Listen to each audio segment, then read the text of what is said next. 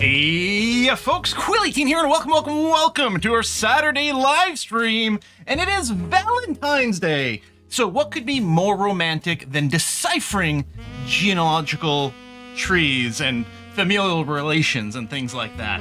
That sounds like a romantic activity on a Saturday. Essentia's here again. Hi. And we're back with more Root Trees. We'd always want to go back and play the expansion, and that's going to be today. Happy Valentine's Day. Now, hopefully, I've got the audio balance set up so that we can hear us both. Right, and I'll move around a little so I'm closer and kind of sat A little further away, and then we get the mic there. And you can scooch in a little bit so you're not so far off screen. Probably move me into the corner like that so the cut here feels more natural. Hello, everybody. Well, it's peering. Yeah, so, whoa, what's going on? Around the corner in the door. What's happening? It's okay, you can come down, Bella. Yeah. There you go. I should have brought cookies down for you. Oh well. Mm-hmm. Maybe we'll take a tea break or something at the point and grab that. Ben says Valentine's Day is the perfect day to reveal past cheating, which might be what we're doing. Oh, Yeah. okay. I was like, what's the context for this? Stitches, the music is just literally this title music. Yeah, the game music is great. With some gum on his shoes. Okay. The expansion on Valentine's Day as well. Is it a lot of cheating and stuff? Because the main game didn't really have that much Not a ton. infidelity. A little bit No. here and there, but it was mostly like internal family drama. But we don't know anything about the DLC. Are you hinting? Oh man. To be fair, all of the other games that we were talking about playing also were interesting choices for Valentine's Day. Yeah. Well, I guess we'll find out. Bishop Dock Worker is hilarious. Yeah, well, the last game I played was an interesting dock worker. It was Lara Bone. He was fun. So, Okay, music a lot. I was wondering about that. In fact, I'll probably bring down all the sound a little and then do that. I think that's closer to what we had last time. Oh, you can barely hear us. Okay. Yeah, the microphone's further away, so the ducking may not be as aggressive. Actually, I can try to move oh, around. it's still quite loud. Okay, so I had my personal volume. Right. We'll get it there. There we go. Let's try this. So I don't know how long the expansion will be. I don't know if we'll be playing it for the whole 4 hours. I don't know. Yeah, we have no idea what to expect. We'll see how it goes. I guess we should just jump back in. Oh, I'm sorry you're sick, Sir Staros. Hope you feel better soon.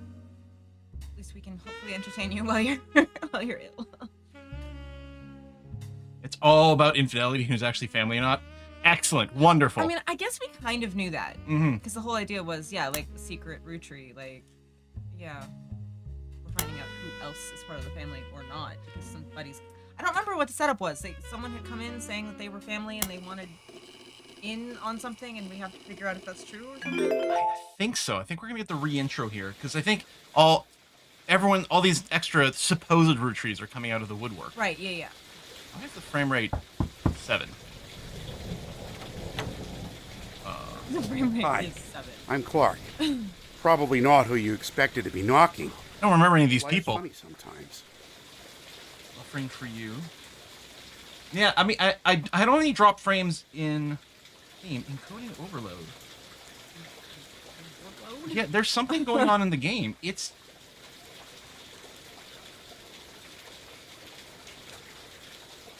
Maybe the game is like, no, I don't want you playing me today. Sorry. Let me turn off the game capture for a second. Check.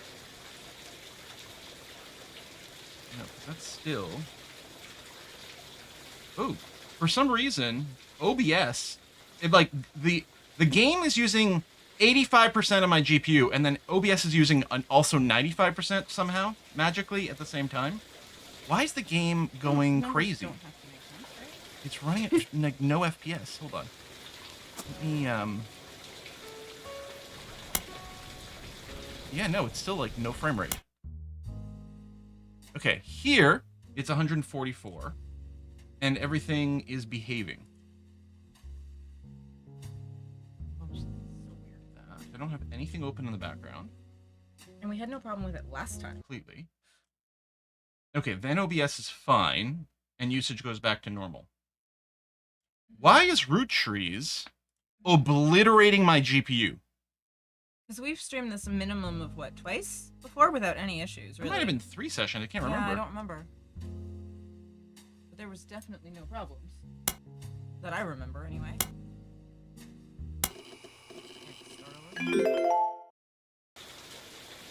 Now we're fine. Yay. Bizarre. Okay. Doesn't have to make sense, I guess. It's fixed. That's fine. Hi, I'm Clark. Probably not who you expected to be knocking, but life's funny sometimes. You've done well staying anonymous. It took us a while to track you down.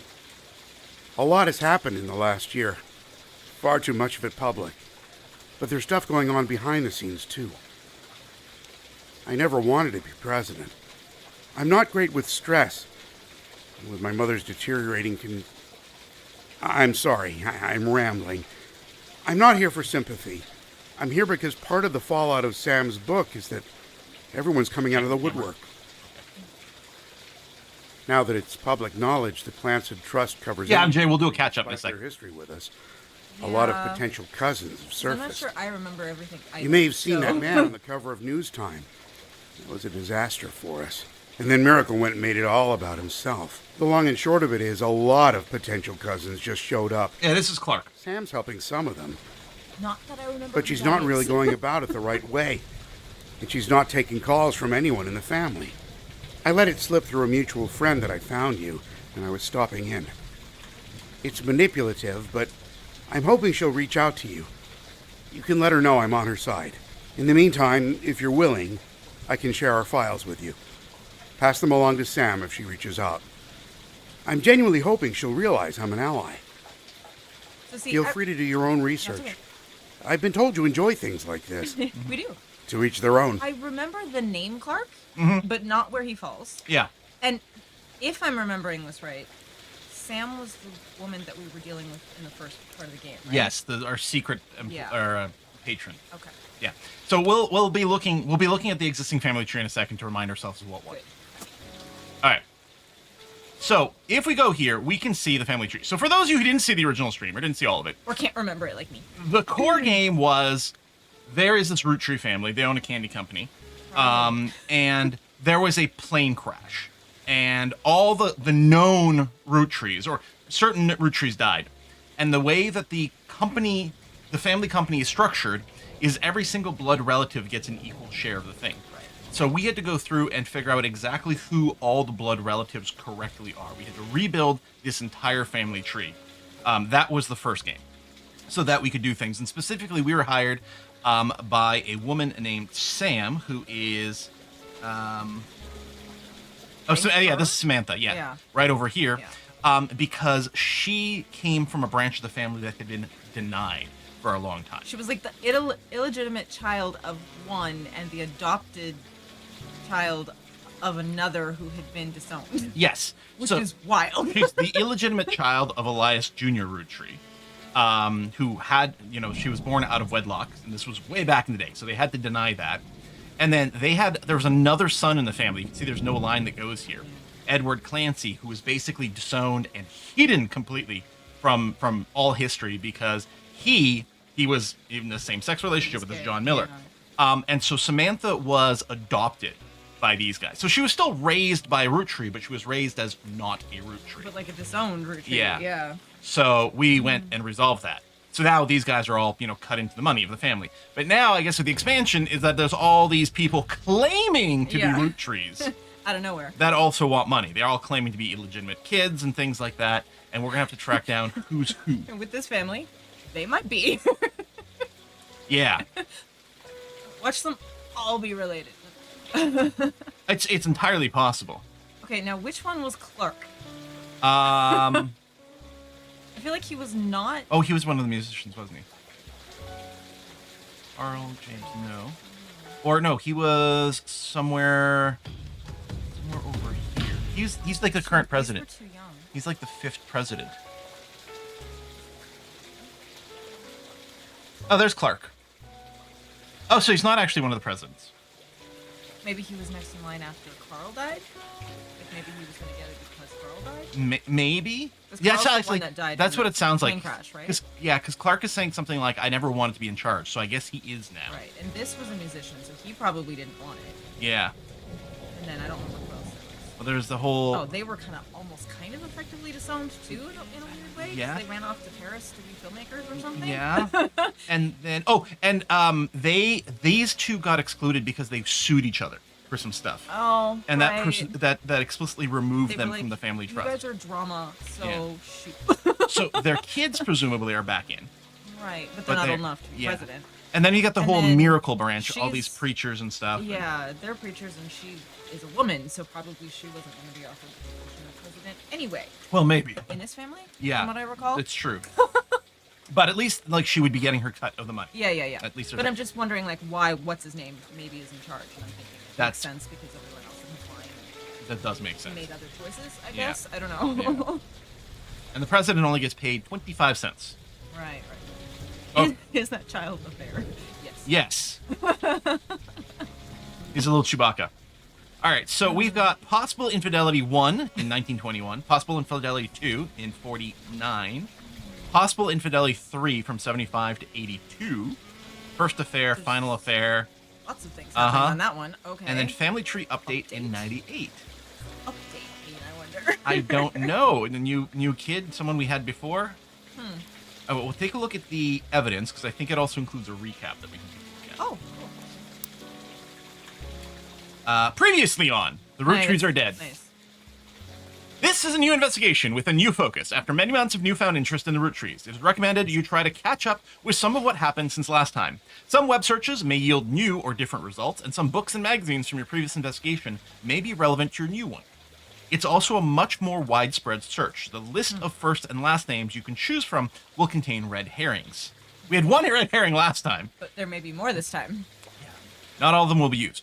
Below is a reminder of some of the most notable beats of your initial dive into the root tree family tree. All the evidence from before is still available, and for your convenience, any searches that do not lead to new information still function as they did during the first investigation. So we may reread some things, but that might be helpful. Okay. The Root Tree Candy Company was founded by Elias and Guy many years ago. The entire family has a financial reliance on the health of that company. Most of the action took place in or around Butler County, Pennsylvania, where the Right. company was initially located. Elias, Carl, and Oriana were on the cover of magazines. Other notable root trees, such as Lauren Root Tree, Miracle Root Tree, and Jim Root Tree, had physical media, such as record albums, books, Right. and movies associated with them. Lauren's 2 diaries were probably the most useful right. resource overall. Yeah, we didn't Yes. find the She updated diary until much later, and it really screwed us up. Yeah. Mentioning many of her relatives directly. The 5 pieces, Elias's children, that's Right. the first generation, First gen, could be identified based on the initials of the original candy flavors. Well, there were actually 6 of them because there was the one they disowned. Well, which we figured out eventually because they changed the flavor. yeah. They kept the same initials or whatever, I think, because his family loves to reuse the same names and similar names and stuff like that. But, yeah. Okay. There were 5 presidents of the Root Tree Company. Many were featured in periodicals. Of course. Stephanie Jones and Brian Jones were featured in campaign Right. posters and led to Caroline Morden's art book, which enabled you to fill out more of the tree. Forgot about that entirely. Yeah. Many of the younger root trees were found by following a complex rabbit hole through a conspiracy site Uh-huh. that led to finding a searchable web address for Criff Rafferty, Yeah. Lauren's grandson. That was interesting when we found that. yes. That's right. November root tree was really difficult to place. Her occupation could only be found via Brian Jones' company Yeah. website. Ronald and his brother Robert Root Tree go by Ron and Robbie. Both worked in a TV show called Brother Trouble until Robbie embezzled money and fled to Paris. Right. Ron unsuccessfully tried to have Robbie removed from the Clans of Trust. Unsuccessful. Okay. Yeah, because it's ironclad. But then, weren't they removed anyway? Possibly as a result of But the... we weren't entirely sure, Yeah. right, I guess? Sam and her father were cryptically mentioned in a book about historical letters. There are also a few dead ends and red herrings. Aloysius Herring, Root Tree, who claimed he was a root tree but was not. Family Man, a book about Elias Root Tree, turned out to be propaganda and not I useful. don't remember that at all. No. Did we miss that? It's possible. Wow. Okay. Lauren's other books, historical romance novels, were not very useful on their own, Right. though they could lead to other information. Caroline Morton's Yeah. sculptures were not useful. Oh, but it was interesting info. So there's, Huh. interestingly, there's 8 possible, evidence that we can Okay. get to starting from this. Okay. So it's reminding us of some of our sources. Yeah. And maybe a couple of the key players that might be connected to maybe the new mission? Yeah. Possibly? Yeah. Okay. And then this is, I think, our setup. Today, August 3rd, 1999, was a knock on your door. Clark Rafferty LaRue, the current president of Root Tree Candy Company, explains that multiple people come out of the woodwork. Yep. Handed you a note you could share with Sam. Right. To both of you, the company I hired to help us with the Clancy Trust is busy pouring through the entire family's history, as well as people they may have had contact with. That said, the family is not particularly happy with this, and they're doing their best to slow things down. Many of them are actively avoiding our interviews. Yeah. Every time there's a high-profile public case, it causes headaches, so please, I don't mind if you do your research, but I ask that you stop going to the press. Instead, we have a highly trained team of lawyers to back you up. We're ready and willing to identify anyone and everyone you believe could be realistically part of a relationship that led to the birth of a new root tree. Just tell us who to investigate by filling in the new section of the tree, and we'll take the time to handle verifying that the timeline checks out. I guess, yeah, because Sam was writing a book or something, right? Or, like, she was kind of going public with her story. Yeah, she was writing a book about her father. To be fair, and what I mean, happened. it was her story, but I guess it did out a lot of the family in a lot of ways, so. It did. Okay. Yeah, I wonder that too, Jean. I wonder if the red herring root tree maybe is one of the cousins coming out of the woodwork. Yeah, that might be interesting. It'll be a reverse red herring. Yeah. But keep in mind while we're here, if someone didn't have a child or has already been disqualified by our lawyers, like in the case of the girl with the negative DNA test, there won't be a place for them on the tree. We're not just looking for affairs and infidelities, we're only looking for the ones that led to potential new root trees. Some spots in the section will be marked with a tree icon. Those areas are reserved for members of the original family tree you filled in 8 months ago. Just like last time, be sure to use birth names for everyone you add. Right. Married names or nicknames won't be enough. Right. To start sorting out the infidelities, I recommend you turn your eyes to the men in the positions of power. Of course. I'd love to I mean, we knew that. I'd love to say that's only because it would have been a lot harder for women to hide 9 months of pregnancy and birth without the family noticing, but I can't. That's not the only reason. Yeah. I'll be blunt. I'm no stranger to infidelity. I wish I could claim that I was a perfect husband. Yeah, you married your wife's sister. I was gonna say, is it this guy that married multiple times, or is it his dad? No, it's him. Keep it straight. Okay. It's him. Okay. Yeah. He married 2 sisters. And then didn't he marry a third person? I think so, Somebody yeah. got married 3 times. I think he did. Okay. What can we claim?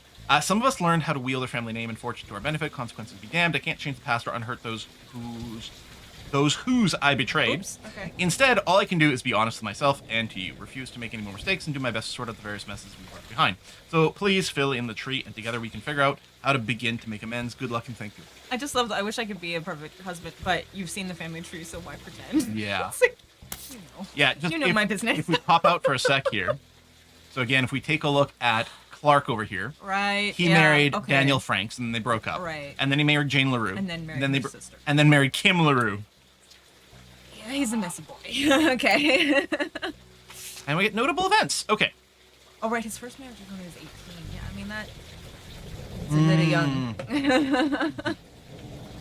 6 pieces. I like that. Okay. Today is August 3rd, 1999. It's been 8 months since you helped Sam Madsen with the research necessary for her book.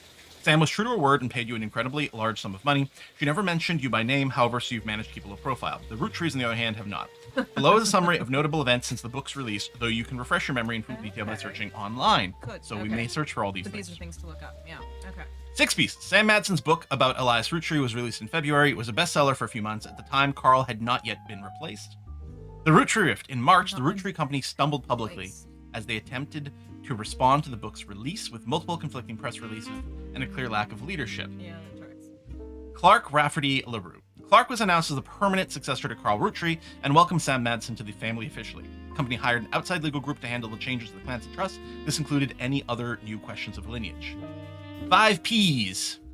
That's cute. After this announcement, there was a rash of different people claiming to be root trees, mostly dismissed as opportunists and scammers. The highest profile of these, by a wide margin, was a rapper named Felix Fellows, who changed his moniker 5P as a publicity move at the same time. I was thinking it sounded like something out of the hip hop kind of Yeah. music world, so that's cool. Okay. Karen says I would have been just under 6 months old at the time this takes place. I'm already feeling old enough recently. Can we not? Would have been in my about to start my second year of university. This is fine. So 5P is the only notable person in the updated tree, the ones with the little star. Oh yeah. Okay. Root Tree Mania. In another high-profile misstep, Miracle Root Tree publicly and vehemently denied that 5Ps was a root tree. The Root Tree's legal team then offered to do a Dunna test to get 5Ps to drop his claim, and in a moment that caught what seemed like the entire world by storm, the test proved he was a root tree. Suddenly, the world was obsessed with root trees. I have a suspicion that 5Ps could be related to the Miracle line, because we already know that there's like singing and like gospel singers and stuff like that in the Right. Miracle line. And if Miracle came out that vehemently, it's like thou dost protest too much. Yeah. Cryhawks on YouTube says, "Good luck. Root Tree Mania is hardcore mode for this game. Oh boy. Okay. Really good note taking. Note taking is a must for this. Damn it! I need to get. Okay. Didn't we say last time that we were going to do that, and then I didn't bring down it? Yeah. I could get one. Well, I can grab a notepad really quick. Okay. The thing is, what I would do is I'd put up something like an obsidian thing on this side, Right. and start taking notes. Yeah. But then I can't see chat. We want to see chat. Yeah. So, you want me to get you a notepad and a pen? Yeah, I can try. 1 sec. Oh, I gotta step over Bella. Yeah, who is? Oh no, I was gonna say she's completely out like a light, but no, she's not. She just wasn't gonna move. She has so much faith in us that like you can't get her to move out of your way. She absolutely refuses. Like she is completely in your way. There's no way around her. You're like kneeing her to get her to move, and she barely moves. She's like, "You'll figure it out. It's fine." Hi, Bellas. Okay, I got you that. 2 pens, 2 Oh. pencils. I don't know what you prefer. I don't know either. I guess we'll see. And then a sharpener and an Wow, eraser. all So kinds of. You're all set. Yeah. I'm set to take all the notes, and I'm terrible at shorthand and things like that. So Mhm. who knows? Or we could just make chat take notes for us. That's funny. You guys have been hired. Okay. Anonymom and Jane. It's possible they don't. They're all a little old. Oh, and there it goes. Kind of. Okay. Anonymom and Jane Doe Roottree. In July, an anonymous woman, who the press began to refer to as Anonymom, appeared in interviews with her face and voice disguised. She claimed that an affair with the Roottree led to the birth of her daughter, aka Jane Doe Roottree.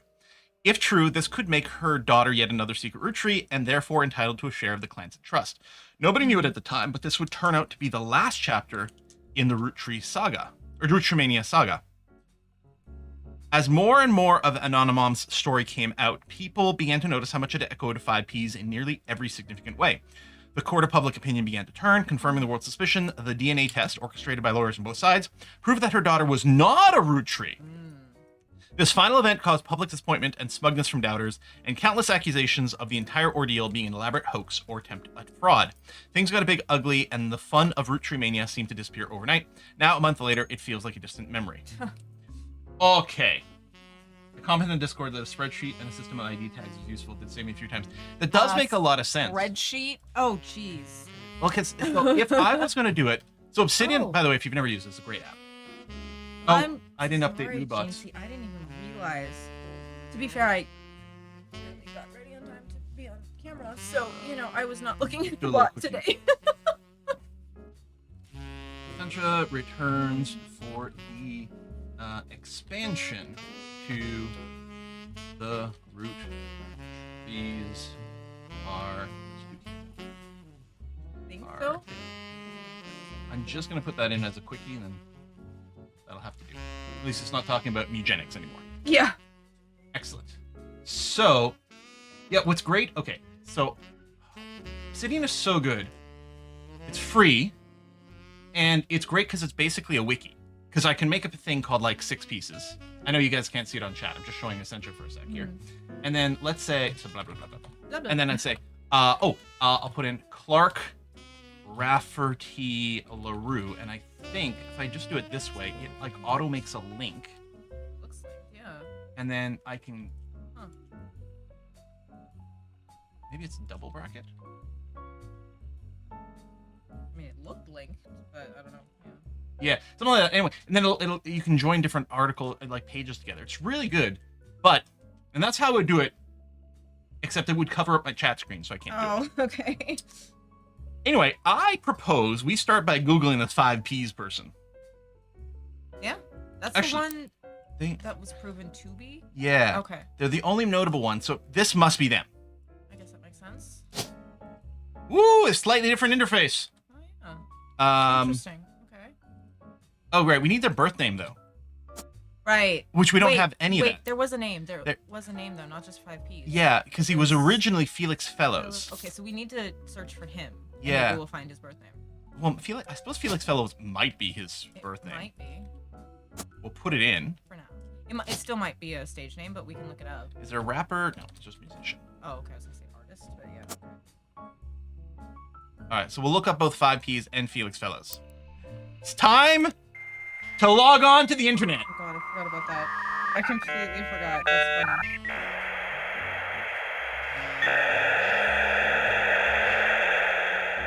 Mom, don't pick up the phone! Thankfully, I think we live alone right now. So. All right, spider search, baby. Felix Fellows, I think is how it's spelled. Two L's? There you go. 5Ps, aka Felix Fellows, is a rapper who has found some recent radio play after being publicly confirmed as long-lost root tree and entitled to part of their fortune. His alias, 5Ps, is a play on 5 pieces. An article you find on a website known for their particularly harsh reviews of modern music gives his most recent album, Rootable Evil. Root. That's funny. So we might want to highlight that and do a search for it after. 7. Whatever, 7? That's random, but Why yeah. is that a 7? Yeah. With the headline, more poser than my action figure collection. Oh god. Okay, yeah. The review mentions his real name is David. Okay. And he used to go by Dirte Davy. So which one is his actual last name?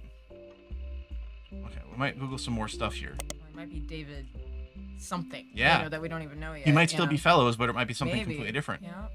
And the author rues the fact that this rebranding was a blatant marketing stunt at the expense of his mother's tragic past. She overdosed when he was 16. Oh. Apparently, only one of the songs on the album is new, and the others are simply rewritten to turn blatant references to sex, drugs, and violence into clumsy euphemisms. Oh, no. Okay. His rise to prominence was kickstarted when he appeared a few months ago on the cover of News Time, That'll be a new thing, I think. holding a photo of his mother with Guy Guy Hudson. We've heard that name. I think she was maybe related, or he was somehow connected to the movie star girl who went off to Maybe. Paris with her filmmaker sense. Maybe. I think, but I'm not. Oh, not sure. fuck. Why am I playing this game again? It hurt me so bad last I'm time. sorry. At first, the Root Tree Company denied it vehemently. Miracle Root Tree even appeared in the same magazine a week later, but since then, they backtracked publicly, welcome to the family. Their press release at the time stated that they had new evidence that confirmed this story. So, like, my first question immediately is, okay, is it possible that then, so this would be David Hudson? Maybe, yeah. I mean, we don't know for sure that that was his dad, but maybe not, yeah. But it's somebody who's maybe connected. I don't know. Guy Hudson. But still, But is it his because Hudson's son- already on the tree, so I can't put it in?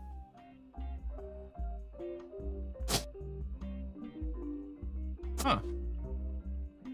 Because, yeah. Which one was Guy Hudson again? Right here. He's not related to the movie star girl. Okay. And he was married to Patricia Jones.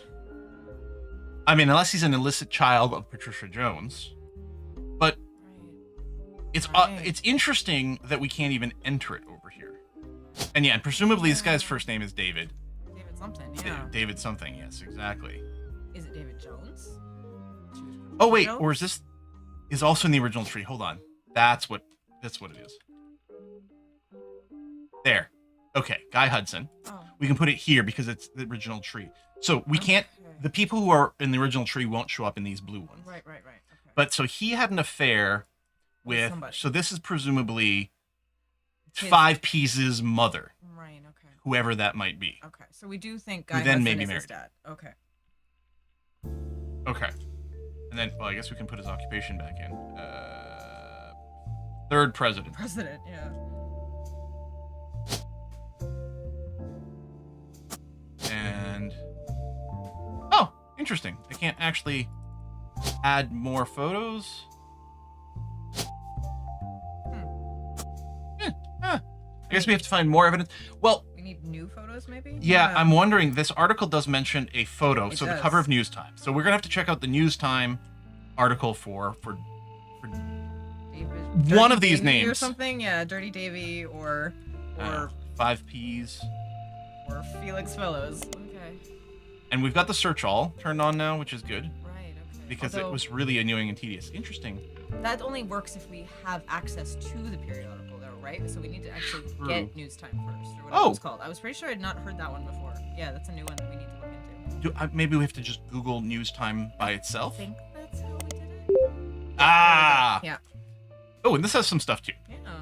Okay. News Time is a major news periodical that releases a new issue every week. The rapper 5Ps famously appeared on the cover claiming to be ROOTTREE. Then 1 week later, Miracle ROOTTREE did the same, denying that he was. Because of his high-profile back-to-back discourse right before the start of ROOTTREE Mania, they appeared to be the de facto publication to get news about the ongoing ROOTTREE saga. They reported record subscriber numbers during this time, which lasted until the end of ROOTTREE Mania, when the world generally stopped paying much attention, and they went back to reporting on more traditional news. Okay, so now we have access to you now. So now, if I once again search periodicals for 5Ps, there we go, 2 things. So Cool. let's do the news time, but then we'll have to go back to Team Blast. Yeah, obviously. Hey, Good. Maybe that's. yeah. I think that- Yeah, why was Miracle the one to deny? That's a good question. Well, that's what I said. Yeah. Yeah.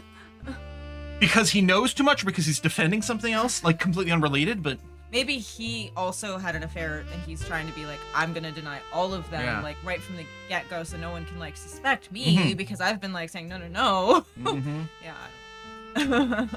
Felix Fellows, aka 5Ps, famously appeared in cover News Time, kicking off ROOTTREE Mania. Then a week later, okay, this is basically the same. And then we get the printout. Yeah, we got like at least 3 Yeah. things printed.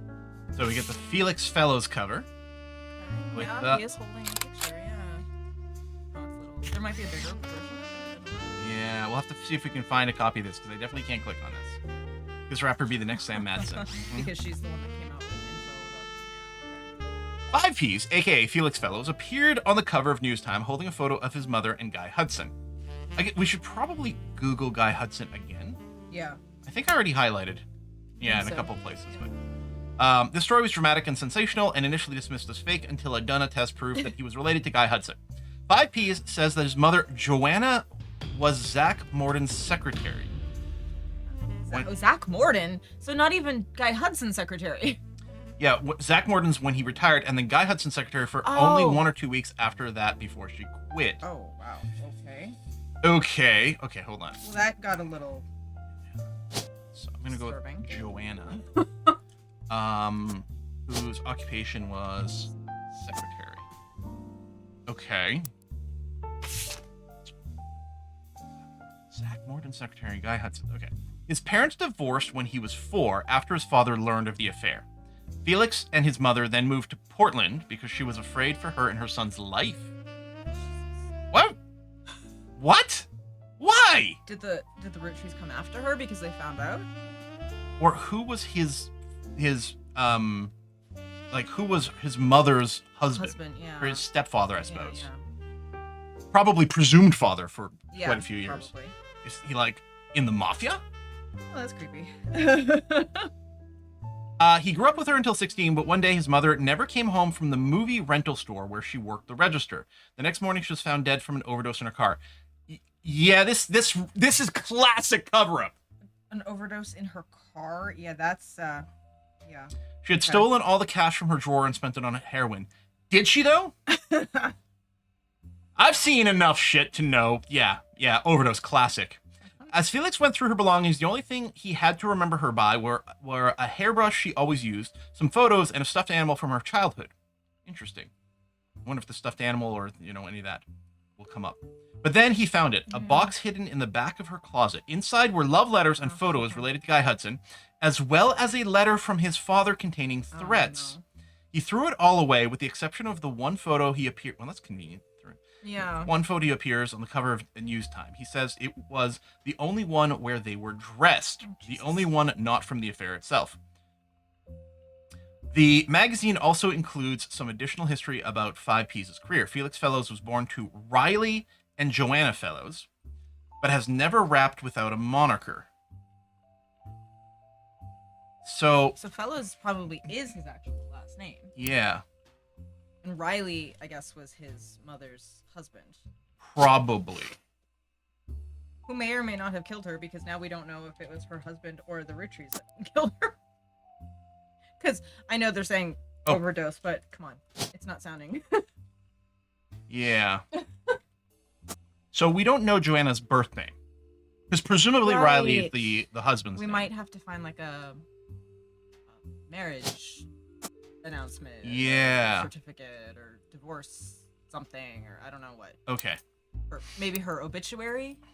That's a good one. Yes. Although, weren't we like super frustrated that we couldn't find like newspaper announcements of birth, obituaries, and marriages? I think we found a couple obituaries finally somewhere. Yeah. But yeah, we couldn't find birth and marriage announcements almost anywhere, which seemed weird, especially Super for the older unrealistic. ones. Yeah. Yeah. Tried to find success by opening for other artists and even selling his CDs on street corners in Portland. He has only recently started going as 5Ps to harness the power of his lineage. Honestly. The writer did some research into the truth of these claims. We were able to confirm that Joanna did work for the Root Tree Company as a secretary sometime in the early to mid-70s. Also confirms she died of drug overdose and that Felix went into foster care soon after. Oh, They're unable to track down his father. They also reached out to the Root Tree Company, but at the moment the company's blanket statement was, since the release of a recent book, Root Tree has seen an overwhelming number of false ancestral claims. None have been factual and nearly all have been knowingly dishonest. We encourage individuals to reach out to us in an official capacity as opposed to attempting to use our name in the media for publicity. We're not justifying this claim with an official response. Yeah. Okay. We still have to read his article in Teen Beat, but we could also start Googling like His mother. Joanna Fellows Yeah. and Riley Fellows. Yeah. What do you want to do first?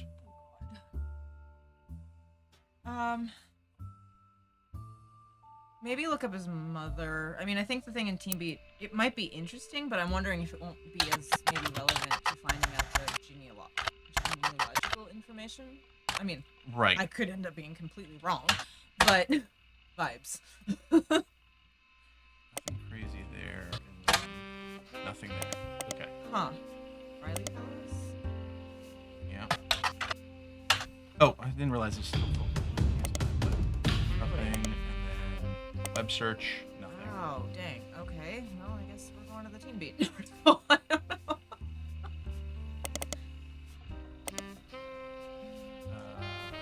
Start looking Dirty Davy. Yeah. Hey, Teen Beat. Teen Blast. Teen Blast. 5Ps is popular and attractive enough that even though his music's not targeted toward teen girls, they seem to be paying attention anyways. While he hasn't done any interviews with the magazine, they've listed him amongst the hunky hotties for the past few months with small bios that tell you various facts about him. This includes his real name, David, Oh, birthday. his birthday, his star sign, Aquarius, and where does that check out? Aquarius for February? Yep. Okay. Could be a thing, you know. And where he grew up, foster care in Portland. A letter to the editor also claims that it's not possible that he was born in 1977, as he claimed in a song called 17 Magazine, that he turned 17 in 1992. The editor responds to the statement that they've reached out to his agent and asked about the song, and were told it wasn't performed by 5Ps, and they shouldn't print rumors.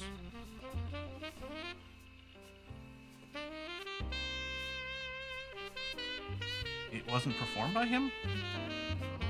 Maybe they thought it was his song, but it wasn't. I don't know.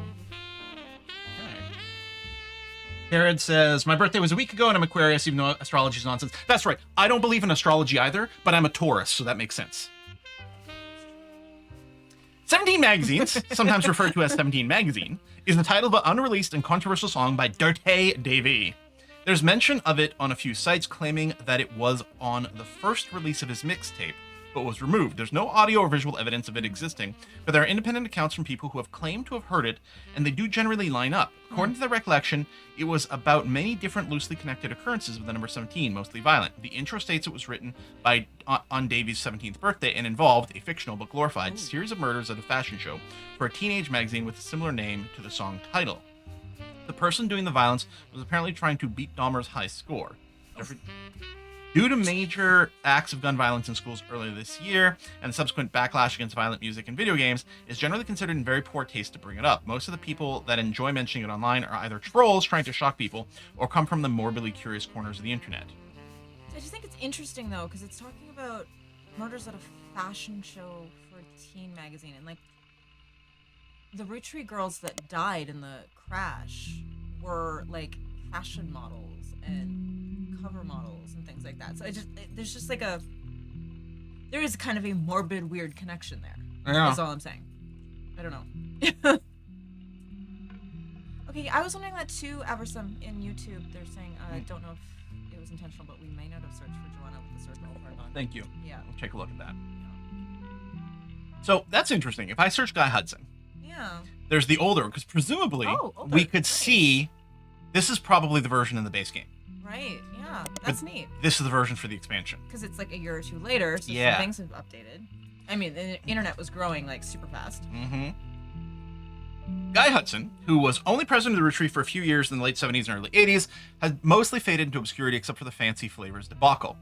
I remember that a little bit. During Roottree Mania, he suddenly rose to prominence again after 5Ps appeared on the cover of a magazine holding a photo of Guy and his mother. Few people that existed adjacent to the company in the 70s have come forward with stories about debauchery and swinger parties.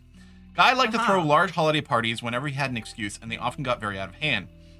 This fact has led some people to speculate that the night he died in a car crash, he was drunk or impaired in some way. Yeah, well. But the Butler County Police have released multiple statements and ample evidence that proves decisively this was not foul play and no party had taken place. That doesn't mean he wasn't drunk or impaired. Roottree lawyers have been quick to threaten litigation to anyone who has tried to disparage Guy or the company in public. God, this family. That's always great. And I don't think we ever found a proper ledger. Okay, this just brings up the Roottree page. Could still be a new one, but yeah, I guess maybe not. And then, so first of all, well, what's the default to that? Oh, well. Wait, this is a band? Their advertisement lists them as one of Butler County's top 3 cover bands? Well, that's confusing. There's a band called Butler County Police. For an extra fee, they also play music from Sting's solo career, very specifically. Uh-huh. Okay. So tons mentioned Butler County's actual police force. Yeah. Go back over 100 years. Searching for police matters. The newspaper won't return much of anything. Oh, relevant. it actually tells those now. Okay. Well, good to know, I guess. And yes, so Joanna? Is it Joanne or Joanne? I don't remember now. Double check. Yeah. Fellows. You know, right? Joanna. Yeah. Oh! No, this is the same article we saw before. Okay. Yeah. Okay. Well, still have 2 threads to pull on this. We could re-Google Zach Morden. Right, because he was... Wait, was he the one that was president when she became? Yeah. Yes, okay. Nothing. Nothing? Huh. Unexpected. Yeah. So yeah, we can look up the old Zach Morden thing, but it lets us know hasn't been updated in 8 months, may now be irrelevant. So Oh. this is again letting us know this is Okay. probably not for the expansion. But it's just in case we wanted to know information that we forgot. Yeah. Okay.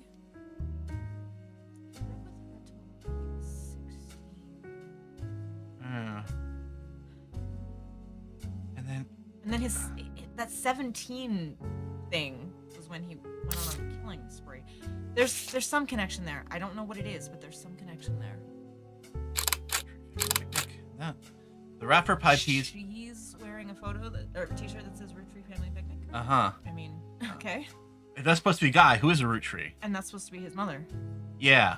So this would Guy's temporary, like for 2 weeks, secretary. But I'm just saying she's wearing a family sort of Yeah. thing. I mean, she was an employee. Were the employees invited? Or yeah, is there a Family Is this picnic? I know. Is this a family tree that doesn't branch? I don't know. It's just something strange here. But yeah, and when Morden dies, a good question. I don't know if we have. Well, there's nothing in the Google search, and I don't know if we have that record in the family tree. So. I remember something about him dying. Is he the one that died in like weird That's mysterious car car crash. crash? Yeah. Okay. That's what I was just saying. Oh, okay. The rapper 5Ps appeared in cover News Time holding his Polaroid mother, Joanna, when she was Zach Morton's secretary at a family picnic. He claims that Joanna and Guy Hudson, also in the photo, were having an affair that led to his birth. Just say at a company picnic. So I mean, maybe even though her t-shirt says Roottree Family Picnic, Yeah. it says company picnic. I'm a little confused. Yeah. Humbology. We're not a business. We're a family. Okay. Interesting. Then this is Oh, he's like in the glasses. It's Yeah. interesting. Charlatans and Thieves. Miracle Roottree Fire. Oh, so that's Miracle, right? Because he's Yeah. got the rainbow The rainbow tie. tie that was passed down. Miracle Roottree appeared in the cover of News Time shortly after 5Ps did. He vehemently denied that 5Ps was Roottree. The article was from before the DNA test that proved it. Miracle doesn't focus much on the details of 5Ps' accusation regarding his mother and Guy Hudson. Oh, okay. 5Ps' His mother. Yeah, I know that took me a second too. Yeah. Like, whoa, wait a minute. This really doesn't branch. Instead, he comes across as exhausted at the events that have been going on behind the scenes, as well as the character of those he feels are attacking his family. He starts with 6 pieces content. He says that although most of the book was based on... I guess we should Google this too. Yeah.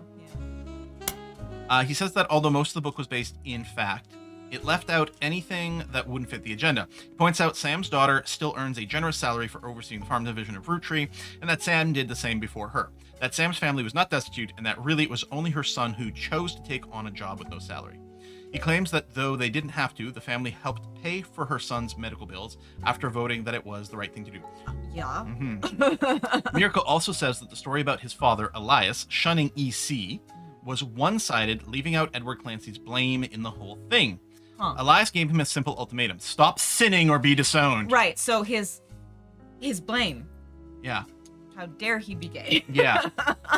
Miracle says that it was EC's own choice, and that Elias allowing him to earn food and shelter on the company's dime was a kindness. Wow. Especially considering that he and John continued to live together. Especially considering. Yeah, how dare those people What? deserve to, like, eat. A fucking piece of work. Yeah, we don't like it. Miracle then pivots to the fallout from 6 pieces. He recounts a deluge of claims to the Clancy Trust that the fam... I guess we should see if there's an updated article on the Clancy Trust as well. He doesn't cite any specifics, but says that every time someone comes forward, the family devolves to arguments. Yeah, that They've sounds right. had to hire an outside legal team to help, but so far every case has been demonstrably laughably false. All they do is tarnish the family's reputation. Until this one wasn't. Yeah. He focuses on 5 Ps who appeared in news time before him. He calls them a grifter and a delinquent, and says he's using their name and products to sell filth to the masses. Of all the accusations, he says this is the most dangerous because it exposes the world to hatred. He cites 5 Pieces' lyrics as violent, sexist, ungodly, and prays that the boy will repent, retract his lies, and find religion. Says the guy that just basically said that the gay member of the family didn't deserve to be fed. Yeah. Okay. Lastly, he turns to the future. Miracle states that those that wish to hear the true story can join him on his farewell tour this upcoming fall. The Miracles Root Tree are planning... Right, because there's multiple miracles. Yeah. Right. Miracle's Root Tree are planning on touring the country's churches one last time, and now, at age 71, Miracle is the oldest living Root Tree. While he plans to continue preaching at his own church in Butler County after the tour, this is your last chance to hear the truth from the man with the most complete recollection of one of America's most notable families in your own hometown. Oh, he loves himself. The article mentions that Miracle's son, Miracle Jr., did not wish to comment, and has a statement from Clark Rafferty LaRue, through the Root Trees law firm. Miracle does not speak for the entire family. Thank We're goodness. working carefully on a plan to definitively disprove any claims of infidelity in our family's past. The article also does not refute Miracle's claim that he's the oldest living Root Tree, despite Sam Matson being born the year before him. Unclear if Miracle made the claim out of ignorance or spite. I think he made it out of a type of ignorance. Yeah. Re-Google Sam Madsen as well. Guy disparaging gay people is wearing the rainbow dye. Great stuff. Yeah. That was not lost on me. Mhm. Yeah. All right, I'm gonna start doing. There was something that Rotables. Shortcut. Yeah, I've lost it now in the chat, but one of you a couple minutes ago said something about like they died the same way. I'm not sure who the they were that you were talking about. Mm. It's like it's like Zach died in a car crash. Are you guys saying somebody else also died in a car crash and I'm missing it? Or I don't know which 2 days. Yeah, the two car crashes. Okay, Are who there? were the 2? Who was the second car crash? That's what I'm trying to figure out. 'Cause Yeah. Zach Morton was one for sure. We know, right? And then Joanna Fellows died in her car, but it didn't say in a car crash. Yeah. It said she was found in her car, Yeah. overdosed or whatever. Yeah, so I don't And think it then was a crash. Guy Hudson, there was something about him also dying. Zach and Guy. Okay, I couldn't remember. Something about him being impaired. Was it also a car crash? Interesting. Okay. Yeah, Zach retired. Guy died in a car crash after totally not a wild party. Totally not. Totally not Yeah. a wild party. Guy and Joanna. No, Joanna didn't die in a car crash. No. No, I think there's people Yeah, are conflating things. Well, and I don't remember all the details, so I'm having a hard time keeping track. Okay, so searching 6 Pieces does find a new article. 6 Pieces, Unwrapping America's Sweetest Family by Sam Madsen, was released in early '99 and perhaps assisted to the still relatively recent assisted by the relatively Yeah. recent plane crash, shot to the top of the charts. Reviews were mixed, and its time on the bestsellers list was limited to only 2 months. Most reviewers agreed that the core of the book about Samantha's fathers and the struggle they faced was compelling and that the takedown of the hypocrisy of Elias Roottree was deserved. However, many took umbrage with the timing of the release and the tone of the book, which seemed vindictive. The fallout from the book led to the Roottree company scrambling to release a statement, and due to a conflict of leadership, famously released multiple conflicting official statements over 3 days. This confusing move was referenced in popular culture due to a late-night sketch about indecisionitis, Wow. but more traditional analysts have been calling it the Roottree Rift, Okay. which we have heard a few references to. Okay. A few months later, due to Roottree mania, the book re-entered the charts and sold even better than the first time. Interesting point. They're saying, why is there an older version of this page if the book is new? Pretty new. Oh, it's just saying that it's coming. Okay. All right. I'm going to search Sam Madsen again. Yeah. It's probably periodical, so I didn't mean to just do that search. But Oh. once you've got it highlighted, it doesn't work quite the same way. Yeah. It's really weird that you can't just hit a search button from the other thing. Yeah. Okay, so that's the same page. Yeah. No, see? Yeah. All right, fine. Delete. Fine. Like, I don't want it to be a click. I want it to be a select into the pop-up. Thank you. Search periodical. Yeah. Search all. Really? Huh. Maybe there's a periodical we don't have yet. That's true too. There's no periodical entry for 6 pieces either. Okay.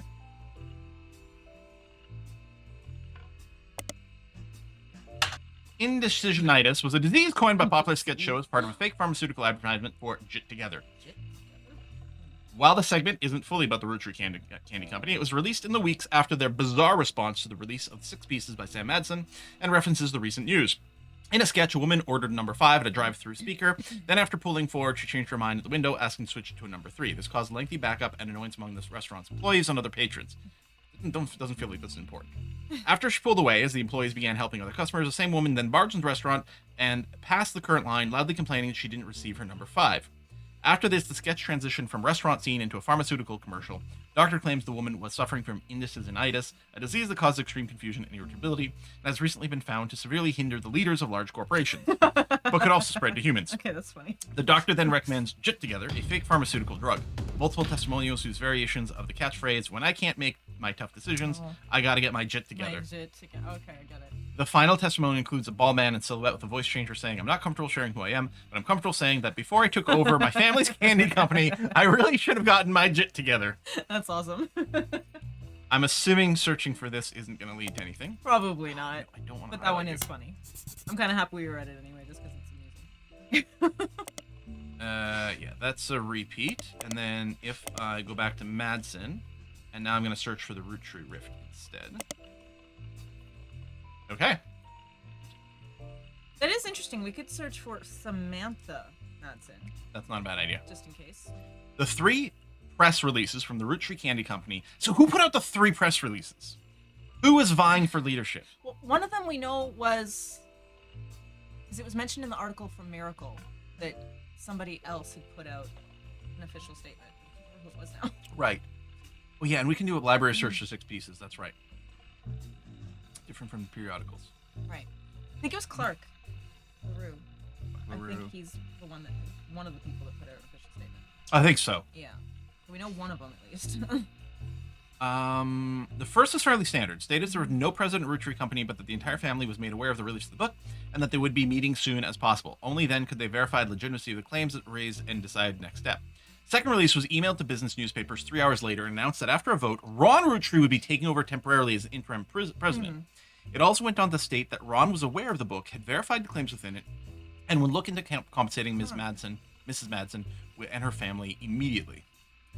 So Ron is one of the filmmaker boys. Yeah, Interesting. who was sort of disowned. It seemed like, yeah. It also stated the company lawyers would be taking immediate steps with the family to revisit the clan's trust terms to make sure nothing like this could happen again. It was quickly clear to business reporters and analysts that the time between the 2 press releases would not have been logistically sufficient to gather a majority of the family, even using conference call. This was reported in many news channels, and a third, much shorter press release came the next day. It claimed that a draft of the announcement was made prematurely, and that Clark Rafferty, LaRue, and Ron Roottree, taking over the company's first joint presidents, Also stated that any compensation plan would be based on stringent verification I process. mean, that's fair, but Okay, I want to search. I'll search Samantha Roottree online. Nothing. Then I will go to the public library. what about that? Search the entirely? pieces. Yeah. She's not Roottree. Madsen. There's nothing relevant. Yeah, how can we not find the book? Man. Ah, right. Okay. Published 99, hardcover nonfiction. Sad Manson's book was released earlier this year and details the truth about Elias Roottree as well as Sam's father, Edward Clancy Roottree, and John Miller. I guess these are probably things we could also be. Yeah, we're searching probably one gonna have against. to look up all the same people. Yeah.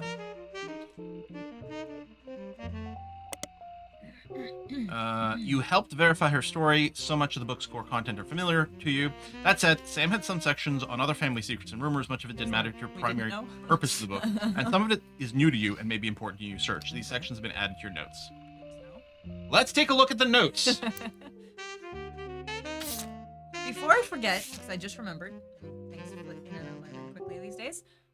One of the things we read earlier, there was one line about, I think it said before Clark was replaced, and it was like replaced as what and by who. Yeah, I don't know. There was no context, Oh, but there was that one, and I went what? And I tried to hang on to it, and it was gone by the end of the article, but it just came back to me. So we might want to. you know what article? Maybe it'll come to me, but.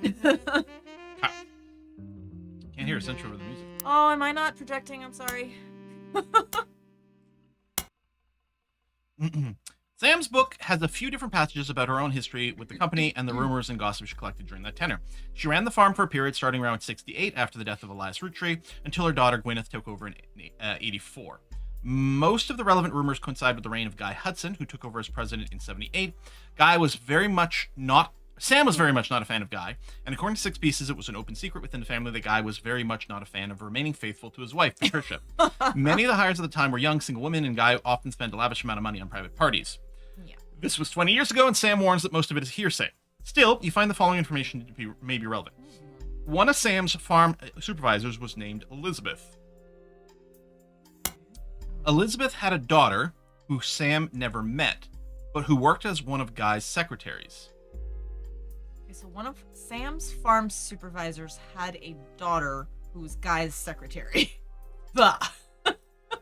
According to Elizabeth, a caterer from a local restaurant called Antonelli's met her daughter at one of Guy's parties, and they eloped quickly due to a pregnancy. So a caterer met Elizabeth's daughter, Who maybe was pregnant by Guy. who's maybe pregnant by Guy. And they got married quickly to hide the fact that she was pregnant Yeah. by Guy. Elizabeth wasn't aware that the party was for swingers. Rumor has it her daughter showed up with Guy and didn't seem comfortable switching partners. Guy's main positive contribution to the company involved expanding to markets previously untapped by Roottree. However, when he went on a trip overseas, they were often for weeks at a time, and Guy was known for spending more time and money on unofficial business than meetings with distributors and manufacturers. It was said that he bribed at least one politician to open a factory in Brazil. There's also a section where Sam speculates that Elias may have cheated on Gwyneth. Gwyneth was always much kinder to Sam than Elias was, and was the first to invite. There's so much. Was the first to invite Sam to family events. While she had no hard evidence, Sam always got the impression that Gwyneth was able to coerce Elias into allowing Sam back to the family, using some kind of leverage instead of it being a natural course of events. She mentioned that Elias and Gwyneth were known to loudly argue sometimes about other women. Okay. Sam also says her son Ernie once asked her who's Beth, because he overheard them yelling about someone with that name. As far as Sam knows, Elias once had a secretary named Elizabeth. Different Elizabeth. Different Elizabeth. Oh, God. Okay, so here's the thing. So I would say there is this possible infidelity in 1921, which I'm going to propose is the OG Elias and some Elizabeth Okay, yeah. of some kind.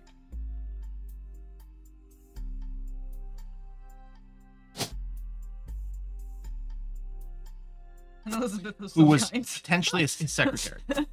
Right, yep. Oh my God. What a mess. His family. How many Elizabeths do we need? Yeah. Oh boy.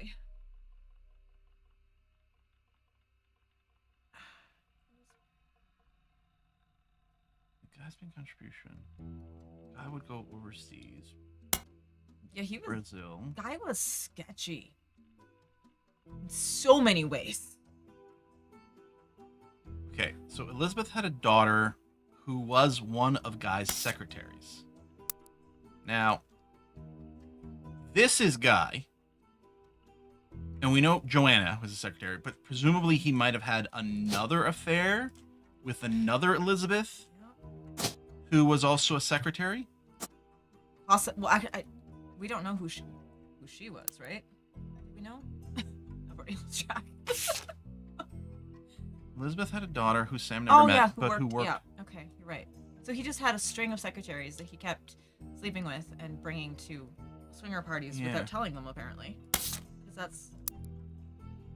And then she then eloped with a caterer. Yeah, we don't know. Yeah. Oh my God, there's more strings coming off of Hudson.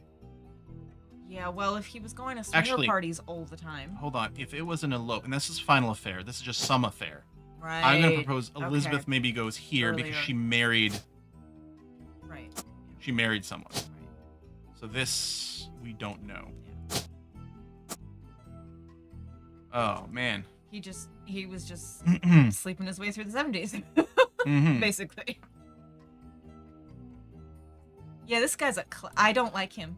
I have decided I don't like him. I mean, you can sleep with whoever you want, but like the idea that like he brought this secretary to a swinger party and she didn't know it was a swinger party. I'm like, oh, nope, don't like this. Not a consent king. No. Okay, so I looked up Elias, like the OG root tree here. Yeah, okay. Elias and Gwyneth Root Tree were never really celebrities, but the general public's perception of them as classic faces associated with Root Tree Candy Company has always been in somewhat high regard. This was Elias' intention as a family man with his family brand. Since Six Pieces, the candy company has placed much less of an emphasis on Elias' historical brand-connected figure. But there have also been those who have argued that it was his right to decide how to split his inheritance and that he did nothing wrong. This led to some heated television exchanges and countless op-eds. The first Anderson Maple Farm only used to be a popular tourist attraction during the summer months when it had special tours. However, it has since seen an explosion of off-season business as some religious and political groups decide to visit to show support for Elias and Gwyneth's traditional values and financial rights. This rise in support was in turn followed by pickets from gay rights activists when some particularly inflammatory organizations made their pilgrimages. Amongst all this conflict, the farm has since shut down, seemingly indefinitely. The website says check back later, but has no date listed. The quotes from Bess Williams' book appears to be taken down.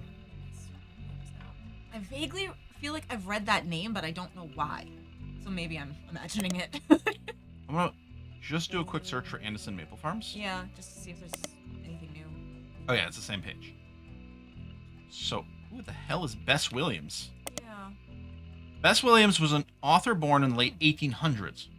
Wait, what? Well, I guess because the Anderson farm had a quote or something from her book. Okay. She lived just outside Miami, died tragically young in a major hurricane struck the area in 26. Bess has a minor history with the Root Trees. Her only notable book, Family Man, is widely considered to be blatant propaganda about Elias Root Tree. Okay, that was mentioned, but we hadn't found it in the first... Yeah, the first game, and we didn't have an author. Yeah. Okay. That's a good point. Bess can be a nickname of Elizabeth Erastus, you're right. Fudge! And yes. there was an Elizabeth connected with Elias. Okay. But I don't know how to take notes it had in a way that makes been any sense. all but forgotten until recently when it re-released during the height of Root Tree Mania. There's a site dedicated to hurricane statistics that also mentions Bess Williams. The Bocadoro Library, not far from where she lived, was partially destroyed in the hurricane. When they rebuilt, they named the nonfiction section after her. The library has expanded again in 50 and then closed in 63 when multiple larger libraries opened in the surrounding area that made it redundant. I'm going to search this library, but I'm not expecting anything. Or we should be expecting something. The Bocadoro Library no longer exists. You find multiple libraries in the area. According to the website for the library system in Miami, the building where it once sat is now the Miami Print Museum. Searching for the Miami Print Museum, you come across their website. It states their hours and a list of exhibits. The building is very small, admission is free, and they only have room for a few different displays. One of the exhibits is their courtyard, which includes a fountain as well as a statue of an unknown author. The picture has been added to your evidence. Another is a printing press that was used by the Miami Sunday, a now defunct weekly newspaper. The last is the original print of Cuba by Cubans, an art book. So Miami Sunday might be another like old, out-of-date periodical. Oops, I didn't mean to highlight, but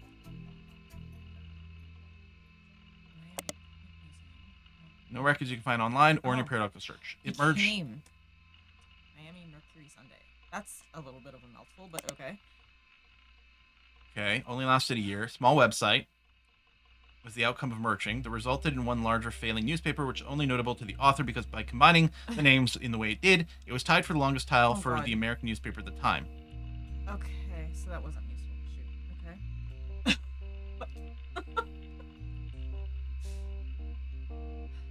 Okay. Okay. Okay. My print museum? Oh, it says you only come across the website. Clippings. Cuba released 6 streets. Credit to Marcia Barnes. Doesn't seem related to your search in any way. I mean, you say that, but I don't believe you. At first glance. Yeah, so we don't know.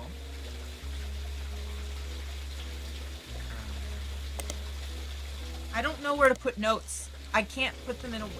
I don't know what's going to come up. So I'm like, I don't know how much space to leave in any one section for like further connected. My notes are going to be a mess.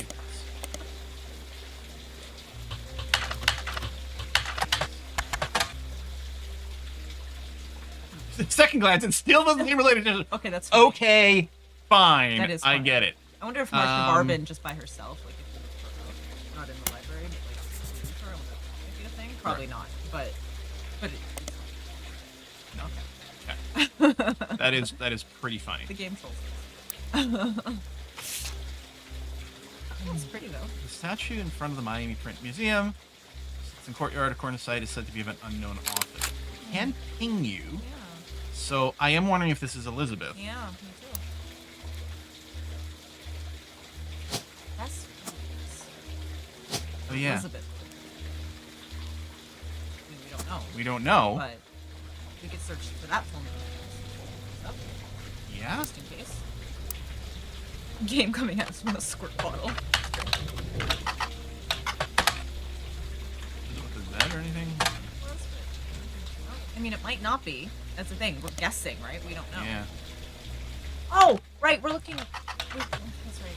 I mean, we're looking for any Elizabeth right now. But yeah, we put that Elizabeth in the wrong place. Family tree. She's the older one. Right. She would be the one who maybe had Elias, not Guy. You're right. So, Because she died in like 1926. yes. Thank you. They think that. So here, this is. Yeah, we talked about doing the Obsidian notes thing. It's just we'd like to be able to make sure we can still see both of the I mean, I YouTube guess and Twitch chats. if I did have the laptop, I guess I could, but Right, yeah. fine-ish. Sure, this is fine. I mean, we managed without notes at all last time.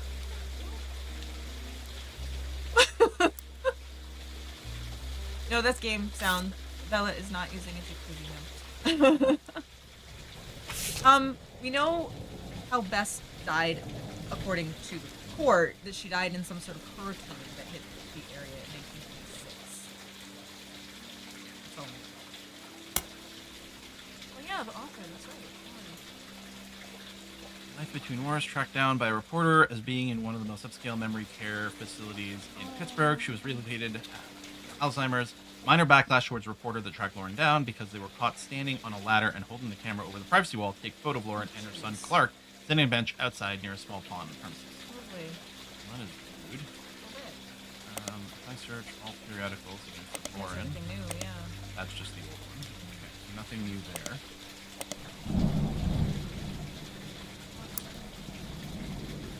Okay. Just gonna keep going through some of these names and see if anything new comes up. Miracle Root Tree. It seems Miracle Senior is going on a new tour of the United States, late 99. Previous flyer for 3 generations of Miracle has been replaced. The part of history, the oldest living root tree reprises and retells his incredible true story. Miracle grew up as one of the famous 5 pieces, living a life of wealth and luxury, but fortune was nothing compared to the powerful force of the Almighty. Doctors determined he was destined to die young, but fate had different plans. He has lived a long and fruitful life. However, he's now in his 70s and his age is beginning to make life on the road more difficult. So consider this your last chance to see him in a town near you before he settles back down in Pennsylvania. In this intimate evening, Miracle will reminisce about his famous history. He'll discuss his family's saints and sinners and provide a unique perspective on one of the most notable families in the United States today. Learn what originally drove him away from his fortune and into the arms of religion, and learn how his life has become more wealthy in spirit than it ever could have been from his inheritance. The site also lists the churches he will be appearing in and mentions that tickets can be purchased at their local services. Noticeably absent are any mentions about Miracle's news appearances.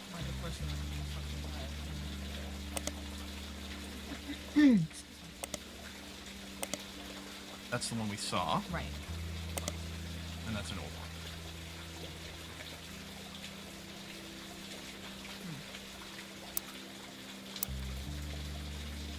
There's like 8 things to follow over here, right? Yeah. I'm like, well, maybe we should just keep searching through things. It's not a bad plan. Maybe there's a new article just on the Root Tree News, their candy company. And there is. Much has changed over the last many months, the Root Tree Candy Company. One of those things is its website. Although during your last search, you only got a good look at the history page, the design itself has clearly become much more sleek and very corporate. Gone is any history focused on Elias Root Tree. Instead, the site seems to focus on the present status of their candy offerings with high-quality JPEGs of each of their products. There are also some small ads for Root, which is the clothing company owned by the Root Tree Candy Company. Right, which maybe we need to go and search some more. There's a small section at the bottom that lists the president as Clark Rafferty LaRue. Short bio mentions that he was responsible for some of their marketing before taking the reins after the unfortunate plane crash. Also a small memorial section for those that perished in the plane crash, including the Root Tree sisters, Carl and Brenda, Kurt Johnson, Mark Sanchez, Trish King. There's more people that passed away in that plane crash than we realized. Yeah. I mean, it makes sense. There would have been like flight crew, or maybe like a secretary or like a, PR person. Like who knows who would have been with them, right? Yeah. That's old news. Okay. Who is Kurt Johnson? Kurt Johnson and Mark Sanchez were the pilot and co-pilot of the Root Tree jet during its crash last December. Although the NTSB, the National Transportation Safety Board, Right. investigation has not been released. I know this from watching a lot of like plane crash TV shows, like Mayday and stuff. Oh, that shit is amazing. You're fine. Yeah, yeah. Foul play has been ruled out. Trish King was on the cabin crew of the Root Tree's private jet. Makes sense. Elizabeth Nicholson, Another Elizabeth? No. who went by Eliza, No. lived in a house with her family about 200 years from the section of the woods where the plane crashed. Okay, she might not be related. She reportedly had a heart attack during the commotion. Her family were unable to reach emergency services due to the overwhelmed phone lines and the ongoing storm. Her son-in-law managed to flag down an officer responding to the plane crash, but it was too late. Okay, I'm going to Google that. I'm expecting it to not be a thing. Yeah. Okay, it just brings up the same article. But I'm still like, hold on. What if? Hang on. I'm just going to leave it like kind of pinned over here. Yeah. So we've seen Beth, Eliza, Yeah. full Elizabeth. Uh-huh. I've lost a little bit of track. I think there might be 3 Elizabeths, but there might be 9. I don't know what's happening. Everyone in Pennsylvania is named Elizabeth. That's what I've determined. Yeah. And at least one person in Florida. We need a Lizzie, Liz, a Lizzie. Okay, so Betty. Trish King seems to have no articles or anything. Okay. But it doesn't mean that they're not a person. Like, they may have never been newsworthy, but Yeah. who knows? There could still be something. Yeah. I mean, I Oh, could boy. also search Mark Sanchez, but I'm assuming it brings up the same article. Real Elizabeth Shady, please stand up. Seriously. How many Elizabeths do there need to be? Like, no offense. But, like, come up with new names, people. Oh, no. Hypnospace Outlaw. No, I don't know that one. He may have played it, but I have not. I don't No. know it at all. Yeah. Carl Root. Yeah, in case there's something new. Many websites, news articles utilize Carl Roottree along with his daughters and wife, Brenda. As far as you can tell, Carl and Brenda Roottree never had any marital issues. You do come across an article about a Kristen Valdez, who claims to have been Carl's high school sweetheart before Brenda. She does not make any claims about having had a child with him. She just appeared to be paid to talk about his early life. Most of it is boring. She says they met when he was sent to a private school near her hometown and broke up when he graduated and moved back to Butler County. What else went on at this private school? Wait. Near her. He was sent to a private school near her hometown. Yeah, So he went to school somewhere outside of like Butler County. I wonder if Yeah. that might be relevant somehow. it might be.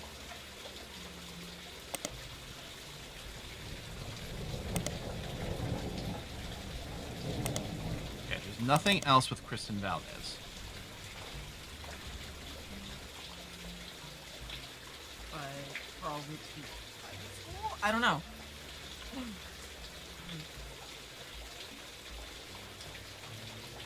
He's probably have Brenda's birthday too.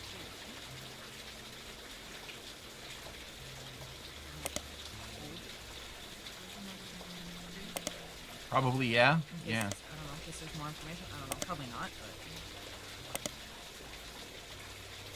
But Richard died in a plane crash near the end of last year, along with his daughters, ROOTTREES sisters, and his wife, Brenda. Pretty familiar with that moment from history by now. While the Butler County Times did do a story about the plane crash, and it is in these archives, there's no useful information in current search. If you'd like to read old articles, including the previous version of this one that mentioned Ernie Jr., feel free to use the time travel again. Okay. And then Brenda, that's an old article. Okay.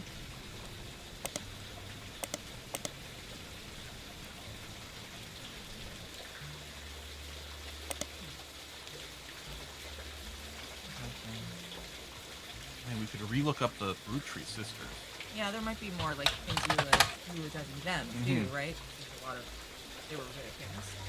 The website you used to initially place Raina, Rose, and Riley is still up, though instead of the cheery pink background with purple text, it's now more traditional black text and white background. The young webmaster has turned the site into a memorial for the sisters and their father. It seems like she did end up getting her ears pierced like Rose after all. Regardless, there's no relevant information, just picture the girls with sad MIDI piano playing in the background. From other higher profile sites, you find that a charity has been set up in the girl's name. Oh. The ROOTTREES Sisters Fashion Scholarship. The Root website has a small memorial section to the deceased members of the family, but it contains no new information. The most recent catalog, Spring '99, had an entire black cover with no text on it. On the leadership page, you learn that Root is currently managed by a designer who is apparently Brenda White's second in White. command.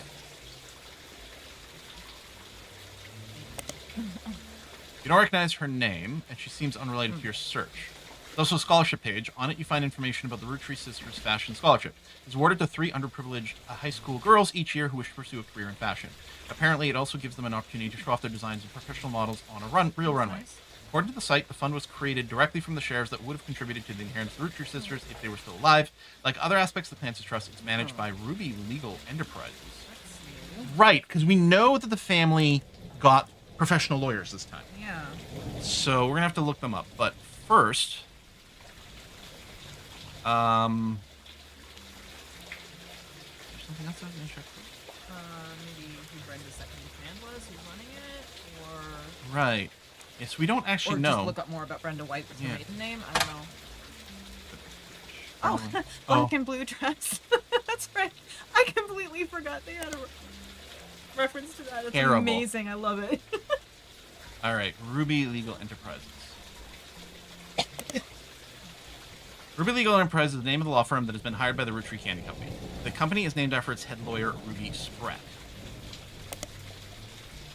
You can't find much about the company from before this year, though all the articles tell the same tale. After the fiasco of 6 Pieces and the revelation that the ROOTTREE's internal law group was complicit in such a cover-up, they hired outside counsel. The Ruby Legal Enterprise Group now seems to have ties to multiple aspects of the ROOTTREE Corporation, including the Candy Company and Root. They were recently in the news due to a high-profile lawsuit they raised against Cicely Sanchez. Okay. Was that Brenda White second in command? Maybe. First, I'm going to check the periodicals for Ruby Legal Enterprises. Clark Rafferty LaRue, as well as Ruby Spratt and her company, Ruby Legal Enterprises, were featured in Business Watch after the company took over as keepers of the Clancy Trust. There's an article about that process that interviews both Clark and Ruby. It seems that Ruby actually approached the ROOTTREES sometime in late March after the ROOTTREE Rift, but well before ROOTTREE Mania. An accomplished but recently low-profile lawyer, she offered to work for very little money so long as she could be a public face to build her reputation. The family quickly jumped on the chance, as many family members often attempt to spend as little as possible to keep their shares of the Clancy Trust as high as possible.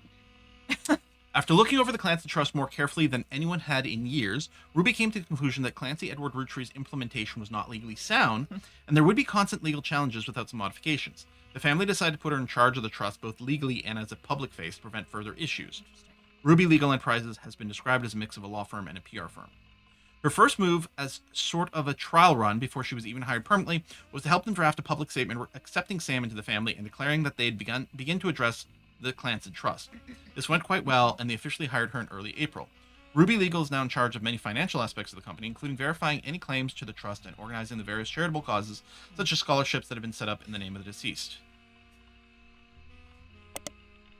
Yeah, someone pointed out, and I think they're right. I think one of the last names of somebody on the plane was Sanchez. Yeah, I think so. Cicely Sanchez might be related somehow. Yeah, I think you're right. Okay. And yeah, wasn't Clancy Trust considered a textbook example for lawyers? That's what I thought too. Yeah. I feel like this Ruby person is a scammer. Sketchy? Yeah. US Time briefly covered a lawsuit between Ruby Spratt and Piketty magazine. Maybe a new thing? I'm going to do a quick search. There we go. New periodical added. I wonder what that's supposed to mean. I don't know. I'm going to keep it highlighted because we'll have to search it again to read the actual page. But at least we've added to the periodicals. Yeah. They said that Cicely didn't have the rights to redistribute the photos in the magazine of Guy Hudson. The magazine of Guy Hudson? Oh, photos of Guy Hudson in the magazine. Probably. That was weirdly worded. Okay. Piketty apparently announced that they would be pulling their issue the following day, the moment Ruby Legal Enterprises threatened them. This caused the issue to sell faster than any other in the magazine's history, though only for a day. Even people who would never have normally purchased it went out of their way to buy one just in case it would be worth something someday. It especially caught the eye of conspiracy theorists who assumed that anything worth suing over would have to be hiding something. Exactly. I mean... An expert legal analyst from Newstime states that it was unlikely that Ruby could have had the story pulled if it had gone to court, and Piketty likely got more eyes on it than it would have if the ROOTTREES just ignored the story. Probably true. That's often the case. Piketty magazine is a publication that, as far as you can tell, has no consistent theme. It tends to contain tabloid-esque articles that appeal to a wider variety of audiences and appears in many grocery stores near the checkout lane. Okay. Unlike traditional tabloids, it doesn't typically feature celebrities on the cover. Instead, it tends to latch onto and create sensationalist headlines about whatever subject appears to be popular at any given time. In recent years, this has included Beanie Babies, Magic Eye images, and even Red Bull. It has often come under fire for printing fiction along with facts. Piketty gets around this by stating in every issue that all their articles are all the hearsay that's hit print. At one point, Piketty ran an article about Cicely Sanchez, an author. She claims to have written an unread book about Guy Hudson. The article was not even the main focus of the issue, yet the magazine was threatened legally by the ROOTTREE Corporation. That particular issue, the Big Sass Seabass issue, was pulled from shelves. It has now become a collector's item, especially amongst conspiracy theorists attempting to figure out what the ROOTTREE company was hiding. You find a recently finished online auction that listed a copy at over $1,000, though nobody bid. Okay, I think we've already got Cicely Sanchez highlighted. I'm going to do a search for her in a second. I'm just going to highlight this. Yeah. I can't help but wonder if Cicely Sanchez or somebody Sanchez might end up being like another relative of Guy's through one of the many, many affairs that he had. Yeah. Cicely Sanchez, an author best known for Portrait of a Changed Man, released in '79. Her follow-up, Foreign Gospel, did not perform as well critically, but still sold quite respectably. She has written a few more books since then, including a biography of Van Gogh, but her first two are her claim to fame. Okay, if her first book was released in '79, okay, she's probably not a daughter of Guy Hudson. She might have been somebody he slept with. That's true. According to a site about authors, Cicely is known for her nonfiction with a focus on exploring darkness in the human psyche. Recently, Cicely appeared in a magazine called Piketty with an article about a book she had been commissioned to write for Guy Hudson. Oh, okay, so it might not have been that one. The magazine and Cicely herself were immediately issued a cease and desist due to its inclusion of pictures that she never had the rights to publish. The issue was pulled from store shelves, making an instant collector's item. So many questions. Guy Hudson, for Guy Hudson? What? Oh my god. Okay. So we're gonna have to look up Cicely Sanchez's books themselves. Yeah. But then she's also got 2 references in periodicals. Oh boy. In an issue that focused on a talking toy fish, or the right. bass thing, and the demonic messages it supposedly said as the batteries ran low, Piketty had an article about a canceled book by Cicely Sanchez. The book's subject was Guy Hudson, and the issue was said to contain pictures that Cicely did not have the rights to publish. Because of the pictures, this issue was pulled from store shelves, making the subject of some conspiracies. Due to this recall, the version found in these archives is incomplete. Right. Okay, so we printed Working something, but it on probably doesn't have those photos. Yeah. Excuse me. And I think we read this. Yes. Yeah, I think so. Yeah. So if we go back to Cicely Sanchez herself, we can look up her books, Portrait of a Changed Man.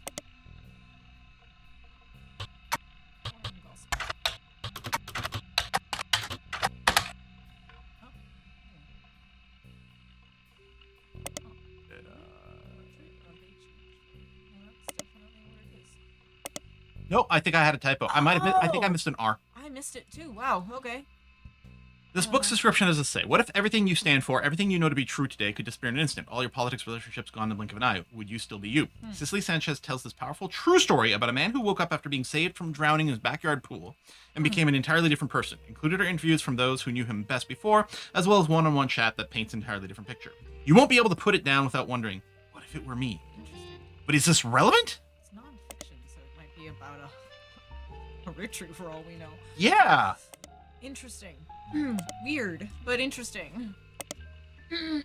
Foreign Gospel tells the tale of a man from a Catholic church who claims he was told by God he should travel to Thailand and begin to preach, specifically with the goal of to convert 10,000 people. He returned to the United States after just over 2 years, claiming to have succeeded. This book tells his version of the story, but the author, Cicely Sanchez, also traveled to Thailand to investigate these claims and talk with some of the so-called converted. Would that be a miracle retreat or just someone else? We don't know really what religion he is, specifically. Yeah. So, Okay. interesting. And then, what were the names of the people on the plane? We have them highlighted.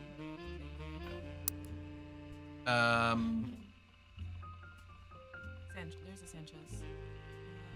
Mark Sanchez. Oh, there. Connected to Sicily, maybe? Yeah. Spelled the same. I mean, it might not be. It might not be. But Because I did Google that, yeah. and all it is just a plane crash. Right, okay. And We just I know also he was checked a periodicals, although we co-pilot. got a new periodical now, I suppose. True. Yeah, that's gonna be the. Oh well.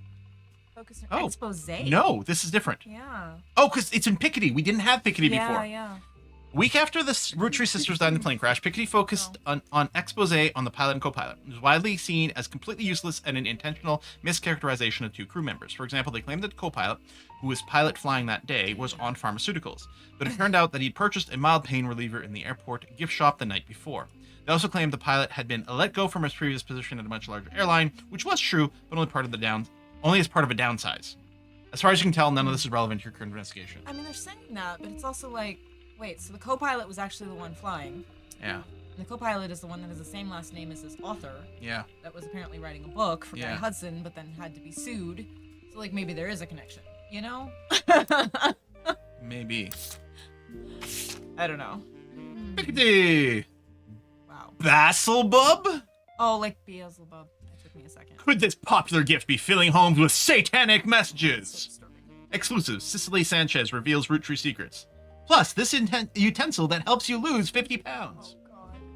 This was the issue of Pickety magazine that contained an article about Cicely Sanchez. The story concerned an unreleased book she had written about Guy Hudson. It seems that it used photos of Guy. Cicely did not own the rights to publish. Unfortunately, the magazine was issued cease and desist. Magazine was pulled from the shelves. Yeah, so we already know. But it says there's 8 clues in this? How? How? Yeah, you're right. Sanchez is as common a name as Elizabeth. This DLC is evil with the names. People I thought did the say, first one was bad for the name. yeah. People did say this was hard mode, and I 100% buy it. I enjoy it being hard mode though. You're like, I'm already done. My head is done. It's interesting. We have a new photo from Miracle, so presumably he's gonna show up in here. I mean, that tracks, honestly. Yeah. To me, that tracks. Like the Again, like I fishing said, photo. thou doth protest too much. Yeah. You know? Start here, but I mean, we started 5Ps, and then we went a million miles. Oh my God, there's an Anonymom. Which, I mean, her kid was apparently proven to not be related. But that doesn't mean Yeah. there's not information there, I guess, right? Yeah. Elizabeth Sanchez. Oh no. I wonder if we should check that. Maybe. Anonymous was the second high-profile case after Felix Fellows of a potential new root tree being added to the Clans and Trust. Instead of claiming herself a root tree, however, she claimed she'd slept with Guy Hudson and that her daughter was a root tree. The accusation came during the height of root tree mania and began with a brief TV interview. She appeared in the shadows with a disguised voice and promoted an article about her. Bella, you can't dig through the carpet. I know you're just trying to get comfortable. Bella. And this is not even the type of carpet that you're gonna move much with a scratch. So, sorry, baby. Right, Anonymous. In TV interview, the article referred to his daughter as Jane Doe root tree. The name Anonymous was not self-inflicted. Yeah. Oh, she didn't. Okay. The day after the News Time article, Sam Madsen publicly supported Anonymous due to some parts of the story she found particularly credible. With the momentum from Sam's endorsement, Anonymous went on media blitz. Ultimately, this backfired. As more details came out, people became skeptical of her story due to an extreme similarity to 5Ps. Her accusation even included many of the same details as his mother's story. Included her job, secretary, and the time period, late 70s. After fumbling the 5P story so publicly, the ROOTTREES were more prepared to handle all Clans and Trust-related cases. Within a week, a DNA test proved that Anonymous' daughter could not have been related to the ROOTTREES. It was announced at a joint press conference with lawyers representing both Anonymous and the ROOTTREES. Each party ensured their respective clients provided accurate samples. Immediately after the negative results were released, many of those who had already been skeptical felt vindicated. Others, who had built up hope that the history could repeat itself after 5Ps, felt duped. Many people suspected the whole affair had been a hoax to gain fame and money. Many demanded that Anonymous be held accountable, and some people even began to attempt to track down her true identity. The root tree company felt pressured to put out a second statement to try to curb some of the backlash, even going so far as to say, though it was scientifically proven that Jane Doe root tree is not a root tree, that doesn't mean that her mother and Guy Hudson were not involved in an affair. Yeah, exactly. She had every right to make her claim, as it has been verified that her stories about Guy Hudson were not exaggerations. Please leave her family alone. It has been verified. Okay, so she did have a connection to Guy. Yeah. She had reason to believe that her kid may have been his. Yeah. And I mean, again, we keep hearing about these swinger parties, right? So it's like, it's possible she was at swinger parties with him. Yeah. Thought it was his kid. Turned out, because there were other people there, it was somebody else's kid. But yeah. So there's not really room for an affair with Guy that didn't result in a bio kid. Yeah, I guess. Yeah. I mean, unless I'm just misunderstanding how some of this is I supposed don't to work. always but know what all these mean. Yeah. You know, like, is it over here, but this child is from this relationship? Right, maybe. But I don't know. Right. But we don't know. Huh. Many people claim this high-profile anti-climax and public backlash was the beginning of the end for root tree mania, since much of the fun was shared fascination about secret root trees. Others think that, like any fad, just ran its course naturally. Regardless, it was the final notable event related to the release of 6 pieces. Jane Doe root tree has already been eliminated as a potential new root tree by the company's lawyers, or the ones verifying your work. Non-mom's affair does not appear in your updated tree. Oh, it actually tells us. Okay. So he had even more affairs than we know he did. Yeah. Of course. No.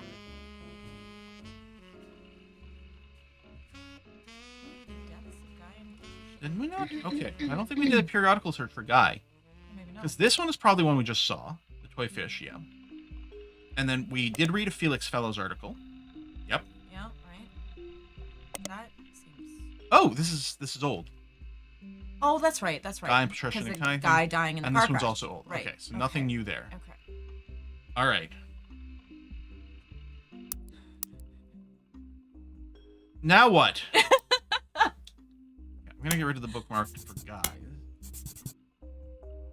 I did want to search the Clans and Trust. Yeah. Because I'm betting there's some updates on That this. could be. All right. Unusual legal arrangement with a motivation for most of their major financial decisions. As a recap, the entire family earns inheritance directly from the profits of the candy company, as well as their sister clothing company, Root, with the period. This means that nearly every root tree can potentially have a say in the company's high-level operations. Historically, this has caused the family to be slow to approve any major expenditures that would significantly dig into the profits. After the release of 6 pieces by Sam Madsen, the Clans and Trust has come under heavy scrutiny. Sam, her children, and her grandchildren should have all been covered under the trust, according to the wording revealed during an internal family conflict between Ron and Do you Robbie. want me to take over reading from it? Yes, please. It seems that those who wrote the trust, Clancy Edward Roottree at the direction of Elias Roottree, purposely deceived the rest of the family about the exact details of how it worked in an attempt to keep Sam and her father Edward Clancy, his own twin brother, in comparative poverty. Because The rest of the family made money hand over fist. They had very little motivation to question their understanding.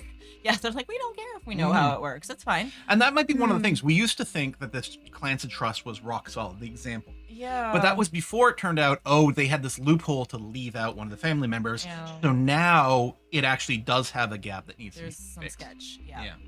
I have not tried Star Rupture. I don't know what that is. Sam's book revealed this to the public, and it did not go over well. Clark Rafferty LaRue took over the company, and his most celebrated move was his first official one. He ensured Sam's family would get their share. To help facilitate this, the inheritance aspect of the trust is now under the control of a third party, Ruby Legal Enterprises. This ensures that the financial motivations of ROOTTREE family members will not interfere with the investigations into potential new ROOTTREES. According to Clark's letter, however, some family members are still doing their best to slow the investigation by refusing to answer questions. Shocking. Never could have seen that one coming. What do you mean this family doesn't want to talk? Did we read this already? No! Okay. Clark Rafferty LaRue, as well as Ruby Spratt and her company Ruby Legal Enterprises, were featured in Business Watch after the company took over as the keepers of the Clancy Trust. There's an article about the process that interviews both Clark and Ruby. It seems that Ruby actually approached the ROOTTREES sometime in late March after the ROOTTREE rift, but well before ROOTTREE mania. An accomplished but relatively low-profile lawyer, she offered to work for very little money as long as she could be a public face. No, we did read We read some of it. I don't know. The family quickly jumped on the chance, as many family members often attempt to spend as little as possible to keep that we read. We did read this. Mix of a law firm and PR firm. Yeah, we did. Yeah. Okay. Okay. Yeah, it's interesting that she approached them, you know? Yeah. Sus. A little bit.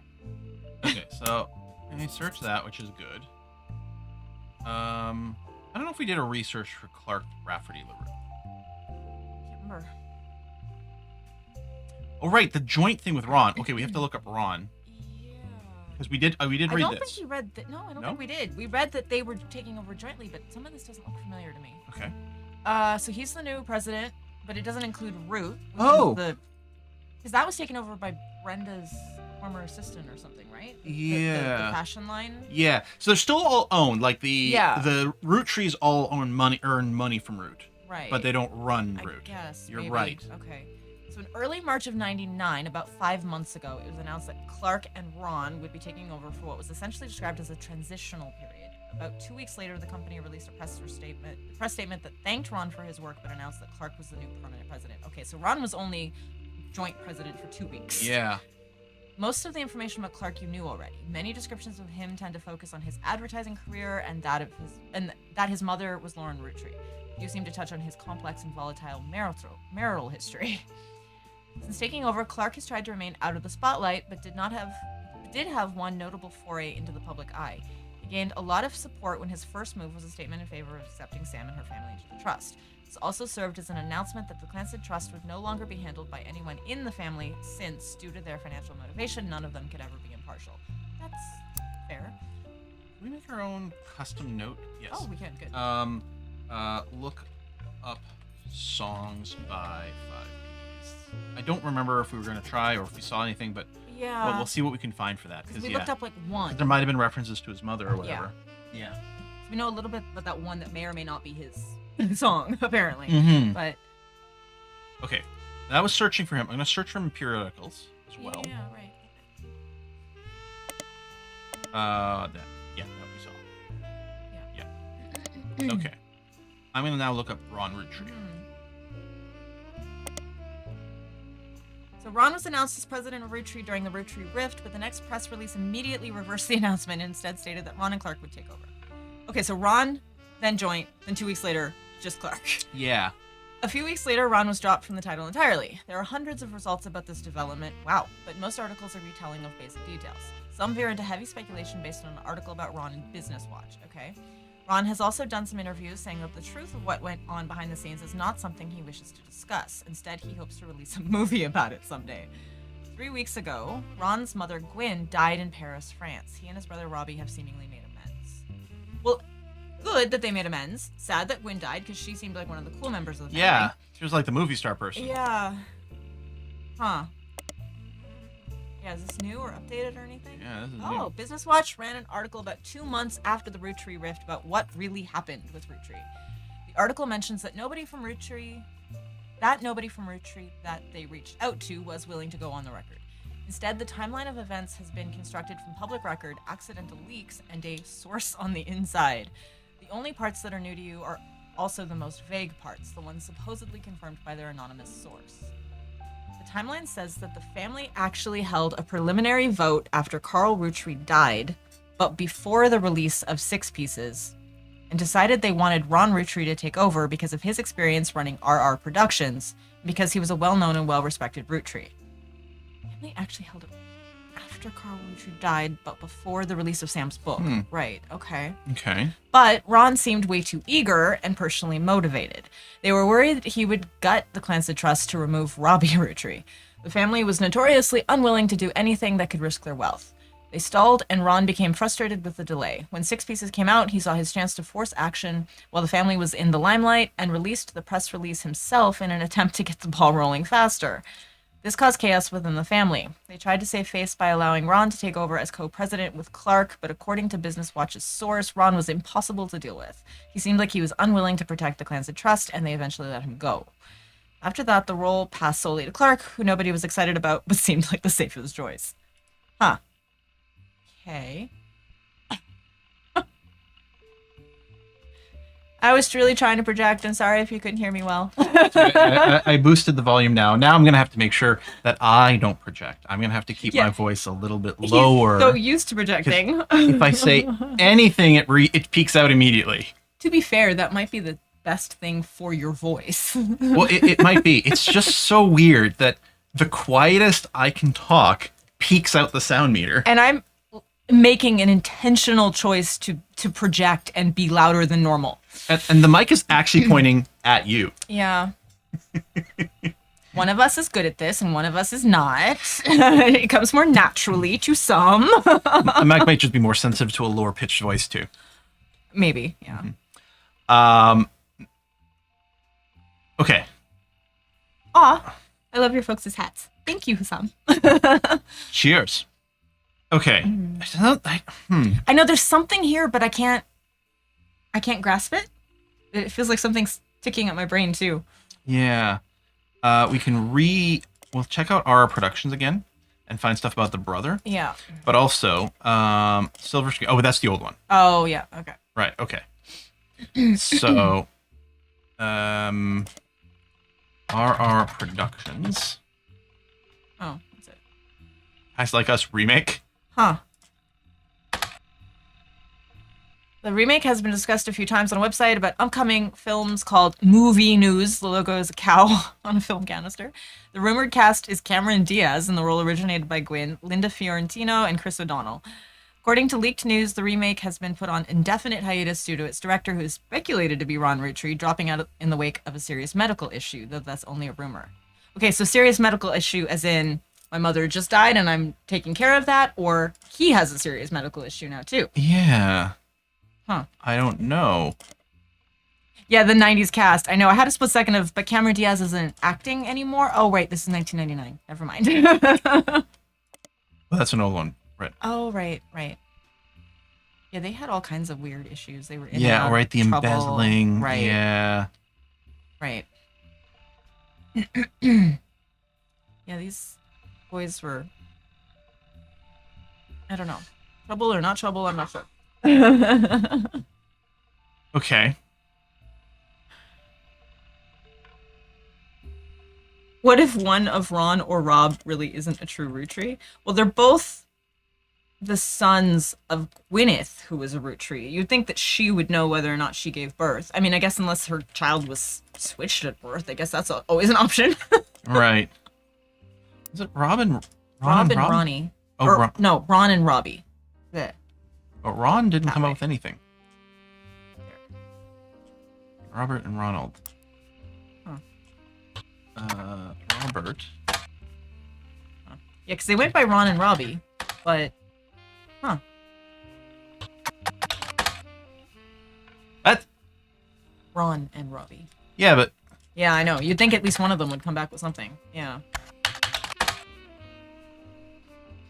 Oh! Okay, this is new. Oh, it is. Okay, so we somehow got the old version initially, but there was an Well, updated version. Okay. Yeah. Well, I was looking at the different page for different Right. stuff. I didn't actually look at okay.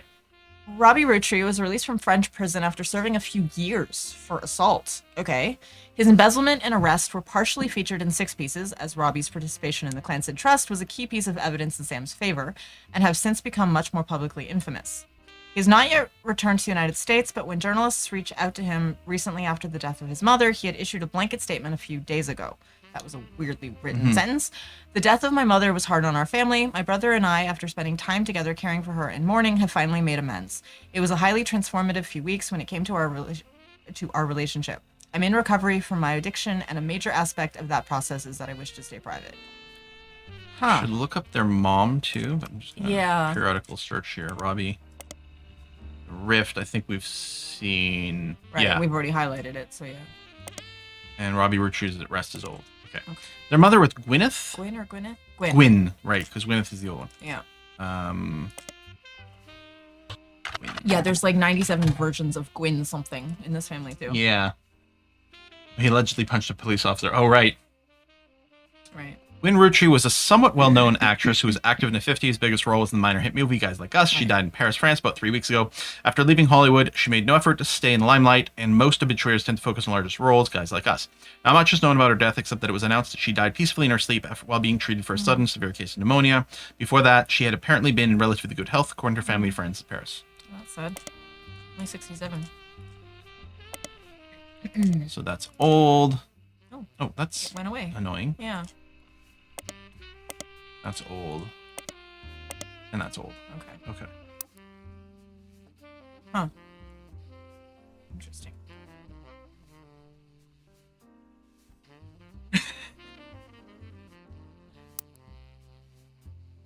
We haven't unlocked anything in a while. I know. Mm-hmm. I mean, I keep feeling like, oh, we've learned something, but it's not actually anything that's helping us yet. I think I'm going to be more okay with using the rubber duck for hints this time around. I forgot about that even being a thing. We did but- it entirely without hints last time. Yeah. But oof. Oh. Oh, I'm sorry, so sorry. Misha.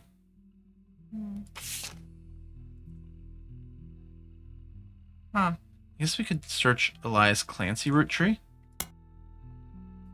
Or Edward Clancy, yeah. Yes. And Elias. We just check them both. I don't know.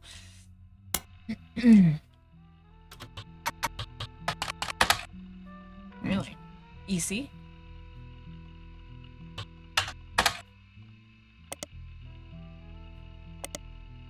Really? All right. Kind of surprising, but sure. Huh. I mean, I guess I could look for E.C. Right. Just in case, I guess. No. Not gonna lie, this one is harder. Yeah. Well, that's what everyone says, which has me concerned because it's not like the last one was all that easy.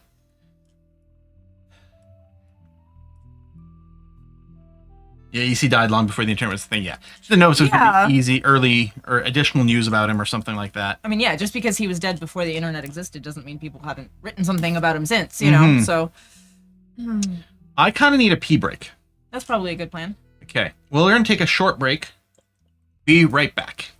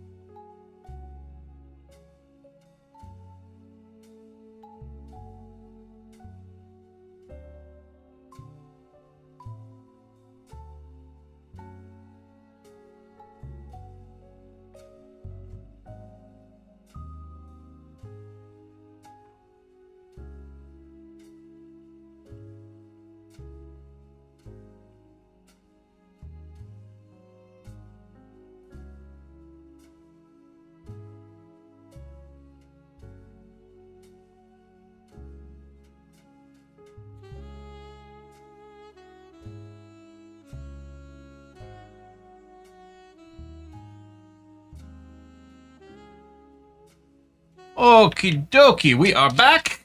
Hello. Hello, and before we start playing again, I will have something to open, because it is Valentine's Day, and I think Essentia got me something. No, I just handed you random tissue paper. For funsies. Woo! It's from something called Onyx Chocolate, which already sounds great. And honestly, I could use a little snacky snack, so let's open this up. Can? You always found the most interesting places. I have gone down the rabbit hole of interesting craft chocolatiers or whatever in Canada. Yeah. Do you want the magic ring that can open anything? No, I think I'm okay here. There we go. That should be open. Is it whiskey and chocolate? Well, I don't know. Let's find out. That's fine. So oh my god, they're gorgeous. They are. I don't know. Hang on, let me go into full camera mode. Excuse me. Camera. Ooh! Look at those gorgeous chocolates. Okay, which one should I start with? I don't know. I can pull up the. I don't know if it sent you a list. There is. I should look it up. Okay. What's this purple in the bottom left corner? Do you think that's cassis? Oh, that one? Yeah. There's a couple that Violet? There are a couple that are purple, aren't there? There is a cassis violet Or in Tom there. Yum lemongrass? There is that one too. Oh, there. Oh, is there both? I think yeah. I have both. Well, you know what? I'm gonna have this one, and then we're think gonna find out what happens. There's also another one that has purple, but I can't tell. Oh, that's that one that I'm thinking. Yeah, we'll find out what it is. There's one way to find out. Well, more purple inside. It is more than I expected.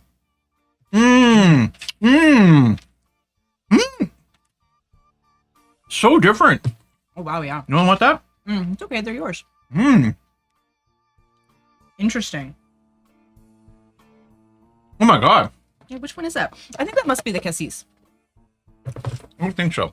Because it's got that kind of like tangy, black, purple berry thing. I don't know what I'm saying. Words. Yeah. Like it's a little blackberry-ish, but not. And yeah, it has that floral, the violet floral. Yeah, I think that's the cassis violet. Oh, that's really good. I'm very excited about some of these flavors that I picked out for you. I'm just saying. I mean, I don't know if they're all going to be good, but I think they're all going to be really interesting. Yeah. I'm very excited. I hope they're good. I don't know where to go. Can we just rubber duck one? I mean, I guess it'll give us a direction probably, right? Find out. You complete this duck, try talking it through with your rubber duck. Talking it through. That's funny. You haven't searched for everything in Notable List events. That's a good place to start. Oh, okay. We didn't, huh? We haven't? Not everything, really? Did we not look up We might not have looked up ROOTTREES. either the Rift or the Mania? Maybe. I thought we looked. I thought we looked up one of them, but maybe not both of them. Yeah, I just don't know which is which in terms of what we looked up. I really wish it had a little tag for red, but I'm guessing this one did because we highlighted this. Yeah. Sorry, I have an itchy eye. You're alive. And then. Yeah. That's okay. Yeah. Yeah. Okay. Root Tree Mania, which I think was all one word. Yeah. Yeah. We may never look that up. Maybe not. You want me to read? Go for it. Root Tree Mania immediately followed the announcement that a rapper going by 5 Ps was actually a root tree. Collectively, popular culture seemed to focus on the root tree family and 5 Ps for a few weeks before everything felt oversaturated and society moved on. Because of the 5 Ps saga, an underlying through line to how pop culture treated root tree mania was an excuse for everyday people to claim that they were also root trees. I love the shirt, the t-shirt, that I'm the secret root tree. Daytime talk shows had an I'm a secret root tree episode. Late night hosts and guests made jokes about other lost members of the family, and there was a widely shared website where you could fill in your own name to find out if you were a secret root tree. The internet would do that. Yeah. When you submitted your name, it simply said no with an image of Clark Rafferty LaRue giving you the finger. Wow. Root Tree Mania lasted only a few weeks, just long enough for 6 Pieces to re-enter the charts and to trigger new printings of other root tree related media. Right. This included Lauren's Diaries. Okay, so new printings of Lauren's Diaries could have more information. It could. VHS releases, it's fine. VHS releases of Gwyn's old movies, as well as countless other unauthorized biographies, which mostly seem to attempt to capitalize on the root tree sisters, Carl and Brenda. These re-releases were too late to successfully capitalize on or extend the craze. As a result, most of them were failures, and countless novelty shirts that had variations of I'm a Secret Root Tree became immediately unfashionable, though some people still wear them ironically. Mm-hmm. Go figure. That would never happen. I wonder, like... Well, first of all, actually, Root Tree Mania, I'm going to look it up in the periodicals, too. Also, I like that idea. You might be able to find the MI Secret Root Tree website as an Easter Yeah. egg. That might be fun. I guess we'd have to, like, Root Tree Mania, yeah, that's probably going to come up. Was it Lauren Root Tree or Lauren something else? Yeah.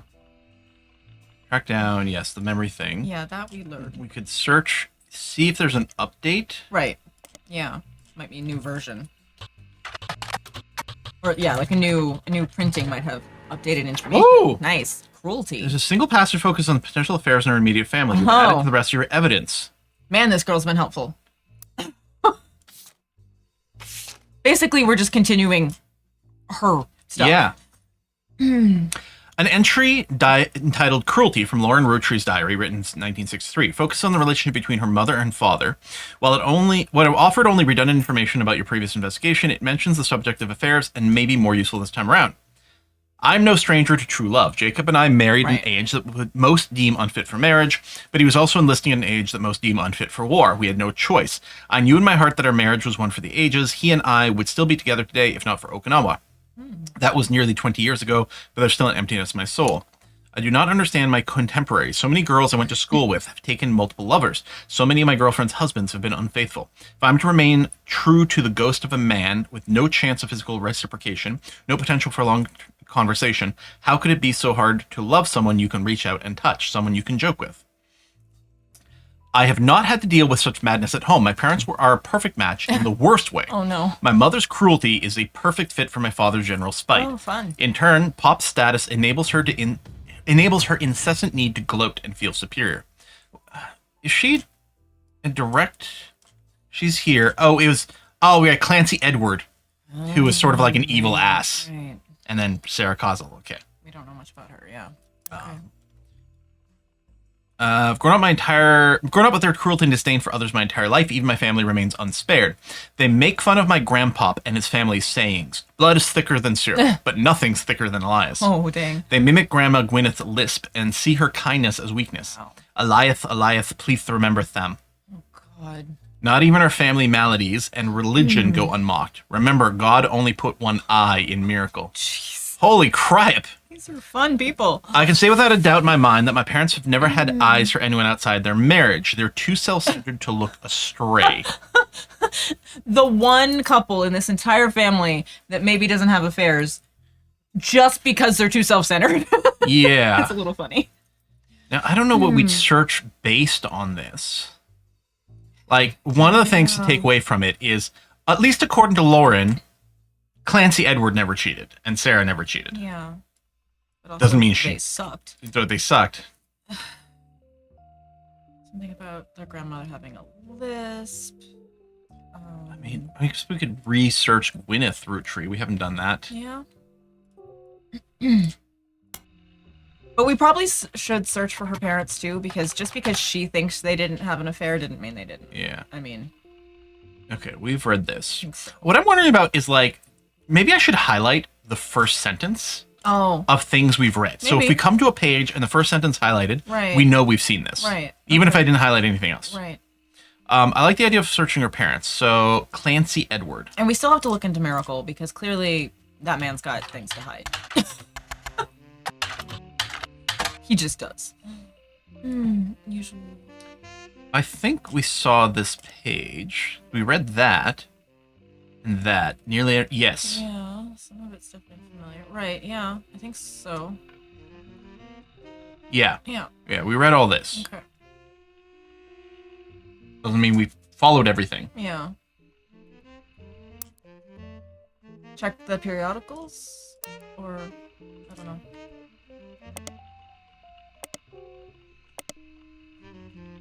Well, it's the same one again. Oh, right, yeah. Thing about Ruby approaching them, yeah. Okay.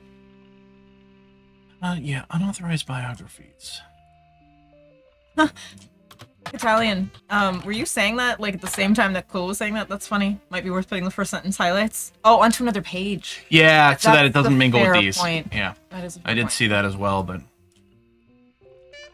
I just thought it was funny at first that you were both saying you should highlight the first sentence as a note. I was like, hey, yeah, great minds. we did search Family Man Thought so. Yeah. and Bess Williams' book. Puppy dog. Okay, is there anything else in the notable events that we didn't search? I went to scratch Bella's butt. And I felt this very subtle shift into my hand. It's like his piece. It was cute. Yeah, I don't think we can move things either. Oh. Hmm. Start looking into Miracle again? I don't know. Because he's been mentioned a few times, kind of Yeah. sideways, but I mean, we did this for sure. Junior is old news. right. Yeah, he's hard to find info about. I think he was before too, a little bit, wasn't he? A little bit. Secret retreat. Now Bella's petting me.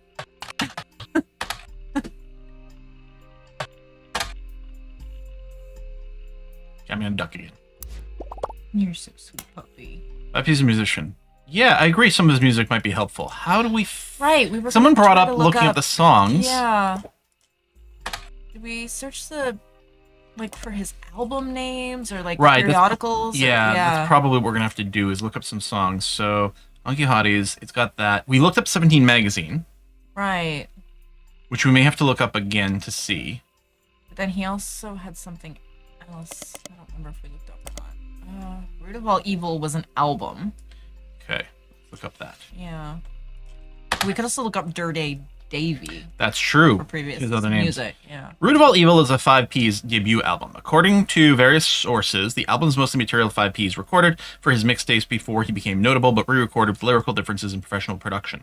All Your Problems was the first and only single released. Problems. After dropping the single, actually, I'll highlight this. After dropping the single, 5P's announced he'd retained the infamous celebrity lawyer Stevie Whitlock to sue his family. To date, it doesn't seem like he's followed through. At first, the single didn't make much of a splash, but Whitlock, known for publicity stunts, paid thousands of teenagers a few dollars an hour to call and request the video on MTV, which increased his profile. MTV eventually caught on and banned the video altogether, which in turn received national news coverage, made the song even more popular. Of course. Okay, I'm going to search Root. Before I move on to these, I'm going to check this in periodicals. Okay. Nothing. Okay. So now I'm going to search for All Your Problems. Whoa! There you go. Oh, 83! Nice. Awesome. I love it when I do that. Yeah, this track is the only new song on the album. The subject matter of the song is the hypocrisy of those that claim money is evil. He points out that only people who think money is evil are those that have it, those who can afford not to be greedy. In the song, 5P's triumphantly talks about taking the root tree's wealth due to it being his birthright and giving it to those who need it most. You find a copy of the song on a suspicious-looking website and download it for your A records. suspicious looking. We're going to get a virus. Yep. Okay, nothing about that. You're mushy puppy. And then I'm going to go back and look up the lawyer. Stevie Whitlock is a lawyer with a history of publicity stunts and grandstanding. Still, she's managed to rack up a few legal victories for C-list celebrities and athletes. She became famous in the mid-'80s after successfully suing a multinational sandwich company whose 12-inch subs were actually an average 11.5 inches long. Stevie argued that since the company sold 1 billion sandwiches per year, that was enough missing sandwich to make a sub long enough to span from New York to Los Angeles. Oh, God. The jury awarded her a paltry $5,000, but the news coverage of her crusade turned out to be priceless. That is funny. Unfortunately, none of this seems to relate to the root trees. Sure. Okay. Okay, nothing there. All right, let's check out the song. All Your Problems. This is the only single from 5P's of the album Root of All Evil. It received some airplay, but didn't make a big splash critically or commercially. Still, it's kind of catchy. It doesn't have the note that this isn't important to our investigation. So we're going to have to listen The to this. first line is attention root trees. So Attention, root trees. This is 5P's coming I'm guessing the sketchy side is Napster. Yeah. in, you know, the place you ain't ever lived in. You say money is the root of all your problems. This It's is the female catchy. singer. Yeah. Root of all all your Man, problems. y'all are hypocrites, sitting back in your massive estates, built from the cash that your ancestors gave you, acting like you somehow deserve it, based on your family's creations. Yo, but looky here, sonny, don't you come for our money, or you might burn bright in hellfire someday. That sounds like Miracle. And her two dads. My pappy's cleansing trust should keep you away. Yo, it's disturbing, catching a sermon from a geezer who's never known hurt, but blurts out these claims that somehow we're sinners cause we didn't earn it. When all of your worth it came free with your name, you expect me to treat your lectures on greed as some expert creed from he without blame. How about instead I turn my other cheeks and spread them? When you kiss, you'll know just where to aim. You say money is a root of all your problems. Let me take those problems away. Whoever calls dollars the root of all evil, just trying to make small pursuits of real people. You silver spoon feeds you the world's purest treacle, while real world folks burn their spoons for the needle. Wow. Tell this poor tragic orphan how your mansions and Porsches are actually horrible. How I'm better off penniless, grasping for morsels. How wanting my share, that's actually extortion. With your candy ass name, Candy. synonymous with sweets. Oh, you wanna call me classless? I'm gangster from Portland, but I play that game. I came up on the streets, the only streets you reppin' are Park Place and Boardwalk. Your hypocrisy, monopoly is toppling. When I knock, have G's. Top off my pockets, please. Cause the same God that got to steal my mom from me is what he wants, right? For you to live in poverty. And if you're suddenly not eager to unhand that fortune, that's unfortunate. I guess I'm gonna have to take my portion, and I'll do it all legally. Class action, courtroom, decorum. I'm way past your fancy ass dormant. You I say like some of this a lot, actually. This is, yeah, solid. of all your problems. Let me take those problems away. Fun. You say money is a root of all your problems. Let me take those problems away.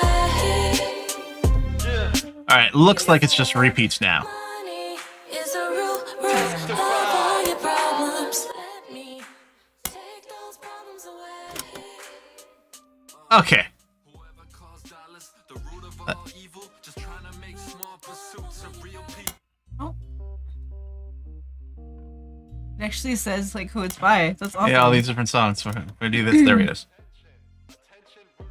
Cool. Okay. Neat. That's cool, man. Okay. Huh. I mean, he has beef with Miracle, which makes sense because Miracle did go and like, you know, did a reply in the magazine. Yeah, specifically called him out as Madsen chick, two dads, Pappy's trust. Talks about his mom. yeah. Okay. Interesting. I mean, that's the thing. Like, it's like, oh, it's time to deep dive the lyrics. Except we kind of know everything that it's relating to already. I think. Like, you know, it just nothing seems surprising. Yeah, like he mentions doing a class action, which I don't know exactly how that makes sense, but there's. Yeah, I don't know. Because class, they're different classes. Yeah. That's like that's a lyrical. Right. Like, it's a legal term, but it's also a term for. Yeah. Like, yeah. Portland, I can't imagine. I mean, that's where he searching grew for up. Portland, yeah. Unless we find out more about his background, maybe. Find out more about his mom and how she died, maybe, or I don't know.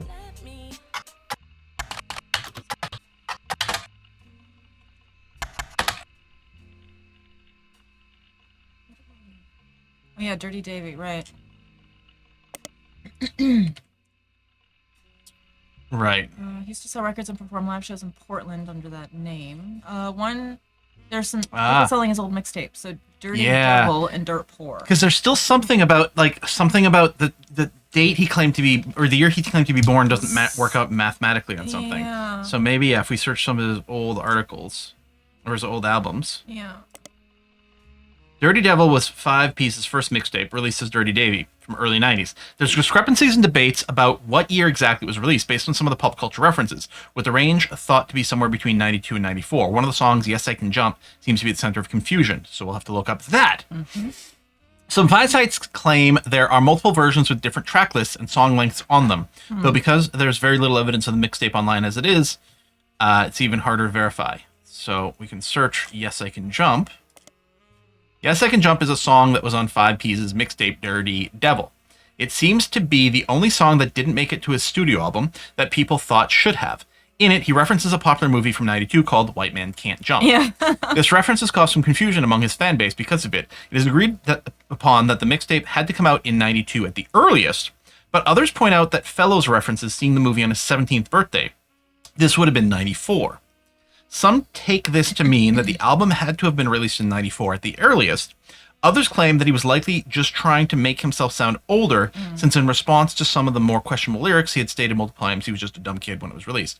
Sure, but Hard to say. that's very reasonable. But because of the nature of the video game, I assume he's lied about his birthday, which doesn't lie about his heritage in every way whatsoever. Maybe, yeah. But I mean, they did a DNA test. They did. Unless he's not actually his claimed mother's son, but some other person. I mean, I've been saying all along, I wonder if he's Miracle's kid. Yeah, and that's what I'm wondering. Like, one thing I want to know with the DNA test, right? They said they used the DNA test to prove that he's the son He's a of root tree. of whatever. But did they only prove that he was genetically related to a root tree? Yeah. Therefore, another root tree could have been his parent. I don't know how conclusive Yeah. they I were know. about the test. Yeah. I search this Dirt Poor now. Dirt Poor was a mixtape by Dirty Davy, released in 96. There's a lot of online discourse from people who like to point out that in one of the songs, Felix Fellows includes someone that would be revealed to be his own distant cousin, Raina, in a list of attractive women. That's disturbing. The lyrics to one of the songs, Heat, mentions a few different prominent female actresses, models, and musicians from the 90s, provides a crude pun or line about what Fellows felt about them.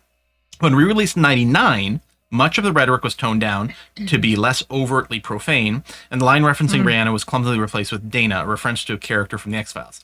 I mean, he didn't necessarily know, Dana. if he didn't know he was a root tree, Yeah, he may not have and known. he's just listing this Yeah. as one of many models. She was a model. She was pretty. Yeah. Yeah. Yeah.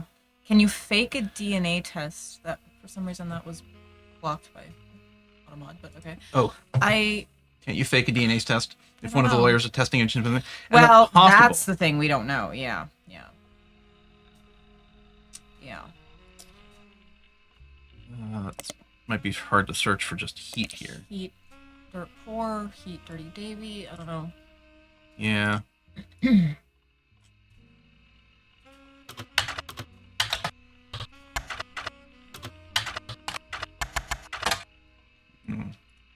Like periodicals? Maybe.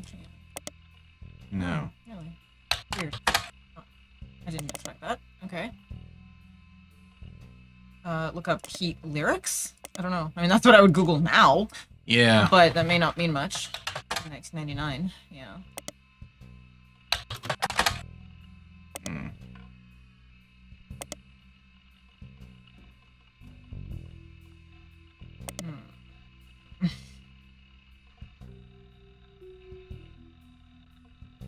And we did look up that one song, right? That 17, whatever. Yeah.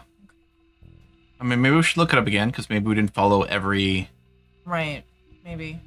17 magazine? I don't. Was that the name of the song or just? Yeah, magazines. Okay, And, yeah. and then, if I check in the periodicals... No.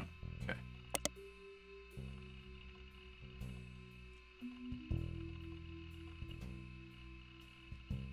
We're fine. Yeah, we're high score. Major ass. Yeah,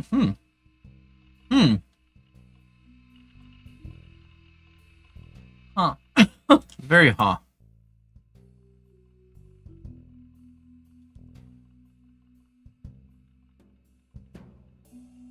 My pappy's Clancy trust should keep you away.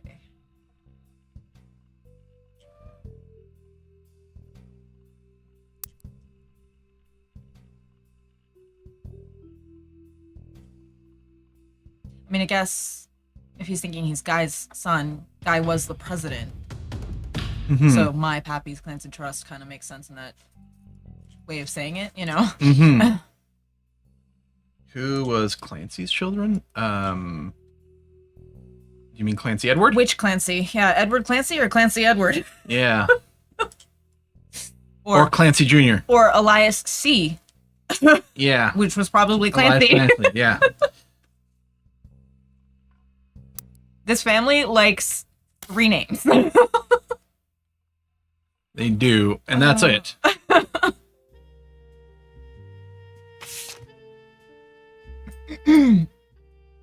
Charlatans and thieves.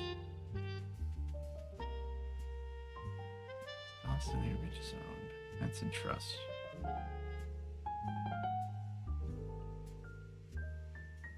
Yeah, the oldest living Ritchie. But we know it's Sam, so that's just dumb. But Yeah, I mean, he presumably doesn't acknowledge Sam properly. no, he clearly doesn't. Yeah. Don't forget the Gwynns. Yeah, that was one of the 3 names I was referencing. Oh yeah, the Gwynns, Gwyneth, yeah. And then another one over here, I think. Gwyneth down there. Yeah. Miracle Root Tree Tour?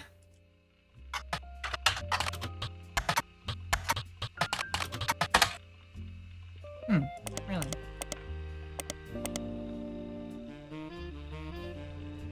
Oh yeah, right.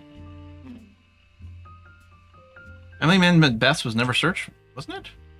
Okay. We not. Oh my god. There's too many things to look up. We lose track. No, we Apparently we not. searched it somewhere else. Yeah, but not here. I think at the time I had been God, forgetting yeah. the library was even a thing. Yeah. So it didn't even cross my mind. Okay, right, because we read this and we were going to look it up, and then I think there was like 30 other things to look up at the same Yep, time, which keeps there happening. was. All right. Family Man, The Root Tree Legacy, Bess Williams. Okay, this is a I good think one. we heard about that because I Yeah. saw that photo initially, but I don't remember finding anything else about it. Okay. Yeah, thank you. The dictionary defines propaganda as information, especially of a biased and misleading nature, used to promote or publicize a particular political cause or point of view. But if they were to replace the definition with a picture, it would be the picture of this book. The book tells you nothing new about Elias, and from what you know of his true feelings towards some of his extended family, you're not sure it tells you anything about anything true about Elias either. The reissue of this book was so lazy that they reused the famous photo of Elias from Business Oh, Watch, that's why we've seen that photo. whose copyright had expired. The best thing it has going for it is only 85 pages long.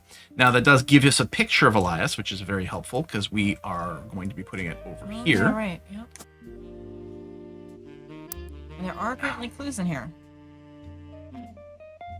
I mean, is there new information in Business Watch? It's possible, huh? Or 85 pages long? Is that supposed to be a clue to something? I don't know. I don't understand.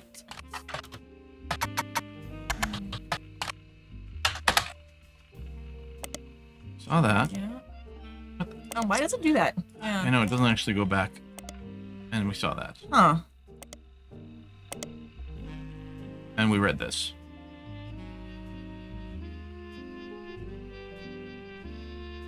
Can you search song titles in the library? We haven't seen anything like that. It's interesting, though. New system coming fall of 1999. Is that now, I wonder? And we're in August, so Right. soon, yeah. But I wonder if they have updated things to include, like, different types of media, you know? Yeah. So the issue is, like, let's say I want to search heat or Yes, I Can Jump, or what was the name of the one that we liked? The one that called out the ROOTTREES. but the problem is then there's like 16 different names for this guy. Right? I know. Dirt Aid Davy. Something like that, yeah. But I'm not expecting this. Yeah. Yeah, given how we find songs online, doubt the library would have them. Yeah, I kind of Yeah. agree. But I think it was worth checking, but yeah. Yeah.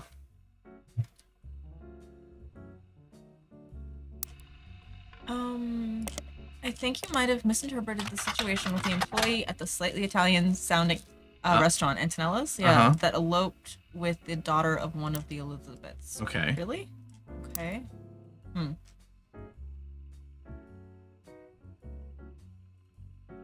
Yeah, I can't figure out what else is in here that might be... Yeah, because I mean that's not going to be a thing. We already are aware of this magazine. We've already unlocked it. Yeah. Can't actually read through it, but it doesn't sound. Yeah, nothing new about Elias. Probably nothing true. Yeah. We got a picture, which is great. Yeah. Do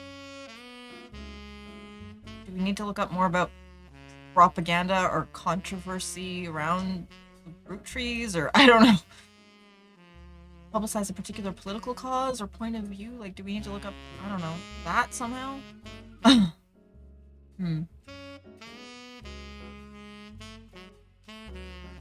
Oh, was that she had an affair and then quickly married the catering guy when she got pregnant? I mean, that's kind of what we thought. That's what we thought, but That, you know, maybe so that's what we misinterpreted somehow. I don't know. yeah, what I'm sort of guessing is that that's her, maybe Yeah. had the affair, married here, or I mean, it could be anyone. Yeah, it could be any of them. Yeah.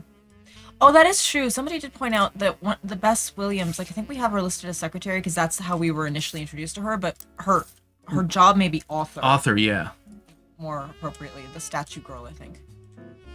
yeah, because it's supposed to be the most recent job. Right. Mm-hmm. Can we find out anything more about her somehow? We already looked for her though, didn't we?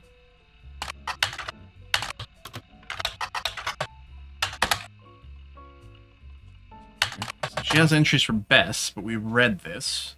Just Done the Hurricane. Miami. Notable book, The Propaganda. Site dedicated, the renamed nonfiction was closed. Yeah, so we're presuming it's her statue.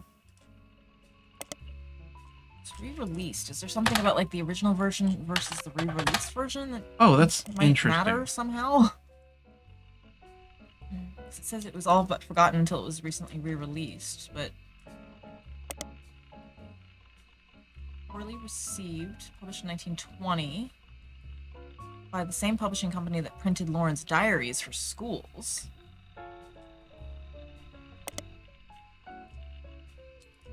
Yeah. We need to find out something about the publishing company somehow, maybe?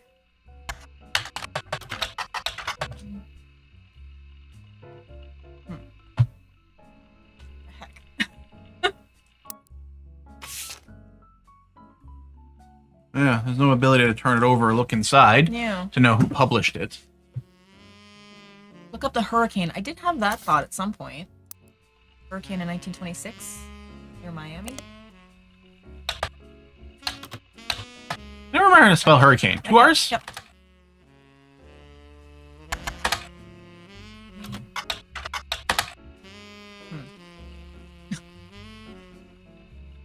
Yeah, it was published in 1920. When does the tree say the affair was? 21. Interesting. So she may have published a book that was propaganda against him a year before their It was potential. in favor of him. It was Oh, it talking about was. how awesome he is. Oh, okay, right, Yeah. right, okay, right. So they may have been having an affair already. Yeah. And continued. Yeah, okay. Yeah. Yeah, we don't know what the name of the hurricane was. So No. yeah. Yeah, we did try Bess as well as Elizabeth. Mm-hmm. I'll try Beth. That is a good point because Beth was actually mentioned somewhere else, and you're right, they did point out that his wife had a lisp, and somebody said, "Who's Beth?" at some point. Yeah. Beth Williams doesn't come up. Yeah. Shoot. That's interesting. That would have been really funny if something came up there all of a sudden.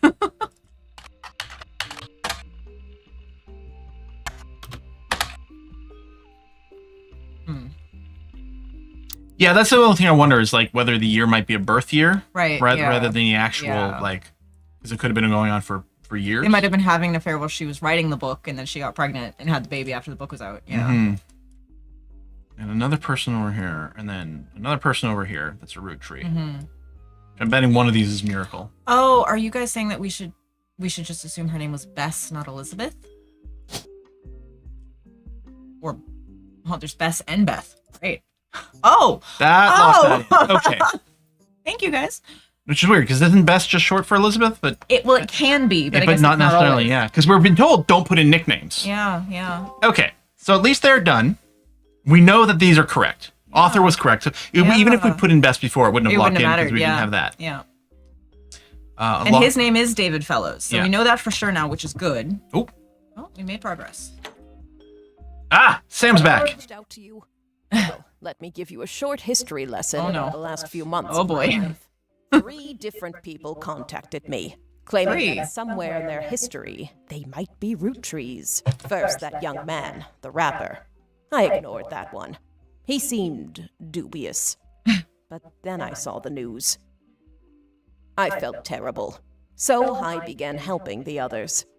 Because my doubts with Felix were so misfounded, I ended up putting too much faith in the second person that approached me. Which is presumably the Jane Doe root tree. Maybe. I went to the media prematurely. I admit my mistake there.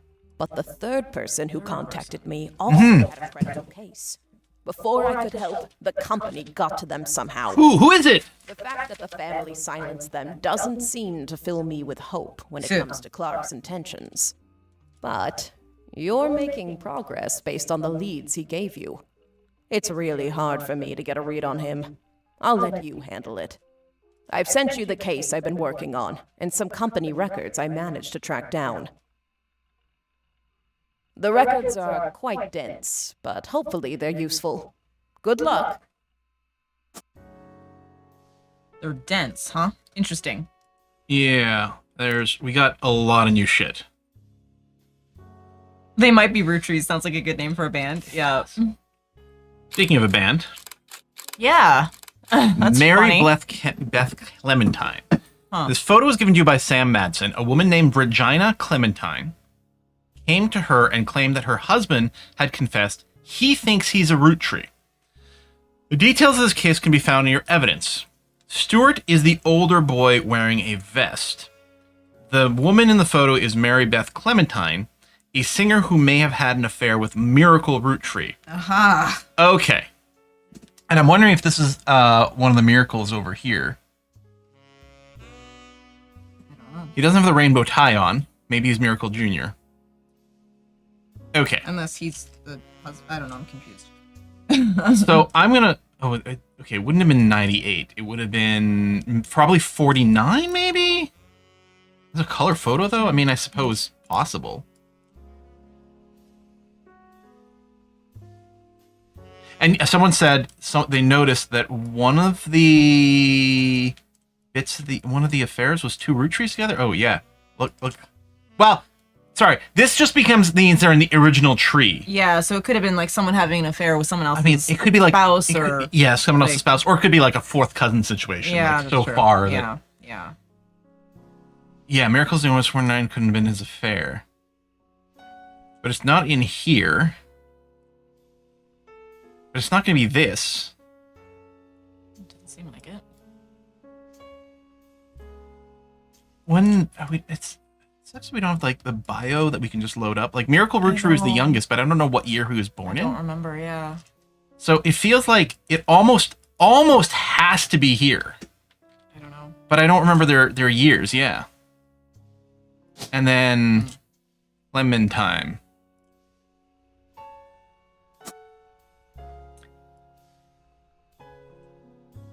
Well, we can look up the names Regina Clementine and Mary Beth Clementine. Yeah. Start there, I guess. Okay. So the woman is Mary. Okay. Stuart is the woman here is Mary Beth. Yeah. Stuart is the older boy. Yeah. But how are they related to Regina and her husband? That's what I don't understand yet. I think this is Stuart Clementine, who married Regina. Regina, however you say it. Yeah. I mean, I've heard both, so. Right. Yeah. Okay. Okay. Okay, Mary Beth Clementine was a singer most popular in the years between 42 and 59. Okay, which if the affair was in 49, makes her I guess it works. like a good candidate for that. Yeah. She traveled around the country performing at churches. Her repertoire was a mix of religious and popular songs, and although she recorded a few records, they seem lost to time.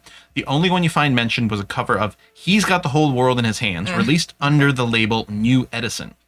Well, that might be useful. A label? Yeah. Right. One thing Mary Beth was known for was her adoptions. She's listed on many sites that mention adoption and the history of adoption. She adopted two children in the late 40s, Stuart and Mark. Oh. Stuart isn't her birth son. Well, as far as we know. Oh. Or it could be an illegitimate thing that she then claimed to be an adoption. Who knows? Yeah. Or she adopted him, but he was a root tree initially. Like, we don't know anything yet, really, about how anything connects. She also spoke as an advocate for the benefits of adoption in front of the United States Congress in 49, who were convening to debate and discuss the then recent first adoption of an African-American child to a white family in the United States. She was specifically there to detail her experience going through the system to adopt Stuart. Her other son was adopted later, and according to a single line on one adoption site, under unusual circumstances. Oh. Later than 49. So in 49, she already had Stuart. And only later did she have Mark. Right. Okay. Maybe Mark is the child of the affair. Maybe. Maybe Stuart is just a regular old adoption. Have nothing to do with don't the know. family tree. Yeah. Although, Stuart is the only boy. A woman named Regina claimed her husband is that. Stuart is... It doesn't say how this, like it. We're inferring that means Stuart is her husband, but it doesn't actually say. Yeah. We don't actually know. Yeah, it's weird the way it's worded, because Yeah. you would think that Stuart is her husband. Yeah. But perhaps not. Yeah. Her husband's actually Mark, which would be a really weird way of presenting it. A little, but there's been a couple of weird sentence structures before, Yeah. so. It'd be like Sandwich is adopted, really just given up to a couple covered an affair. Yeah. Well, yeah. In 59, it surfaced that Mary Beth had been twice divorced, both times to her manager Sterling. Interesting. This ended her career with the religious audience she had been catering to. course. And while she performed occasionally since then, she mostly faded into obscurity. Mary Beth passed away at 94 at the age of 76 of a stroke.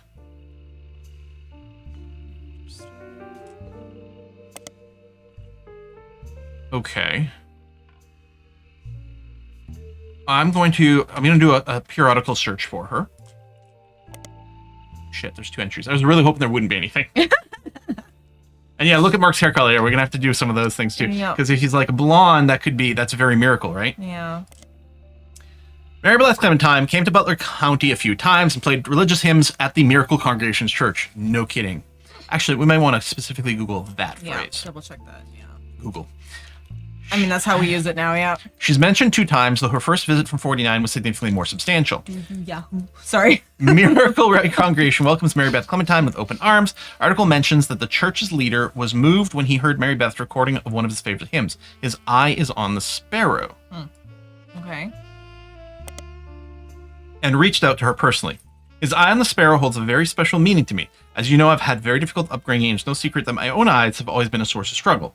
The song is about overcoming sadness and hardship through Jesus. If God can find a way to watch over every sparrow, he can certainly watch over those made in his image. My family's fortune does me no good as a man of the Lord. It's much better spent spreading his word. I felt a kinship with Mary Beth ever since I heard her voice. When I learned her personal story, I knew I had to help her in whatever way I could. The Bible is full of adoptions, from Moses to Esther. Spending your life taking care of those helpless to help themselves is incredibly noble. She and her son, singular, are welcome to stay in our guest home. So this was before she adopted Mark. The second visit was a few years later in 53. The article mentions that her first visit was a massive success, and at the insistence of Miracles congregation, she returned for an encore performance. Also mentioned that the unusual circumstances of her second son's adoption have prevented her from touring recently, but doesn't clarify. So maybe she was just pregnant. Yeah. Okay, we'll have to look up Mark Adopted. Clementine. Modern Music Monthly. Oh, that we may have a new periodical. Finally. No, I think we've had it for a Oh, little. did we? Yeah, Oh. which is why it's showing up in this I've list. been excited about getting a new periodical because I feel like there's probably one waiting that we haven't found yet. Mary Beth Clementine was reviewed and advertised many times in Modern Music Monthly, but the most popular recording was the release for her cover of He's Got the Whole World in His Hand, was released under the label New Edison. Okay, we've got both those things highlighted already. Modern Music Monthly had a very positive review of her cover, and the writer complimented her voice and the tone of her guitar. View had nothing to say about Mary Beth herself, so it's not of much use to your investigation. There were also other Mary Beth Clementine releases that appear over the years. One of them, The Old Rugged Cross, which is the only song that was advertised but not reviewed. Interesting. Wonder why. Okay. Well, this is the only new lead on this page, I think. Yeah, So I I think guess so. I'll search New it one? now. No, I want... Old Rugged Cross, popular hymn that has been covered by many, many artists. Yeah. Okay, and then specifically... Mary Beth Quaker. So I wonder if that one of them is her married name. Yes, probably So Sterling Quaker or Sterling Clementine. Probably Sterling Clementine?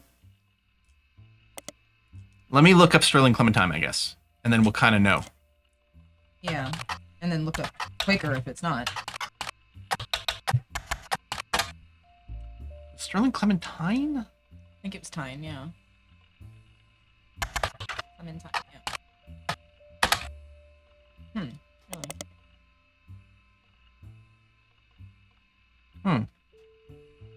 Huh. For sure. Okay, well, let's look up Mary Beth Yeah. Quaker. Although, it wouldn't surprise me if there's nothing here, Yeah. but it's telling us her maiden name. Probably. That might be all it is. Yeah, that might be all it is. So here, like, I might say something like Quaker instead. Maybe. And her author, or profession would be musician. Yeah, I guess so, yeah. And Root Tree is I don't remember which one. preacher. No. I guess most of that line was preachers, right? Yeah. Preachers and engineers or something? Yeah. Yeah. And I'm wondering, like, you think that, is that him? I don't know. Or is that Sterling, maybe? They're wondering if that's Sterling. They saw them mention it. Yeah. Oh, spouse. Okay, this is Root Tree. So this is probably Sterling. Somebody. Let's go with Clementine? Maybe. Or it'll be the other way around. Yeah. Yeah, we don't know which is her maiden name. Because sometimes musicians keep their maiden name as their performing name if they used it before they were married, and we don't know when she married Sterling. Yeah. So it's like, you know, That's a good point. don't know. What were the two boys' names? The second one was Mark. First one was Stuart. Stuart. S-T-U-A-R. Right.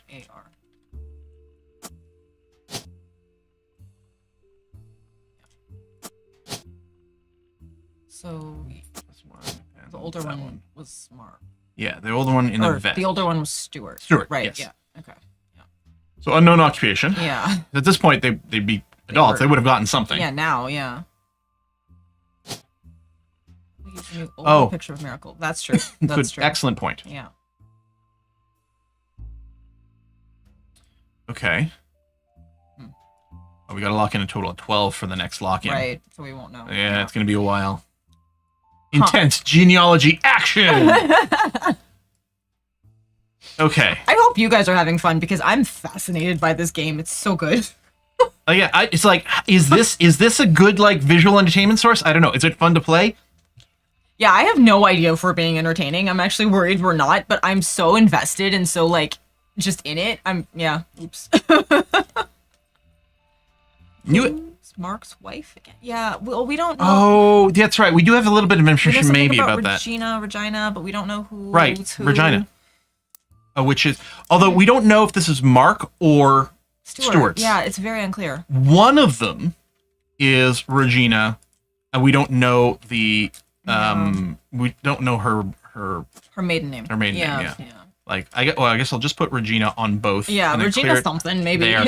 One of these two guys married a Regina. Yeah. I'm wondering if it is with Mark. Yeah. On the basis that, first of all, and Stuart does have very blonde hair, admittedly. True. But I'm There are still redheads wondering. in the ROOTTREE family too, though. That's true too. And And the it's a miracle. recessive gene, so it's. That's a good point. I mean, they are so blonde over here. But it feels to me like They aren't. it feels to me the story here is she shows up to sing for the first time at the Miracles. Mm-hmm. She's already got Stuart. Yeah. And then a few years later she has Mark, maybe feels- out of wedlock. Yeah. Over here, like Yeah. with Miracle. Which might make sense if this is Miracle, that this is the reason this That's branch true. continues That down. is true, because there's more like actual Yeah, descendants and her now who are younger- claiming the money. Yeah, her youngest son has the weird situation. Yeah. Yeah. That is a good point, and it's something that passed through my mind earlier, but it was so fast I lost it before I could write it down. The label was called New Edison. Could it Sterling be Sterling Edison? So smart. Well, so first of all, we got New let's Edison look over this here. up. Yeah, okay. Was a small record label based in LA that existed for a few years in the 40s. It released cover records of songs that were gaining popularity. According to a website about the history of the recorded sound, it was named after its founder, Sterling Edison. Nice, good. Its biggest... highlight this. Its biggest claim to fame is being sued by the estate of Thomas Edison in Edison Records versus Edsel. Oops. I mean, And I it was kind of his just name, want to too, Google that. So, you know. Oh my God. Edison Records, one of the first record companies named my after God. Thomas Edison.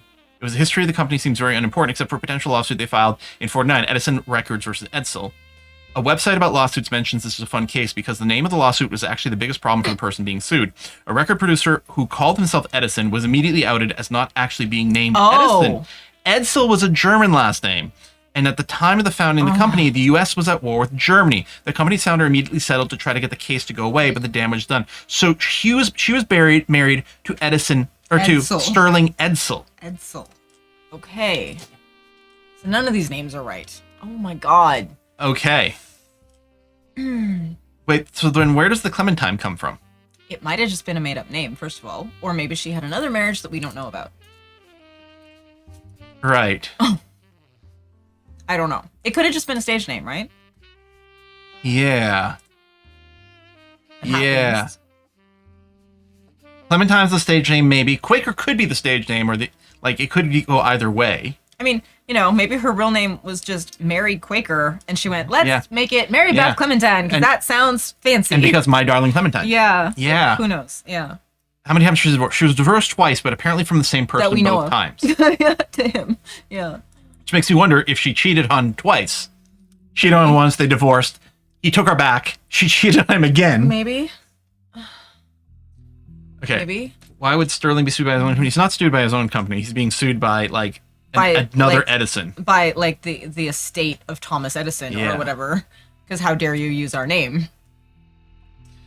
Okay. Sterling Edison. First of all, I Yeah. can't remember if I searched Oh, this actually, specifically. I don't think we've just looked him up yet. No. Oh, it just actually Oh. brings up the same Yeah. page. Okay. And if I search Edsel, nothing. Okay. Okay. We still have to do periodicals for these Yeah. guys too. Yeah. Also find a few references to New Edison and Mary Beth Clementine on sites about old records. One collector says that the Holy Grail is a release of Old Record Cross and says that the first edition was originally published before she legally changed her name. Another site claims that the police had to be called to New Edison Records after its owner Sterling Edison got in a physical altercation in public, leading to a divorce. There are no cited sources or evidence that the site's content seems user-submitted. There's an email address at the bottom and the phrase, "Send me your stories about old Hollywood and I'll add them to the page." Well, that would potentially be interesting, but apparently we don't have the info for that. Yeah. Interesting. Now, I think this is the page that brought me here. Yes. Okay, yeah.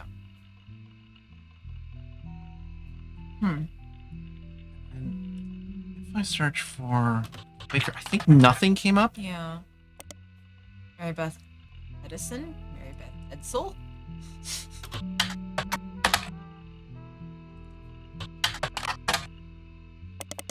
Check periodicals for it, I suppose. Right. just Right, something saw about that. Yeah. She had so many potential last names. Okay.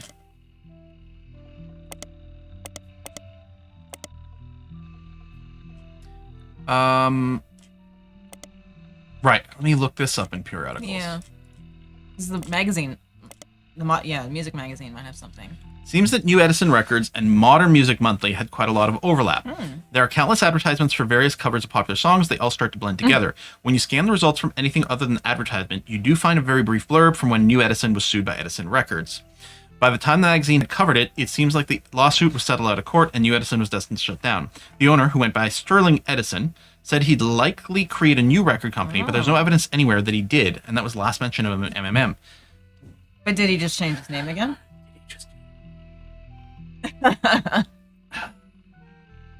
Huh. Interesting.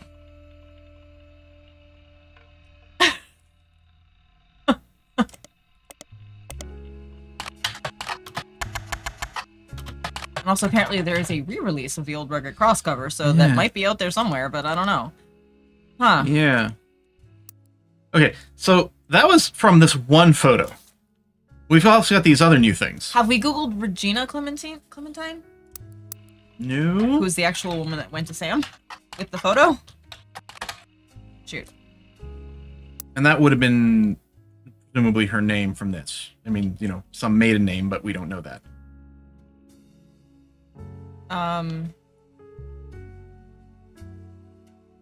Have we looked up Mark Clementine and Stuart Clementine yet? Don't remember. I can't keep track. Oh, Nope. Crocodile Clementine Crocodile? is listed on a website named the Infamy List, a massive heck? list of criminals who are known for odd Oh crimes. my god, what? Although Mark's nickname would imply that he hails from Florida, a lot of others on the list come from there, or Australia, Mark is listed as being from Los Angeles. He has a pretty big entry, seems like a real piece of work. What God. the fuck? Hey. All right, there's a very small note about him being the basket baby of 1950. Interesting. Yeah. Well, where did he come from? I don't know. He's just the basket, just dropped It was off. left on my doorstep. Yeah. 9 months after I did a concert for the Miracles. When yeah. I couldn't tour for a while for some reason. But most everything else comes from the adulthood. He lost his job in 75 as a pilot for a regional airline after he tried to board the wrong airline's plane. He was drunk. He was charged with trespassing and assault. In 82, he was arrested for transporting smuggled animals over the Canadian-Mexican borders for an illegal reptile supplier in Los Angeles. He was apparently quite successful the first 4 years, but was caught when he had to make an emergency landing in Portland after he was bitten on the foot by a crocodile. Portland.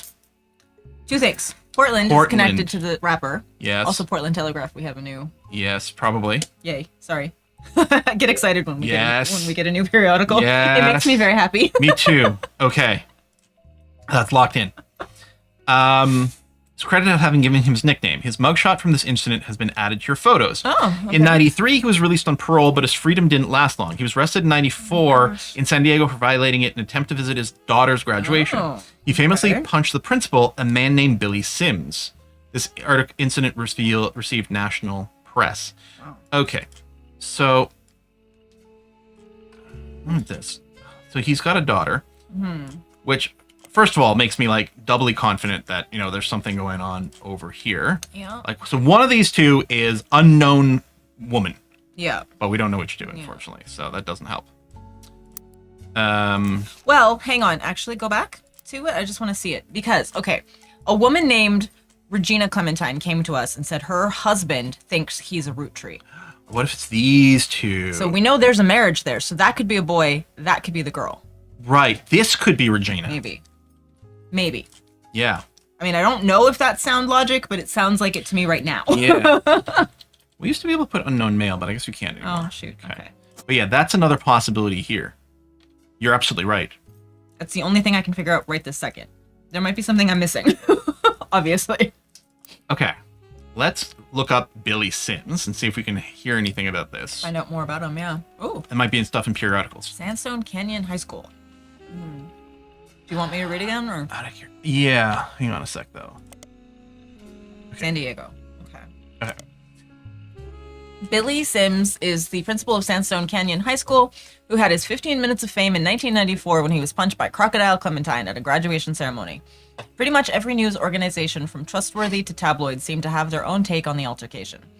It wasn't the punch that captured the nation's attention, however. Instead, it was Billy Sims' matter-of-fact response to the threat and his comments afterwards, as heard in a now famous audio clip from someone who was recording the ceremony. Billy saw Mark hop onto the graduation stage and said, "Sir, you'll want to sit down or we'll have a problem." At that point, Crocodile reportedly sucker punched him in the face. Billy, apparently only slightly dazed, said, "All right, sir, I guess we'll have a problem." Okay, that is funny. Clementine tried to throw another punch, but Sims anticipated it and performed a maneuver that spectators described as a wrestling move mixed with backwards Who the fuck is this somersault, guy? which immediately brought both men to the floor with Sims straddling Clementine, keeping him neutralized. Well, he's fancy. As security arrived, the recording captured someone asking, "How did you do that?" And Sims' response was famously, "Trust me, I'm as surprised as anyone." Okay. What? The fact that there's this person in here that seemingly comes out of nowhere. Why was there a search? Like, I was surprised they named this random high school principal. Yeah. How is this person important? And now he's like a fucking ninja? And someone's like, "Is this now my new favorite character?" Yeah. No, something super sus over here. All right. There are 4 entries in periodicals for Billy Sims. Oh my god. Okay. The Butler County Times did report on Billy Sims, but information seems redundant. Okay. Okay. Portland Telegraph has an article slightly longer than most about Billy Sims, mostly because the assault for Crocodile Clementine had apparently been in the paper before. Because of the somewhat comedic sensationalism of the events in question, and because their readers were already familiar with Mark Clementine, they filed it under a special banner called Crockwatch. Crockwatch? We may have to check that out too. Yeah. God. When you get a lead in this game, you really just fall down the rabbit hole. Yeah. It mentions that our good friend, Croc Clementine, was actually in attendance at the high school graduation because his daughter was walking the stage. He was apparently not allowed to attend. His ex-wife had a restraining order filed on behalf of her daughter, but did so anyways. Okay. It was unknown to the school staff, including Sims at the time, who he was, but a security guard recognized him, and that's when the trouble started. Clementine was approaching the side of the stage to avoid the guard when the exchange between him and Sims took place. The article finishes by facetiously asking, what will Croc get up to next? Stay tuned for more Croc Watch. Unfortunately for your investigation, as far as you can tell, there are no more instances of Croc Watch. Okay. I'm going to search the Piketty. The Piketty magazine is kind of sleazy, so they're not afraid to publish a few details that more reputable news publications normally wouldn't. You look up the Billy Sims incident, and it seems they did a report on it. You gain a few new bits of information that might not be useful. Billy Sims was once arrested for throwing a Molotov cocktail at a company that was found to be testing their products on animals. Oh, he was okay. According to the police paperwork, Crocodile Clementine's bail was paid for by Tostarito Jacobson. It was fairly expensive. Tostarito? I'm wondering if this is who he was smuggling for. Oh, maybe. Piketty interviewed other students who were at the event to find out if anyone knew anything.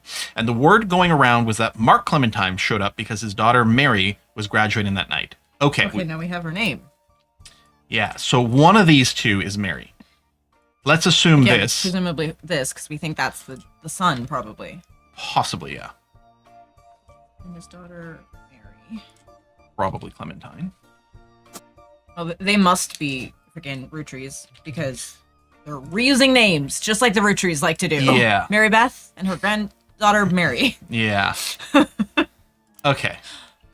So let's look up Tostarito Jacobson. Oh, wait. There's one more article about Billy Sims. Oh, right. Okay. Yeah. Newstime did a small piece about a fight between Sims and Crocodile, but tried to approach it from a different perspective. Their goal was to paint a picture of two men involved from others who knew them best. Not only did they manage to interview Sims' wife, Carla. Oh. Okay. Jeez. Who's this Sims and why does he matter? Yeah, where is he coming from? As well as multiple staff members at his school, but they hunted down Colleen Webb, Mark's ex-wife. So now we know his ex-wife's name is Colleen and his daughter's name is Mary.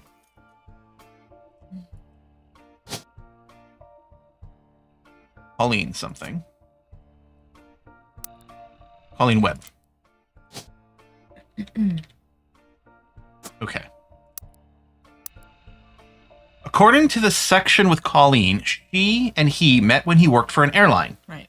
She worked for an airport newsstand. He was a drinker and would often have wild mood swings. When he was charged with assault of a fellow pilot in 1975 and lost a job, they divorced. At the time, she was pregnant with their second daughter. Wait. Oh. What? No. Okay. So confused now. Maybe Regina is Stuart. Maybe that's what they were saying there. Maybe. Okay. So this is also a daughter. This is also a daughter. Oh my god, I'm so confused. Okay. Watch her name be Beth. Yeah. I really wish we could put in like before, the unknown female. Yeah. Well, maybe we'll find something soon enough. And yeah, this occupation, someone pointed out, might be college student at this point. Right. Because it was her graduation. Although that was, that was in like 93. So yeah. Well, she might be graduated college now too. It's hard to know. Yeah. Yeah. And yeah, Regina can only be Stuart's wife. Yeah. I guess at this point, yeah. I'm happy that we bookmarked these as all possibilities. Yeah. It helped narrow it down at least a little and And we've been surprised by that sort of stuff before. Yeah. Okay, second daughter felt the need to get up before things got worse. She left him and moved to San Diego to live with her sister and told her oldest that her dad had to fly planes for the army. Huh. She raised them both by herself, and although she never went through the trouble of changing their names legally, they used the web name so that no one could connect it. Okay, so they are both legally Clementines, but we could look up Mary Webb. Yeah. Okay, hold on. So And then there was something over here I was going to look at. Tostarito Jacobson. Okay, I still got this pin, so hold on. I wrote the name Tostarito Jacobson down. Thank you. Mary Webb. Oh, there we go. Web on the web. She has a website. Oh, that's good. Travel diary, nice. Personal Travel Diary also doubles as an advertisement for a travel agency. Oh. There are descriptions of Mary's services, including booking flights and cruises. Almost all of them involve extremely niche audiences. It seems Mary is the #1 agent when it comes to booking spiritual vacations aboard ghost ships and in specific hotel rooms that are said to be haunted. She also had a dedicated section for more traditional modern cruises that cater to specific groups such as fans of boy bands. Haha. In the diary entries, she talks about the trips she's personally taken and uses that as an opportunity to feature descriptions of amenities and excursions that the ships offer, even when you're on them to see a specific band or a ghost. There are also pictures of ships, hotels, landmarks in places she's visited, as well as pictures of Mary herself, good, with the ship in the background. One of her diary entries actually mentions the day the photo was taken. She was allowed onto the ship on a port day in San Diego with professional photographers she knows. The photo of Mary has been added to your evidence. Okay. So she's a travel agent. Sort of, yeah. And this is presumably her. Actually looks cool. She's pretty, yeah. Mary Webb from her website, Web on the Web, Paranormal Travel Agency. It's fun. Oh my god, what an idea for a novel series. I did a little project for college that had something kind of along those vibes. It was a whole like vampire travel thing. Anyway, Don't forget to change her name. No, because her birth name is Clementine. Her legal name is Clementine. they just so yeah, we don't want to change it. using- Exactly. Yeah. Yeah, it was just something else to look up because they started using a different name. This photograph of Mary in front of an alleged ghost ship from the 1800s. It was lost at sea and turned up without any crew several years later. Nobody knows exactly what happened, but fans love to tour it, come up with their own paranormal theories. A company called Corporate Composition Photography is listed in the top left. Could that be her sister's business, I wonder? Corporate Composition Photography is a photography studio that was listed on a few different sites for business in San Diego. It seems to have been possible to hire them to take professional quality photos for businesses of all sorts. As far as you can tell, it appears to no longer exist. The company is also mentioned on a photography site with some IRC chat logs. It seems like the site is the personal page of a member of an IRC photography channel. They have archives of logs they've been saving since 93. Interesting. One of them was from 96 when Val, the former head photographer from Corporate Composition Photography, did a Q&A with their users about taking pictures for promotional materials and print ads. Most of the questions and answers are pretty technical. They not only seem irrelevant, but generally go over your head.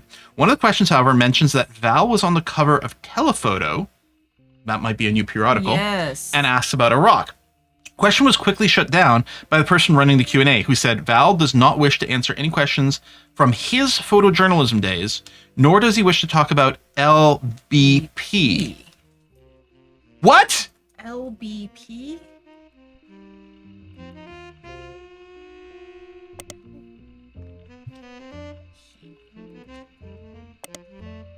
Oh god. Back main. That's what I have. Some businesses. Luxury bridal photography. Lincoln Baby photography. Laura's bras and panties. Books and publishing. I feel like a lot of those are possibilities. Ireland. Very unlikely to be related. Okay. Oh. Lincoln Baby Photography seems to be a solid lead as it mentions a Val, an award-winning photographer, on the page. It's a business in Beacon, New York, and on the site it has a picture of a baby and a camera captioned with Cam Lincoln reaching for his namesake. I guess he takes after his father, Val, so Val Lincoln must be the photographer. Okay. Val Lincoln. Son Cam. We don't know how they're relevant, but they may be relevant. So Cam doesn't have a thing. Val doesn't really either. Val, there's a Valerie Lincoln, a realtor in Michigan, but no connection. Right. This isn't Beacon. Sure. But we can check all the periodicals, right? Wait, hang on. The way this is written, Mm-hmm. it says Cam Lincoln reaching for his namesake. I guess he takes after his father dash Val. That to me looks like a signed Val. Right. I was assuming it was still Val took a picture of his own kid. Maybe, But- but I'm wondering Yeah. if Val has a husband who is the father of Cam. Right. That's what I'm wondering. Because it says after his namesake, Yeah. and we don't know who else is in the photo except the baby. And if Val is taking the photograph, then reaching for his namesake might be the other Cam, is what I'm thinking. Because the namesake would be Val or Cam, not Lincoln. I think it's the last name. I assume the namesake in this case was a camera. Cam was reaching for a camera, but okay, that's fair. maybe not. That's fair though. That is fair. So did I just search for this in here? Okay, no, you're right. If it's reaching for the camera, then it could be it's Val's baby. He's just talking about himself. I wasn't thinking that. Don't know. Yeah, we should look at the photo, yeah. Oh, we will. So much. Telephoto, but no periodicals are coming up. Really? Yeah, I guess. Okay. Rude. Oh, there we go. I hadn't actually done this part Okay, yet. photography magazine. Very interesting. Okay, let's try this again. Oh. That should do. There we go. Val Lincoln was featured in Telephoto. The cover, which featured one of his photos as well as a portion of the article, has been added to your evidence. Okay. Okay. Yeah, nothing is happening. First of all, Oh, right. We're going back to, what's his name's crocodile dude. yeah, Mark Clementine. Oh, we have to verify him first. Right. I love that his alternate photo is a mugshot. Yep. Oh, boy. Poor dude. He does look like a root tree there, I'm not gonna lie, though. Oh my god, that is cute. Cam. What? That's interesting. So, is Cam in here somewhere? Yeah, because we have a photo. You're right. Are these all red herrings? We don't know yet. We just don't know yet. Okay. We still have these that we got earlier, but let's keep pulling the current thread. Val Lincoln's War on War. Clementine. U.S. Army. Okay, what is this? Telephoto is a photography magazine. This 92 issue focuses on the photos of Val Lincoln, a photographer who went overseas during Desert Storm. He won the Sepia Award for photojournalism, specifically for the photo on the cover. Of someone named Clementine? Val got his start in high school because he took a photography class because, in his own words, he couldn't decide what else to do and thought it would be the best career in the world to shoot for Playboy. But he quickly found he had a knack for it and began to skip lunch and his free periods to spend more time in the darkroom. After graduating, he tried to pivot to landscape photography but didn't have much passion for it. I work much better when I'm trying to tell a story of a person or an object. He got lucky when a photographer mentor of his, who was going overseas to cover the war, decided to take a chance on him. Most people wouldn't call it lucky to go to an active war zone for no pay, but he bought my plane tickets, all my meals, and even pulled some strings so we could rush my passport. For someone that had never had a real job or even left California, it was a hell of a break. Val was only 19 at the time and shot the photo that won him the award the third night he was there. The photo depicts Lisa Clementine. I wonder if that's the other daughter. The older yes. Who lost an arm in Operation Desert Saber, which we could look up, although I'm not expecting that to be a thing. According to the article, women were not subject to direct combat, and Lisa was in a vehicle at a time. The vehicle had to pull over suddenly when the road ahead was partially destroyed, and she and a fellow soldier were severely injured by a landmine.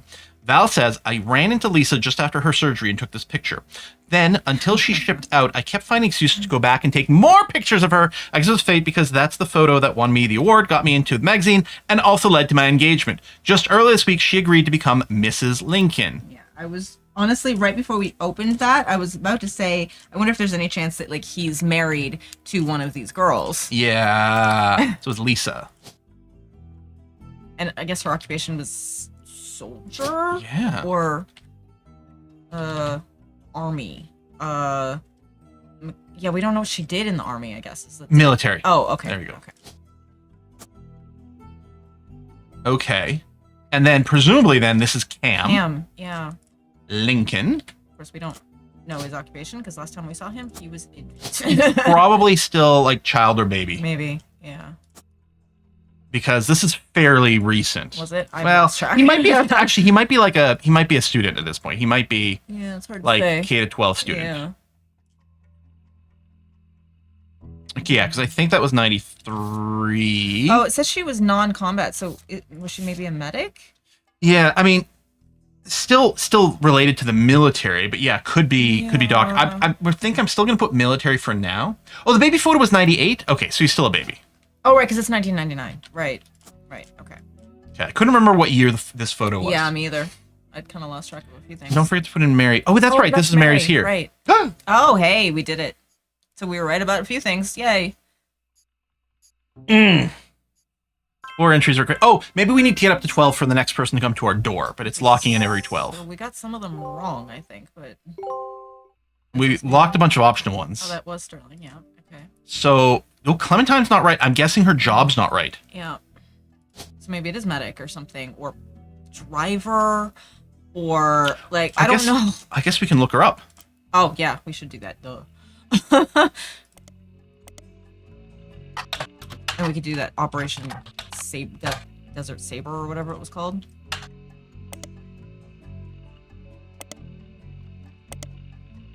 So I guess maybe we have to look up that operation. Find out more about it that way, maybe? Operation Desert Saber, yeah. Okay. Code name for land offensive the U.S. military performed against the Iraqi army. It was part of larger Operation Desert Storm. Yeah. Okay. Kind of figured that, but all right. Oh. Really? Oh, look up. Yeah, Lisa Lincoln.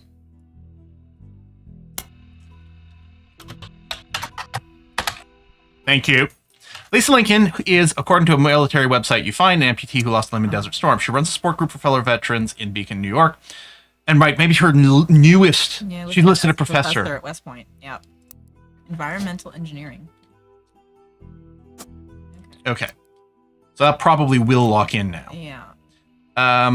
Makes other appearances listed, right. Teaches. Her short biography on the staff page mentions she had a passion for the military from a very young age due to erroneously believing that a family member was an Air Force pilot. Because that's what her mother told her. Oh my God, yes.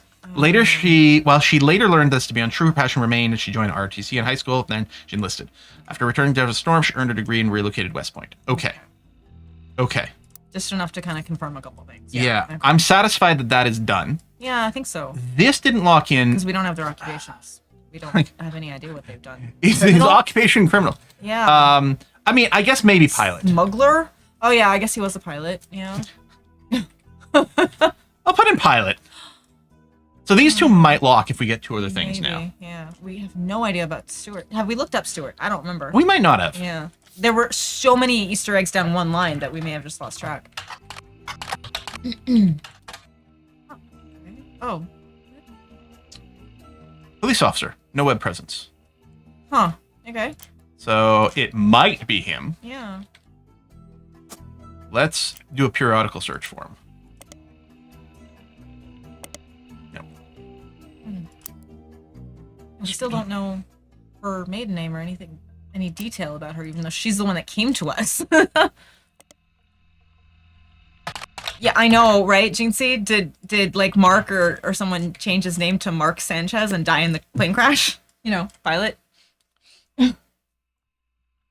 The pilot connection did occur to me as well. I'm not gonna lie to you. Yeah. Oh, that would be so good. Because there was a Sanchez somewhere else too. So Yeah. like, is Mark Sanchez a made up name? He was Mark, but he got Sanchez from someone else. Yeah. Yeah, that's Okay. interesting. We still have two things we haven't actually clicked on yet. Oh yeah, and there's still the Tostarito guy.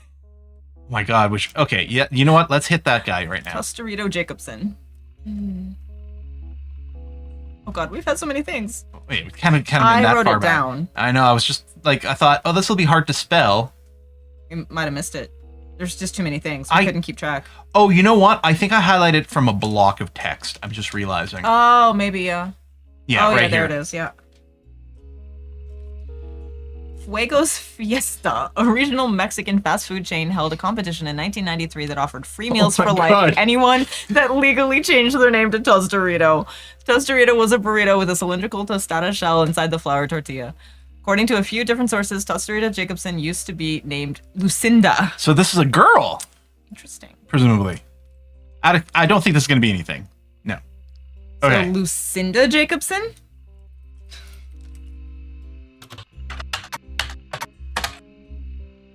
Oh, this just brings up the same thing, but maybe I can look up periodicals. Because whoever this is paid Mark Crocodile Clementine's bail. Yeah. So it's like, was it a girlfriend? Oh, that's... Wait, how's this? Wait, we've seen that name before. What the fuck? There's a crime blotter article about Edith Jacobson, who I don't remember right now. I think she's part of the Miracle stuff. They're tying in. Yes, they are. That also mentions a Helen. Yeah, she was a Miracle wife or something, and a Lucinda Jacobson. I remember her name. In 1971, when she was 18, Edith and her sister Lucinda were arrested for trespassing at the Miracle Congregation's church in Butler County. They were pretending to be church employees in an attempt to get into the room where the church houses their weekly tithings. The church didn't press charges. They were caught by Helen Roottree, who was there at the time while her husband, Miracle, was away preaching. Helen Roottree was quoted as saying, "Jesus forgives and so do we. The Lord works in mysterious ways, and I am confident he has brought these young women to us for a greater purpose." Yeah, to have his babies. and then pay for their bail later. Right. But so is Lucinda Mark's like great aunt or something like that? Possibly. Because Edith married Miracle Jr. Lucinda, we have nothing. We don't know about her. Yeah, but she's connected somehow. Because, okay. She's over here paying for freaking Clementines to get out of jail. Yeah. So, okay. Mark is the illegitimate child of Miracle, Yep. which makes Lucinda his... It's this Miracle that he's a This legitimate Miracle. child of? Okay. So he's in this line. So this would make Root Tree Miracle Jr. his half-brother and Edith his half-sister-in-law. In-law. Yeah. And then that makes Lucinda kind of no one or sort of a sister-in-law-in-law. Like, I don't know. She's just tangentially related enough Yeah. to know something. For us to go, ooh, ooh, ooh. Yeah, exactly. Yeah. Or is she a different Lucinda Jacobson? That's fucked. I Okay. love that they brought back that name, though. That's wild. Nothing in the periodicals for that. Dang. And then with Lucinda, it was just the old one. And there was nothing. Yeah, it's just this. What the fuck? Okay. She did post a very high bail. So yeah, she's got money somehow, some way. Possibly from the Miracles. Or something else? I'm changing her name to Fuego. Or from Lucinda. I don't know. Oh, right. We haven't read everything. Finally open this email. Prodigy. Oh, my God. Oh! Well, that brings me back. Yeah. Okay, so we need to know Regina's maiden name as part of it. This is all the information I have about Regina Clementine, née Salazar. So that solves that immediately. I'm sorry. I'm not paying attention. From New Orleans, Louisiana, and her husband, Stuart Clementine. That confirms that she's married to Stuart, which we figured out the hard way. Yeah. She wrote me about a month ago. Apparently, the Root Tree lawyers went after her since then. By the time I received her letter and called her, she told me she couldn't cooperate anymore. Her husband, who is a police officer, Yeah. so we found that as well, All the by hard way, ourselves. Thank you very much. told her he thought he might be a Root Tree, but he's estranged from his family and didn't want to pursue it because he had no proof. She wrote to me behind his back. Normally, I wouldn't be so sure, but she had pretty credible facts. Some of it I've been able to confirm. Stuart's mother was named Mary Beth Clementine. Thank you for yeah, we should have read this earlier, I suppose, but... Oops. But the problem is, if we hit every piece of evidence simultaneously, then we get too many leads and we lose track. Overwhelmed. So it feels like it's better to do an in-depth on one. Yeah. Just focus. Yeah. She was a pretty well-known in the 30s and 50s. A singer, went to tour in a lot of churches. You can look her up online. Yep, Yeah. big proponent of adoption. We did, thanks. Know for a fact she came to Butler County a few times. I remember her from when she was young. And Regina said that Stuart told her that they always seem to spend a lot of time at the Miracle Church. For some reason. She sent me a photo to prove that she's who she says she is. I've attached the email. Sam Madison, 6 pieces out now. Please consider saving the tree and not printing this email. Yeah, back when people would do that all the time. Yeah. Okay. I don't know that it opens up anything new. Yeah, it might have just, well, it told us her birth name. Oh, yes, that's true. We wouldn't have had to look it up. We would have known for sure that Stuart was her husband and that he was a police officer. Like, we wouldn't have had to look up a couple extra things, basically, and then it just confirmed that we should look up these people. Yes. And we did. And we did. Because we assumed. And then nothing with Regina Salazar online. Okay. Okay. And confidential. Dun, dun, dun. Part of me is like, hold on, should we... Well, honestly, yes. Shoot. Just search genealogy genie. Or that? Good idea. Because it could be like a website or something, right? I I never spell it right. Genealogy. I never spell it I right. think is how they're spelling it. I spell it wrong every time. Genealogy. Yep. Dang. I really thought that might be a thing. It was worth a try. Thoroughness is good. Yeah, we are genealogy genie. Yep. I assume you are. Oh, right. It's an email to us. And we printed it. Consider saving a tree and not printing this email. We totally printed the email. Yeah. Company Records, 1975. Number 34. Huh. Okay. We're given some partial staff records cross-referenced by Sam Madsen. These records are based on an old tax mailing information and only detail the employees that work directly for Root Tree or in their corporate office. The many laborers on their farms and their factories are not listed. Okay. You're not sure how helpful it would be, except cross-referencing Guy's secretaries and visits overseas. Yeah. Spider searching people just because they're listed in these books will likely be very time-consuming, waste your time. Yeah, but we're gonna do it anyway. Jinx, you owe me a Dr. Pepper sugar-free. I'm really good at this game. I actually brought it down for you in case you No, wanted it's it. okay. It's fine. I might take a sip, but it's okay. I still have a little going. I wore red lipstick because it's Valentine's Day. It's really hard to drink a lot when you have red lipstick on if you don't want to have weird pieces of it gone. Right. Also, I don't want to have to take like a pee break every 20 minutes. Elizabeth Ravensworth, an Wow. office staff. So, an Elizabeth, There's an Elizabeth. presumably a secretary. Yeah, so we know one of them. Are you kidding me? But Beth Cravensworth? Bess? that's true. Lizzie? But this could be a Cravensworth here. Somebody is. Yeah, one of them is. Shit.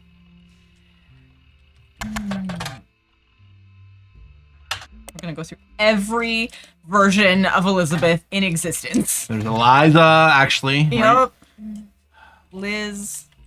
Oh my god. Betty. We haven't seen all those yet, so I'm going to leave it out for now. I mean, some of these... Yeah. Thank you for not actually having any search results for these. That is actually thankful. Yeah, at least it's not letting us go down like a long... Oh god, Buffy. Huh. Could potentially be a nickname of Oh, Elizabeth. I thought someone was asking about playing the board game. I'm sure. 'Cause I thought, like, if we only played this until 3, we could be like, for the last hour, we could play Buffy. I mean, I guess it's true, and we could do that. I didn't even think of that, but yeah.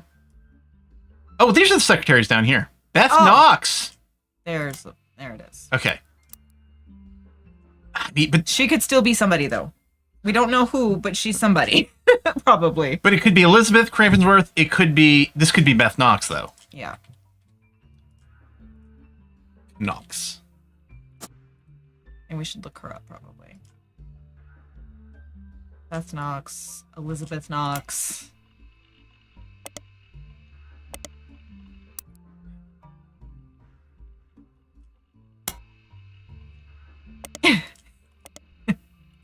One of them's gonna have something. I just have a feeling. Joanna Robertson. There's Hold a on. Joanna. We had a Joanna something. Yeah. I don't remember if it's Robertson or not, but it was a Joanna something. Joanna. Oh, we don't know her name. So probably. Okay. well, Probably. That helped. Maybe. Okay. Okay. So that's one thing we got thing. here. Oh my Yeah. god. And then there's more Samantha Madsen, John Miller, Elizabeth Farrow. Fucking Elizabeths. It's like the most common name in Butler County. There's too many Elizabeths. I thought there were too many Gwyns and Edwards and Eliases, but there's too many Elizabeths. Okay. Now this is a farmhand, not a secretary. Yeah. Yeah. So that helps. Stewart. Another Stewart spelled that way, which is interesting, but Oh my god. there might be a lot of information in that, but it's hard to tell right now. Okay, I might have to come back. What else? Oh wait, is there multiple pages? Oh! Oh, there is. Yeah. Oh, okay. Wow. Okay. In 77, it was announced that Zach would be retiring, Guy would be taking over at the start of 78. They held a retirement party in November before spending the final month working on the transition. During 76 and 77, the following changes took place. Guy Hudson was replaced Ernest Madsen. Patrick Decker was hired in the office. I don't know if we know that name. Oh. Patrick Decker Jr. is an attorney in Butler County. He's listed on a site that claims to detail the best lawyers in every state. From looking at the lack of credentials and the About Us page, you suspect that the lawyers on the list all paid to be there. His biography mentions his education and that he comes from a prestigious line of law experts, including his father, who was the head lawyer for the Root Tree Candy Company. Oh, okay. So they have a line of family lawyers that have been working with the line of family Root Tree. So this is Patrick Decker Sr., I guess. and the website is Patrick Decker Jr., Yeah. who Okay. confirms. Patrick Decker and his Yeah, son, Patrick okay. Decker Jr., both appeared advertised in Butler Times. Also mentioned that Patrick Decker took over as head lawyer for the company in 79. Yeah. No relevant details. Okay. Okay. Eli C. Roottree no longer employed. Why? Yeah, like at all? Well, I mean, Did he leave to do something else? mean, I guess he was being. I don't know. Does Eli see Yeah, root which one is tree? that? I don't even know. Maybe. That's Elias C, but wasn't there another Eli? God. I don't remember on what line, like family line it was. Yeah, I'm looking at the top 2 here right now. Okay, maybe Eli is Elias C then. I don't Yeah. know. Maybe. I think we knew who Eli was in the last go round, but I don't remember now who went by that name, you know? Yeah. Maybe he just died then, or he retired. Yeah. Yeah. Maybe that's all He went it into is. advertising work for. I don't know. But maybe he just retired. Yeah. I don't know. Yeah. Emerson Jr. is now listed under project management. Christine Farrow was hired as a secretary. But a Joanna Fellows has been added to the list. So that's when she got married to Riley Fellows. She changed her name. Because we just found out her name was Right. Joanna Robertson. Unless there's multiple Joannas. Right. Yeah. She But we married know- Fellows. Yeah. yeah. Okay.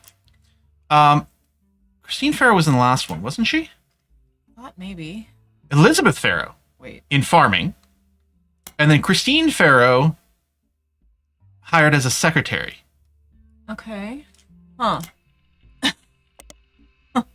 Now, this is close enough together.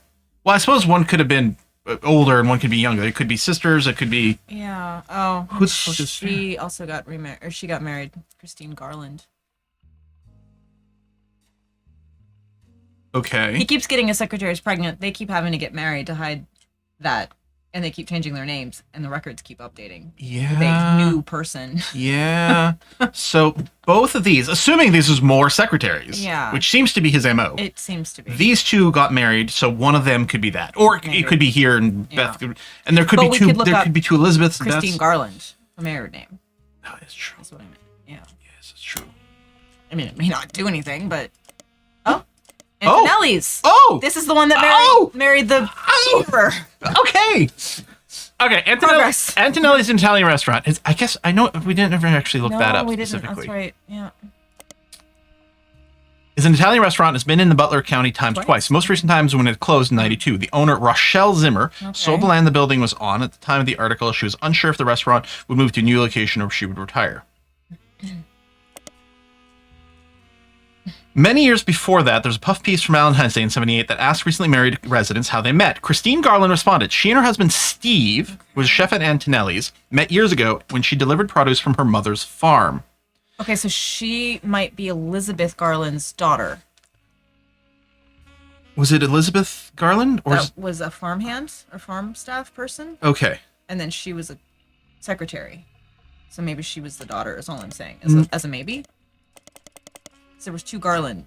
Or Yeah, not no, Garland. two you're thinking Farrows. Farrow, yes. Yeah, but that's her married name. Yeah. But you're saying she was Elizabeth Farrow's daughter. Yeah, that's what I Not mean. Elizabeth Garland's. Yeah, Okay, yeah, yeah. Okay. And I think that probably makes a lot of sense. Maybe. I mean, I'm not 100% sure on the timeline, but maybe. Steve used to work extra hours just to be there during deliveries. Although they grew apart when the restaurant switched suppliers, they reconnected by chance and eloped at the end of the last year.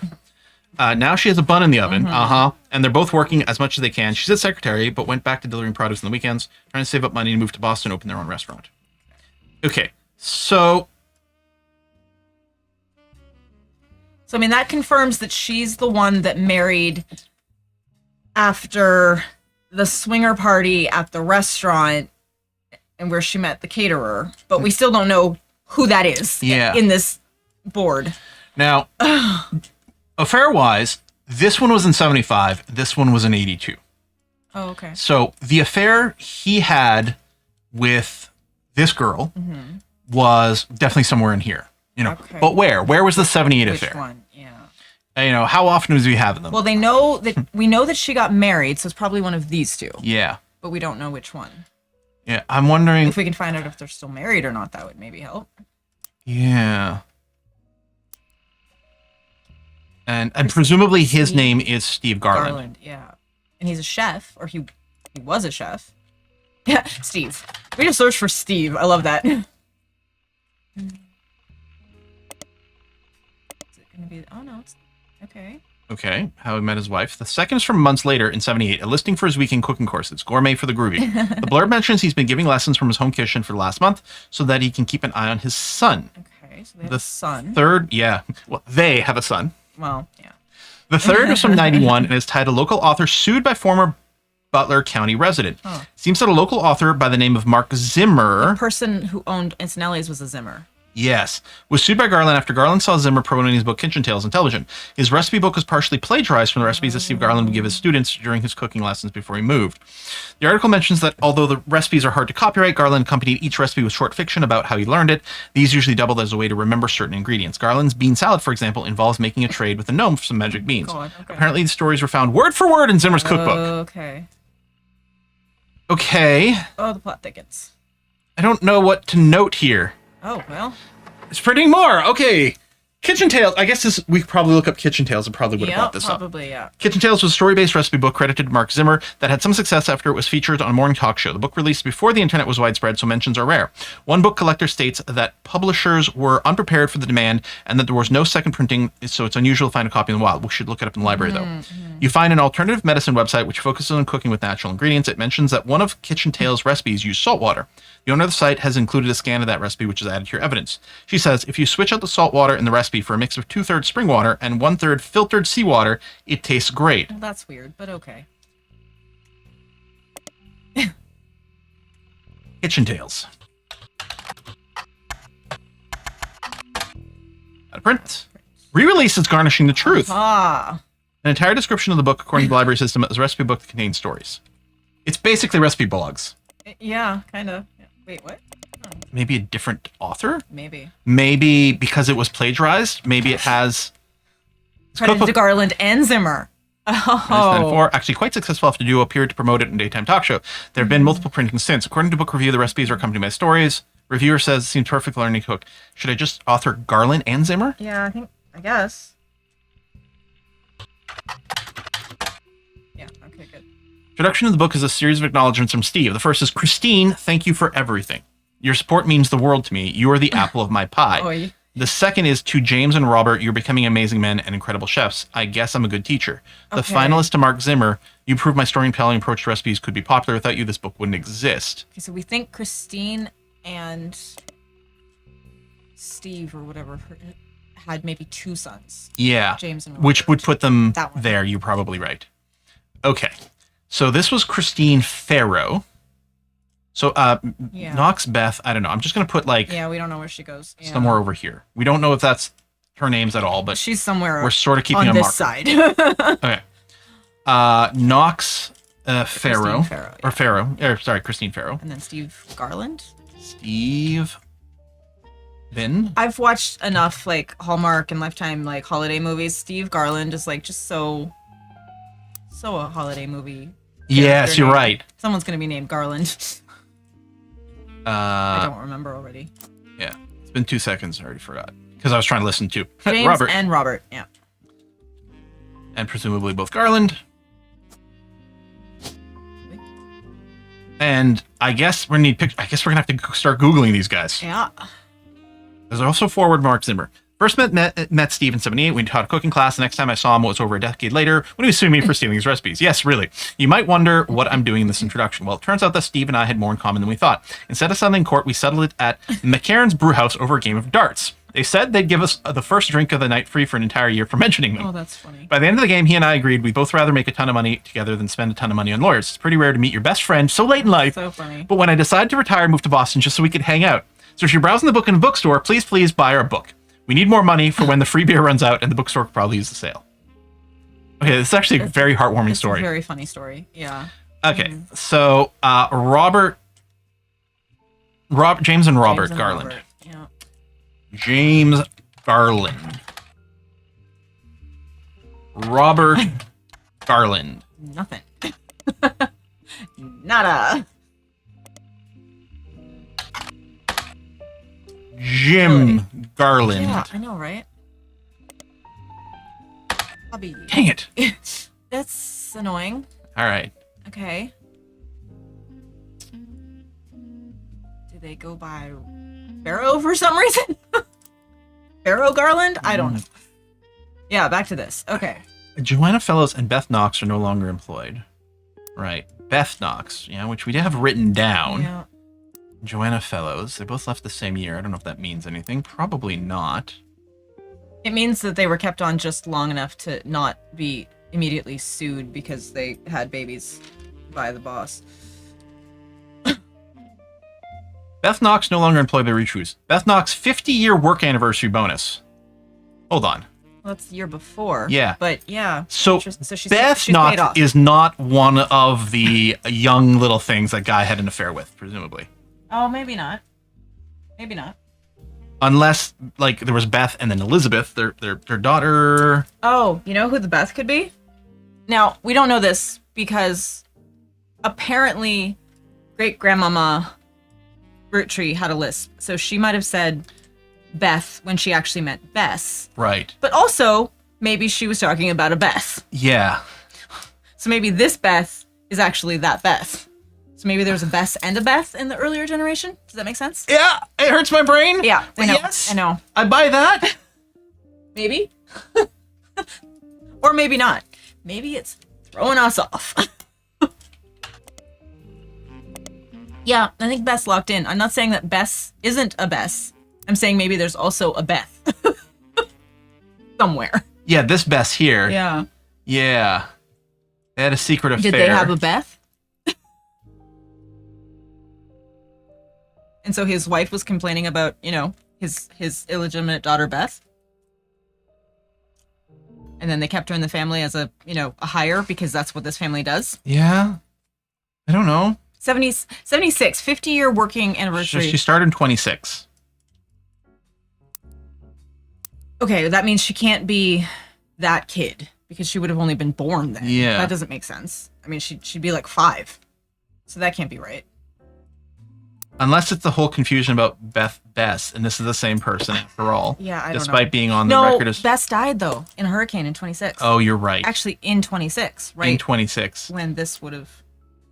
When she took over here. Unless she never died. Are people changing their names left and right here?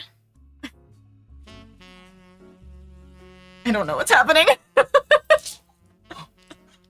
I love it. I love it. I don't know. Okay. Let's go to the next page over here. I'm so confused. I think Beth Knox might be a red herring. It's possible. Or she was murdered. That's also true. In 78, Guy Hudson took over. This began a particularly volatile period in company staffing. Many travel expenses were listed, and Guy began trying to develop new 5-pieces flavors. Following changes were recorded. Guy Hudson replaced Zachariah. Edward Roottree, Elizabeth Cravensworth, and Lloyd Carpenter are no longer employed by the ROOTTREES. So again, Elizabeth Cravenworth shows up a second time in the office staff. And again, we know nothing about her. Yeah. Still wondering if there's an affair here too, but it was when Guy started, so I don't know. Yeah, it's hard to say. Raffer Tunes now listed. Who? Raffer Tunes. I would assume that was like a business, not a person. Is now listed as office staff. Raffer Tunes site that once had a photo of Clark on it no longer exists. What? Instead, it redirects to a site for a telephone number called 10250. Keeps popping up advertisements in new windows every few seconds. You managed to close them, but sure is annoying. I feel like we heard Raffer Tunes mentioned in the first game. Right. Like once, somewhere, and we didn't know what it was. There it is. Oh, there. Ah, Clark Rafferty's advertising firm. Right. Yes. Right. Okay, so that was the old thing. But so... Where this listed at office staff? Yeah. Did Clark go on as Raffer Tunes for some reason? Like, I don't get it. I almost said for some reason like 3 times. I'm so confused. Christine Garland no longer working for ROOTTREE. Yeah. Beatrice Watts and Corrine Schwartz. Corrine. You know that name? We have a Corrine somewhere. Did we? Yes. I don't remember that one. I believe you, but I don't remember. Oh, no, I'm thinking Colleen. Colleen, yeah. Okay. No. Even when the names aren't the same, they're so similar. No longer employed. They didn't last very long. They never do. They last a year or two while he sleeps with them. They get pregnant. He pays them just long enough to not get sued and sends them on their merry way. Yeah. Interpreter? For who? Well, he was going down to Brazil and making fancy deals with politicians, apparently. Maybe he needed someone who spoke Portuguese. That's an interesting point. Maybe the interesting ones are the ones who are no longer Elizabeth Farrow. Well, that we know who that is. I feel like we've seen the name Jack Keatings once before too. Shoot. Because that was or Elizabeth Farrow. Well, we know Christine Farrow. We don't know for sure who Elizabeth Farrow is yet. She worked as a farmhand. Yeah, my guess was that maybe she was somehow related to Christine, Yeah. but we don't know for sure who she is. Where is that? Oh, here. Presidential office refurbishment, 5 pieces of development, caviar. Right, the caviar thing. Edward yeah. Root Tree retirement party, Christmas tree bash, New Year's Eve ball. Wow, he spent so much money. Travel expense, Yep. $190,000 in the 70s. China, France, and Brazil. He definitely needed a translator Yeah. at some point. Development flavor butterscotch, $10,000 a month. $10,000 a month for caviar again. See ball. Okay. He wanted to live the big life. The Our- volatility continued. I love that. Many new employees didn't tend to stick around very long. Terry O'Connor was hired. Suzanne Ford has been moved to office staff. That was the translator. Yeah. Douglas Rosenberg no longer employed. Edward Morrison and Robert Andrews were hired. Edward Morrison no longer employed.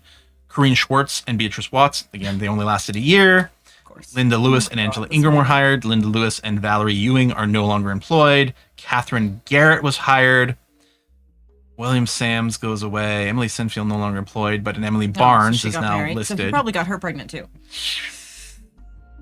I'm just Gwyneth Menison cranky is no now. longer employed, but Gwyneth Trawl because is I now. think that was her married name. I Yeah. think we have her on the Yeah. notes Yeah, you're right. Because this somewhere. Madsen Trawl. Yeah. Yes. Yeah, okay. Susan Ford no longer works in that department. Right. Yeah, she's moved to office. Major expenses. Boop, boop, Zigua. boop, boop, boop, boop, boop, boop, boop, boop, boop, boop, boop, He's boop. making music now. Grandorf Dove donation, $250,000. Grandorf Dove? The What? Grandorf Oh, School for the Deaf is located about an hour from where the Root Tree office is. Wait, interpreter. Deaf interpreter, not Sign language interpreter. I mean, we didn't have that information, so I just went to the thing that we already knew, which is he'd made deals internationally, but... it could have been a sign language one. interpreter. Okay. According to the website, it was formerly named Gandorf Dove because Gandorf was the last name of the founder, and Dove is the Danish word for deaf. Right, okay. I'm sure that's not an O sound, but I don't know what it's going to Yeah, we don't speak Danish very well, sorry. be. It's going to be a O sound, just not the one I use. Yeah, probably. yeah. The founder had issues with government translators, leading to an odd transcription issue. In 1990, it was renamed to better represent the school's purpose and to correct the embarrassing lack of effort and awareness demonstrated by the government officials in those early days. The staff is listed on the website. You can scan through all the biographies and Ford. find that the principal, Ms. Ford, is fluent in 5 languages, including ASL. Okay, so she could have been hired on multiple translation fronts. She's been working at the school for over 15 years. Ms. Ford's bio also mentions she's not deaf herself, but rather learned sign language to communicate with the deaf. It mentions that she was responsible for securing funding for the Hudson Wing. Guy Hudson, the $250,000 donation. Yep. Interesting. Hudson Wing was an expansion to Gandorf Dove, now Grandorf School for the Deaf. First built in 1982. Separate, much smaller building, half a block from the main campus, and operates as a smaller independent school that offers free ASL courses for the family members, friends, and caretakers of deaf children. According to their history site, they got their name after the president of the Root Tree Company generously donated $250,000 towards construction of the building. There's also a very vague history section you can somewhat fill in with details from other information seen about the school. It mentioned the donation came at the insistence of an employee of the Root Tree at the time, probably Ford. Mentioned she learned ASL from the main school to surprise her future husband, who was deaf. Interesting. But Ms. Ford is just Ms. Ford. She's not Mrs. anything. Or Yeah. she may have just kept her last name. True. Feminist. Her husband may have died. They may have divorced. Yeah. There could be a lot of reasons. Yeah. Yeah. After realizing how useful a service like this could be to non-deaf people that wish to better serve those with hearing issues, convinced Root Tree management to invest in the school. Hudson Wing opened, and she became the first teacher at the new campus. At first, only operated weekends, but since then, it has had afternoon class and some weekdays. Okay, when did it open? Or, like, when did 82? This is the wing, the yeah, Hudson yeah, Wing. yeah. 2. Okay. Huh. So Ms. Ford, deaf husband, So did she also have a baby by Guy Hudson? in 82. 82 is the final affair. Yeah. I kind of want to put her here. Yeah. Because maybe she had a baby with Guy Hudson, and then she quickly married another guy to cover it, like all his other affairs. Uh-huh. Okay. What's your first name? Susan, I want to say, but I'm not sure. It was back in the Over here. these things. Yeah, somewhere she's listed as something. Susan Ford. Susan, it was Susan.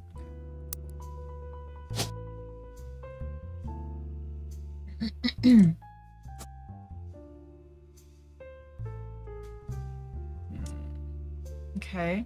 We still don't know who she married or did. Okay, let me go to the next one.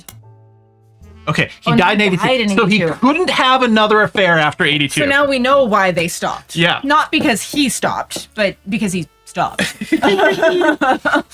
Okay.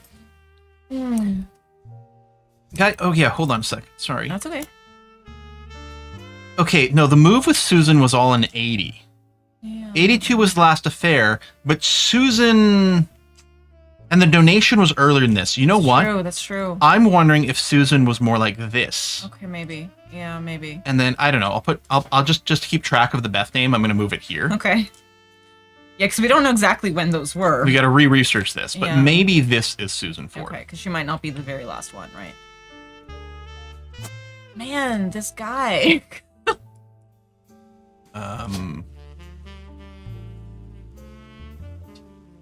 Your professor? Interpreter. Interpreter? Oh. What else did it say she did? I guess teacher of some kind, yeah. Yeah, there's professor. I mean, because there's not just teacher. I can't remember what the article called her, so. Unless it was like her last official title at the company? Which was office something? I don't know.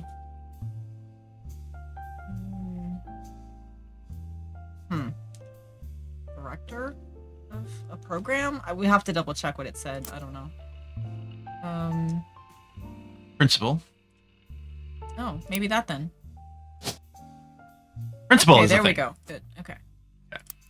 They all remembered. We have no brains, guys. We can't remember things anymore.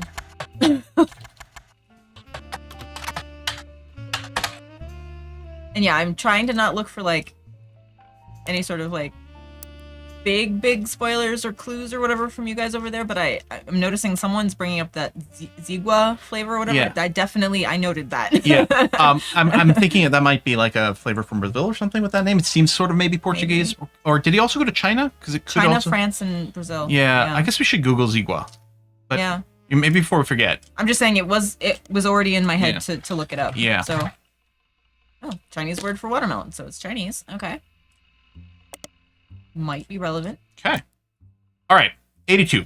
He died. So the first few months of that year continued along the same patterns they had been. Things quickly changed when Ernie took over. Most of the extraneous expenses ended, and all the secretaries, most handpicked by Guy Hudson, were let go. Shocking.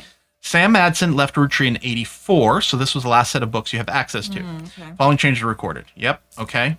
Carl Roottree joined as special management Susan Ford is out. Okay. in 82. No change, no change. Yeah, very stable. Yeah. No longer was rehired. Angela. Okay, these are all Linda the secretaries. Lewis. Oh, okay. I was gonna say we've seen these names before, but yeah, they're saying no longer employed. Okay. Here on out, no secretaries directly employed by Roottree. Instead, use a Interesting. temp agency. Work time temp. Huh. Okay. Company, many offices. One of the companies. Fair, only one. No connection, Oh. and anyone in your search. Okay. Just out of curiosity. Yeah, just in case. Okay. Yeah. Victor Logan. I don't know why, but that name is ringing a bell. Okay. Cancelled. Cancelled. Amy Sutton. Oh God, yeah. Yeah. Sequel, yeah. Fred Gleason, 50-year work bonus. Root clothing reimbursement. Carl Roottree, $1 million. Oh, they right. invested to Yeah. start it up. Carl opened it on his own, and then the main company Carl and bought Brenda. it. Yeah. Yeah, Carl and Brenda, yeah. Okay. Huh. So we might need to find out more about Susan Ford. We can. Yeah. And any number of Guy Hudson's other secretaries. Yeah. This guy was like let Mentioned go a couple and times. then rehired. Yeah. It's so interesting, but It is a little different. Yeah. we'll do a cursory little search. Oh, Bella. It's not even close to dinner time. No. You did get breakfast a little early today, so that might not help the situation. But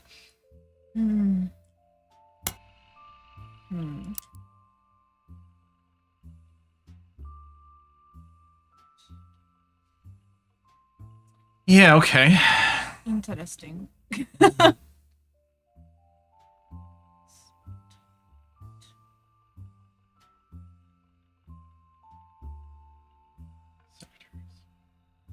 So many secretaries. So, Oh my god. and this is an A2. Like, one of these secretaries could be the final affair.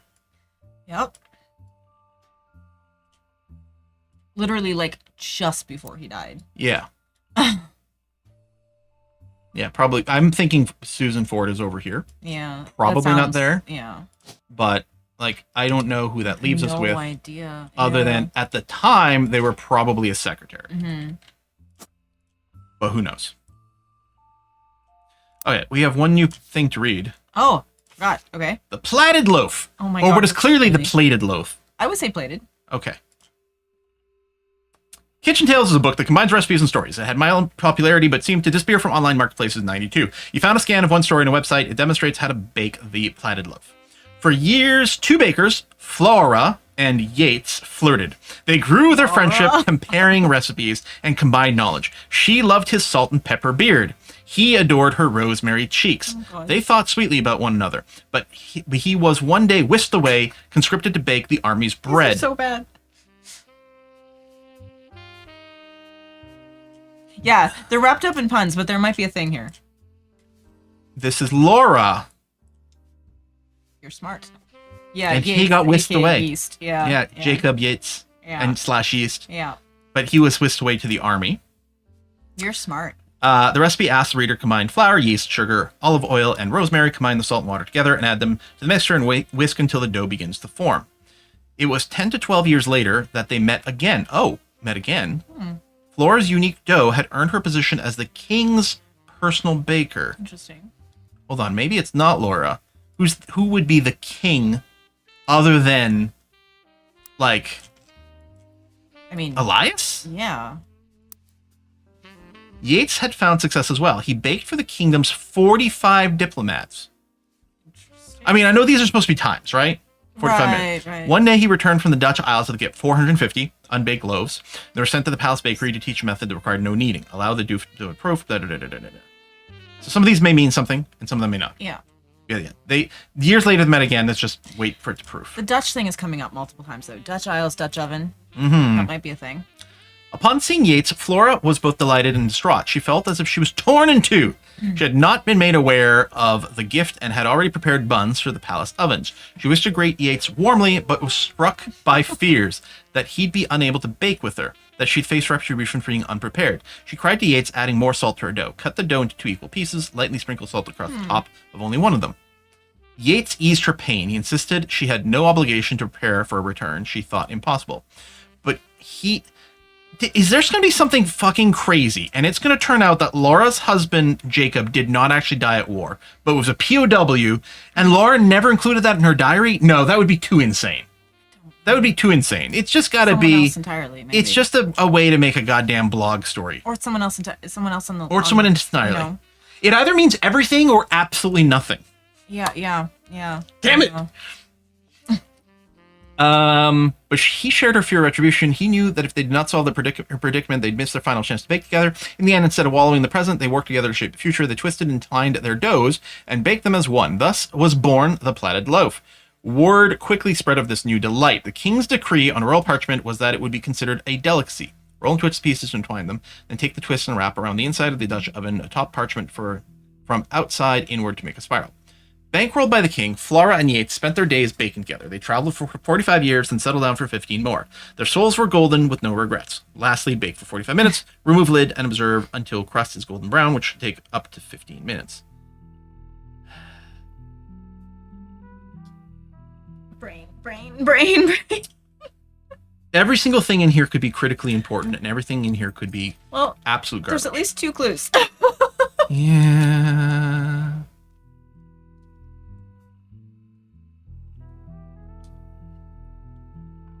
Rosemary, Dutch, 10, 12 years apart. Now, there was a thing about how the secretary, Christine, and her caterer husband had met years earlier and then re-met later, and he became a Yeah. chef. Is it somehow them? I mean, they're not old enough. I don't No, think. that's not a bad point. That would be Steven. That's Christine and Steven. Yeah. Could it be Because they them? met earlier and then they re-met later. Yeah. And it did say to divide it into 2 portions, and they have 2 kids. Yes. Is that a connection? The Maybe? connection? Although I don't know what the 45, the Dutch, like I don't know what those references are. Maybe it's not. Maybe Yeah. maybe they're nothing. Maybe those are part of the story, you know? Yeah. So Stephen Garland was Yates, and Christine Farrow was Flora? Maybe. Flowera? Because those are possibly just puns on flour and Yeah, yeast, well, yeah, right? yeah. So it may not have anything to do with it. And almost rhyming certainly, with because Laura. it's an anagram for Yeah, Yates, yeah. for sure. Yeah. So maybe that's all it is. Maybe. Let's take a picture of the bread and we'll use it as a picture for Christine. And yeah, Steve wrote the book, so it's his story. Makes a lot of It sense. could be. Yeah. I don't know how that helps us, though. Is the problem. And maybe it doesn't. But it does say there's 2 clues. Maybe it's because they were clues to like the fact that they had 2 kids, but we already figured that out. Or identifies 2 people that haven't been locked in yet. Right. Maybe once they lock in, that right. 2 goes away. Maybe. Right. Bankrolled by the king. I know. What does that mean? Who gave them money? Oh, you know what? Probably Guy Hudson. Yeah, paid them off. to keep quiet about the kid. Yeah, that's exactly what it is. Yeah, that's And he was a president of a company, so a king. yeah. And here's the thing, like she was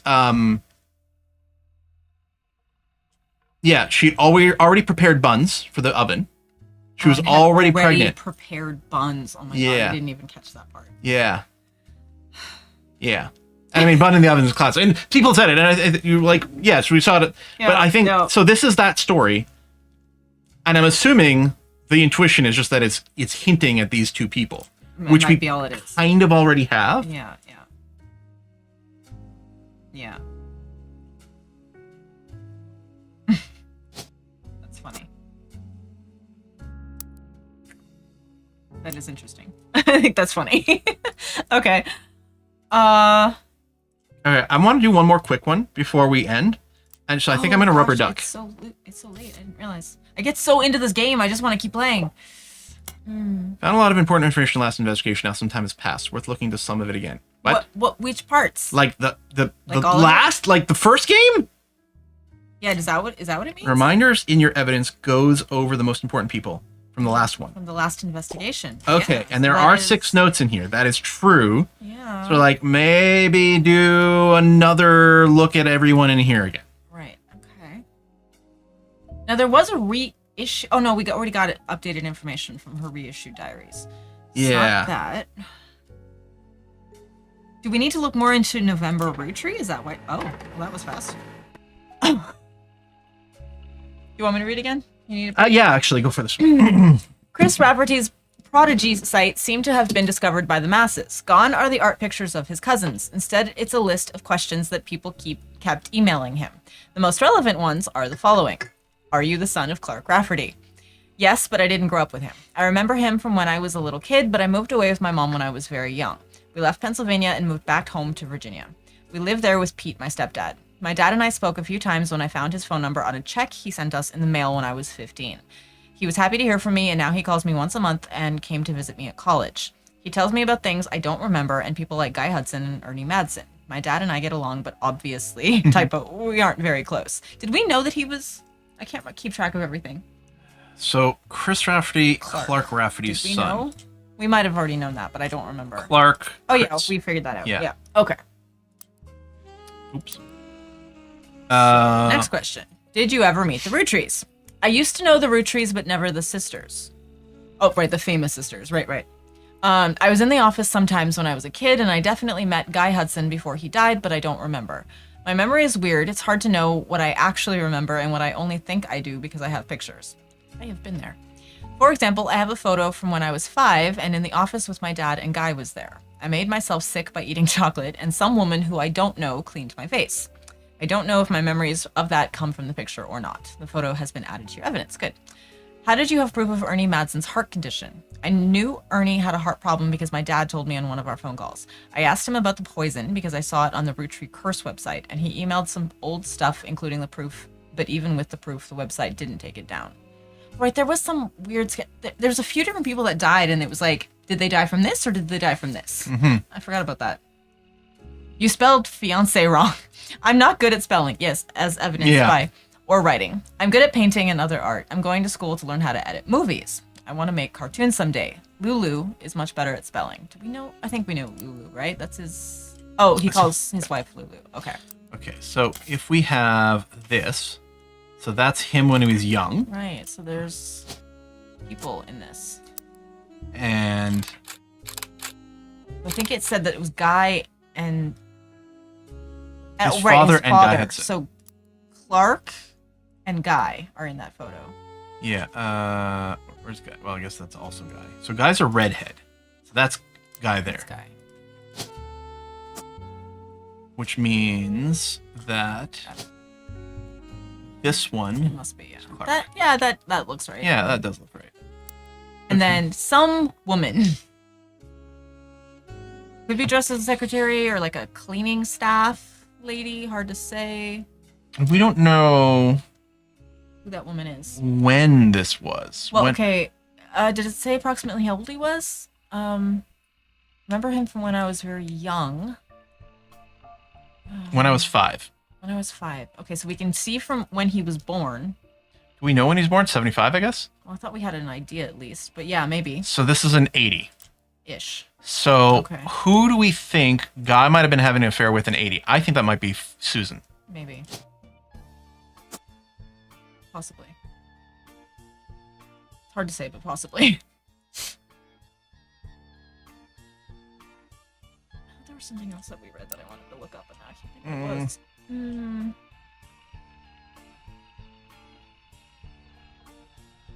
Keep my stepdad. Sorry, one sec. Where? There. So, okay. So Jane LaRue must have remarried someone named Pete. Okay, but we didn't need to take note of that. Okay. And they live in Virginia.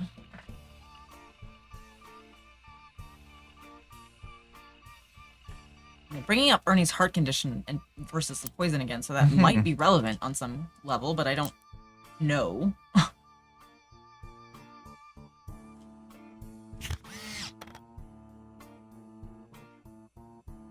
Oh, that's the old 5-piece or whatever picture.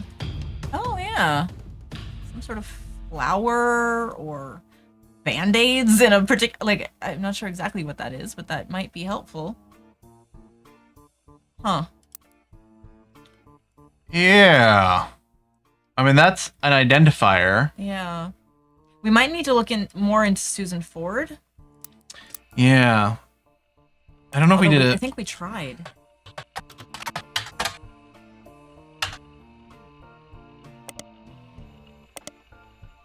She doesn't even show up. Susan Ford interpreter. Susan Ford. Yeah, because there was like Ms. Ford showed up. Dove School? Yeah. Yeah, I don't know. Found the principal, Ms. Ford. Let's see. She has a bio and she... Let me look up both these in periodicals. Yeah, just in case. Extra. Oh. Okay, Grandorf Dove was a school for the deaf near Butler and was regularly listed in articles. The Butler County Times archives include what seems like an endless list of snow cancellations, extracurricular activities, and weekend events that began over 70 years ago and stretched until the last mention in 1990. Amongst the avalanche of useless information, you almost miraculously discover one useful article. Grandorf Dove was at the center of a crime article in 1982. Seems that someone defaced the school in vehicles outside of the brand new Hudson wing of the school. There were multiple broken windows, and one of the teacher's cars was painted with profanities and accusations of infidelity. Yeah, well, we wondered that. A few weeks later, a follow-up article provides more details. There was one arrest, Thomas Hughes, who's coincidentally a former student at the school. Apparently, the destruction came weeks after he married the school's newest teacher, Mrs. Hughes. She was not a teacher when he went. He graduated a few years later. Earlier. Is this Ford? Yeah. According to the reporter's investigation into the police reports, trials, and restraining orders, Mr. Hughes was convinced that he was not the father of Mrs. Hughes' current pregnancy. He was released on bail, and the school has agreed to not press criminal charges after an agreement was made to pay for the damages and for the couple to begin the divorce proceedings. It seems Thomas Hughes, Mrs. Hughes, and the Hudson Wing have all avoided further appearances in the Butler County. I'm going to look up Susan Hughes. Yeah. Or it could have been, I mean, it could have been another secretary is the problem. Yes, that is very true. Because I'm a little unclear in the timeline. Maybe the Hughes was the last, because 82, like 81 was the last affair. Maybe Hughes was the last affair. Yeah. So Thomas Hughes, yeah. Huh. Really? Just say one. Mr. Yeah. and Mrs. Hughes. Is there a Hughes listed in the, like, the Wait, hold on. This is. brands and firings and all that stuff? Yeah. Oh, that's a good question. Okay, so this crime article happened in 82. Yeah, that's why I'm saying maybe it's the last affair. Yeah, an earlier one. No, like the final one. Well, no, here's why I'm thinking. Oh, okay. Because. Oh, no, that would work. Yes, that's true. That does make perfect sense. Yes. Maybe. I'm not sure. I'm following the timeline, but that's my, yeah. Right. So this could be. What was his name? Thomas? Yeah, I know. They did say that Susan's husband was deaf, and this says that this was a former student at the school for the deaf. So it does seem like this would be Susan. You're right. I mean, it doesn't have to be. Maybe he had multiple affairs with multiple people who married students at the school. Who knows? Right. But it does feel connected. Yeah. So why can't we find anything about her?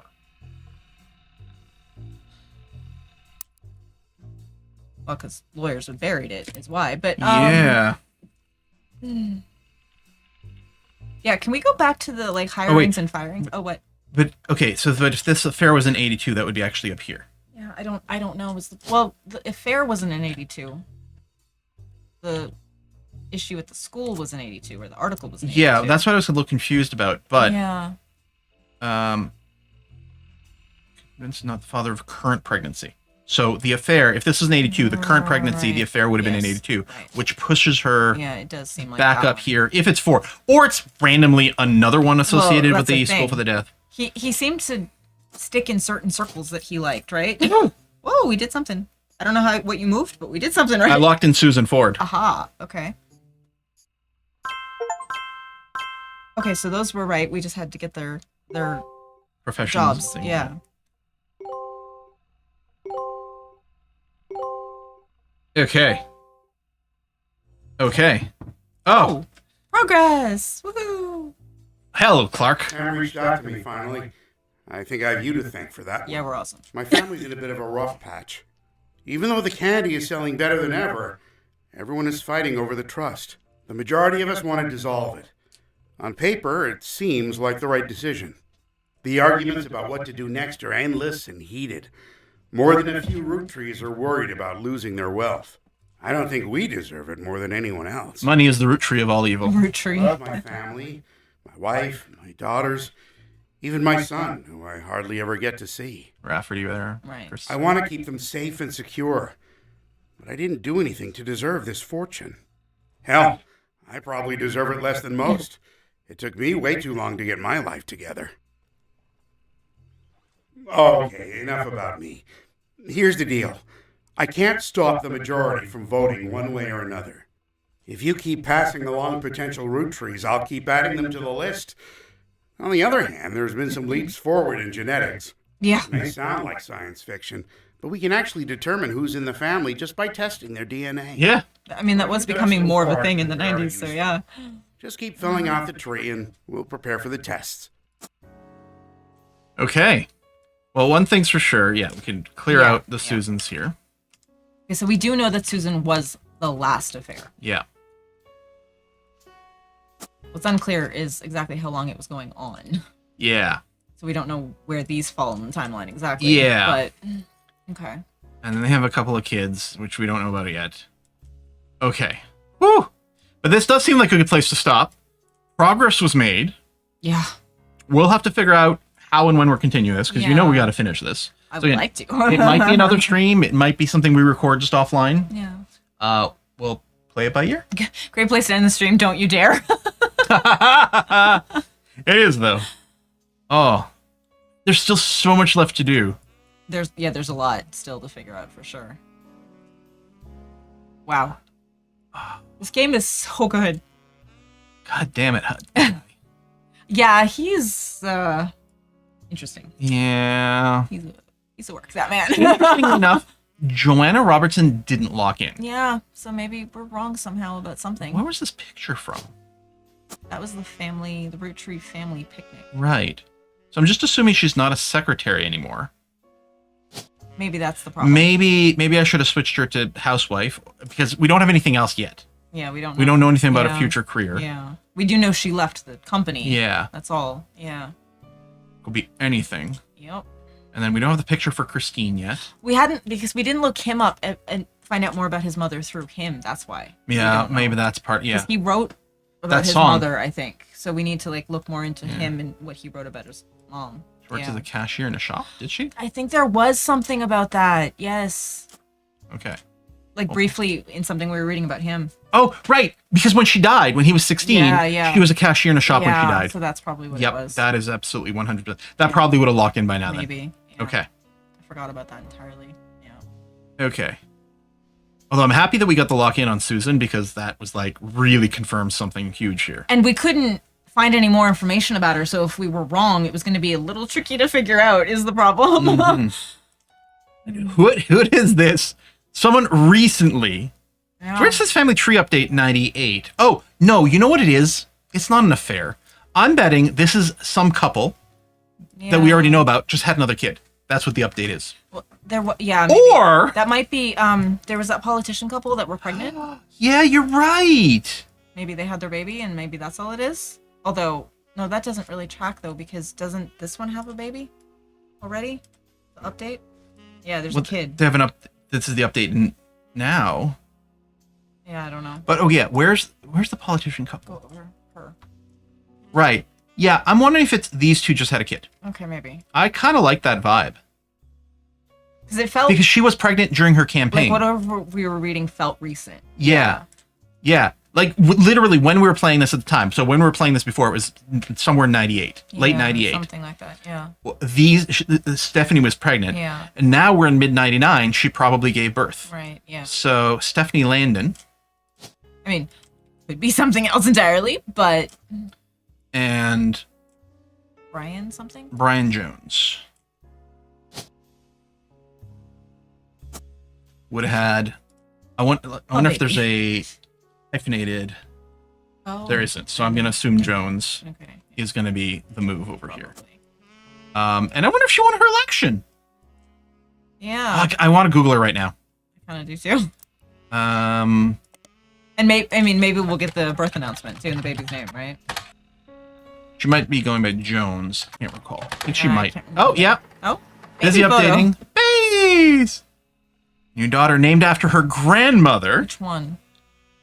Well, probably the one we have. So this would be her mother. So it must be Clara? Clara Jones?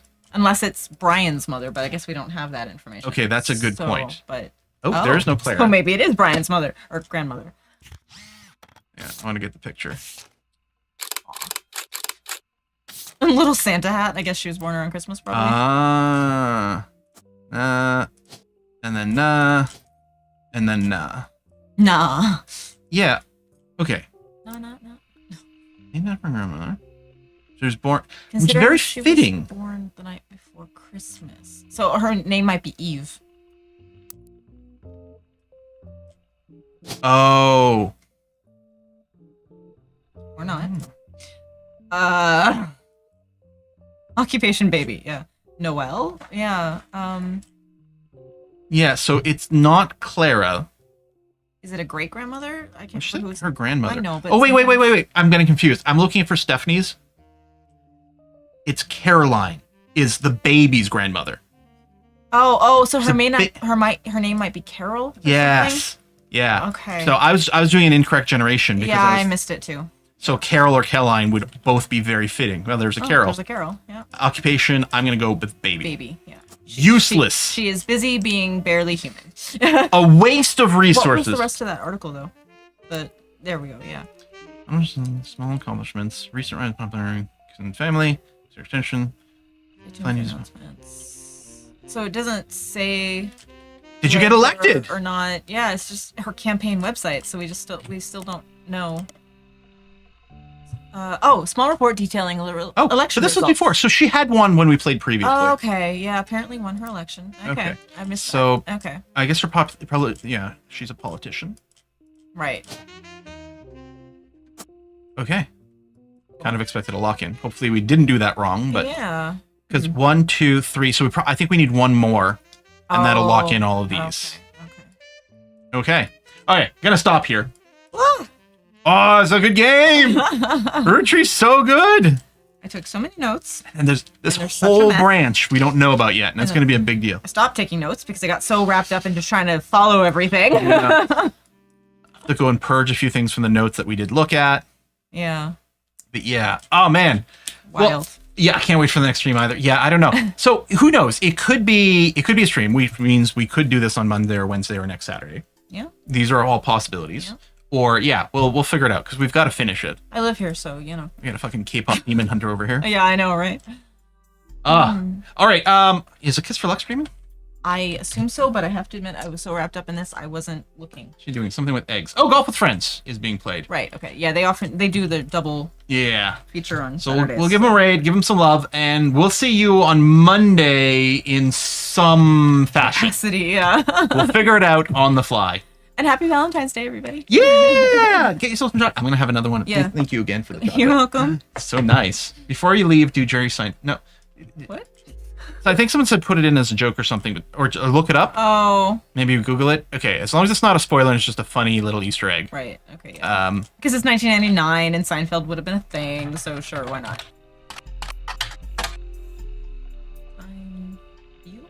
No, Seinfeld. Yeah. Did Jerry spell differently? Where is it? No. Where's Seinfeld? He spelled it And if right. I'm supposed to lock it into one of the family members, I'm not going to do that right now. Yeah, I don't know. So. Yeah. Okay. No. We can pick it up again next time. We'll figure it out. Just On the remind board. us next time. Yeah. Yeah. I don't know. Or does it just play the Seinfeld music or something silly like That'd that? be funny. Because that would be pretty funny. Oh my god, it does. That is Achievement! What's the deal with all these root trees? All right. That was a great way to end it. the Easter eggs are so fun. So ludicrous. All right. Bye-bye, everyone. Bye, guys. Oh, it's so funny.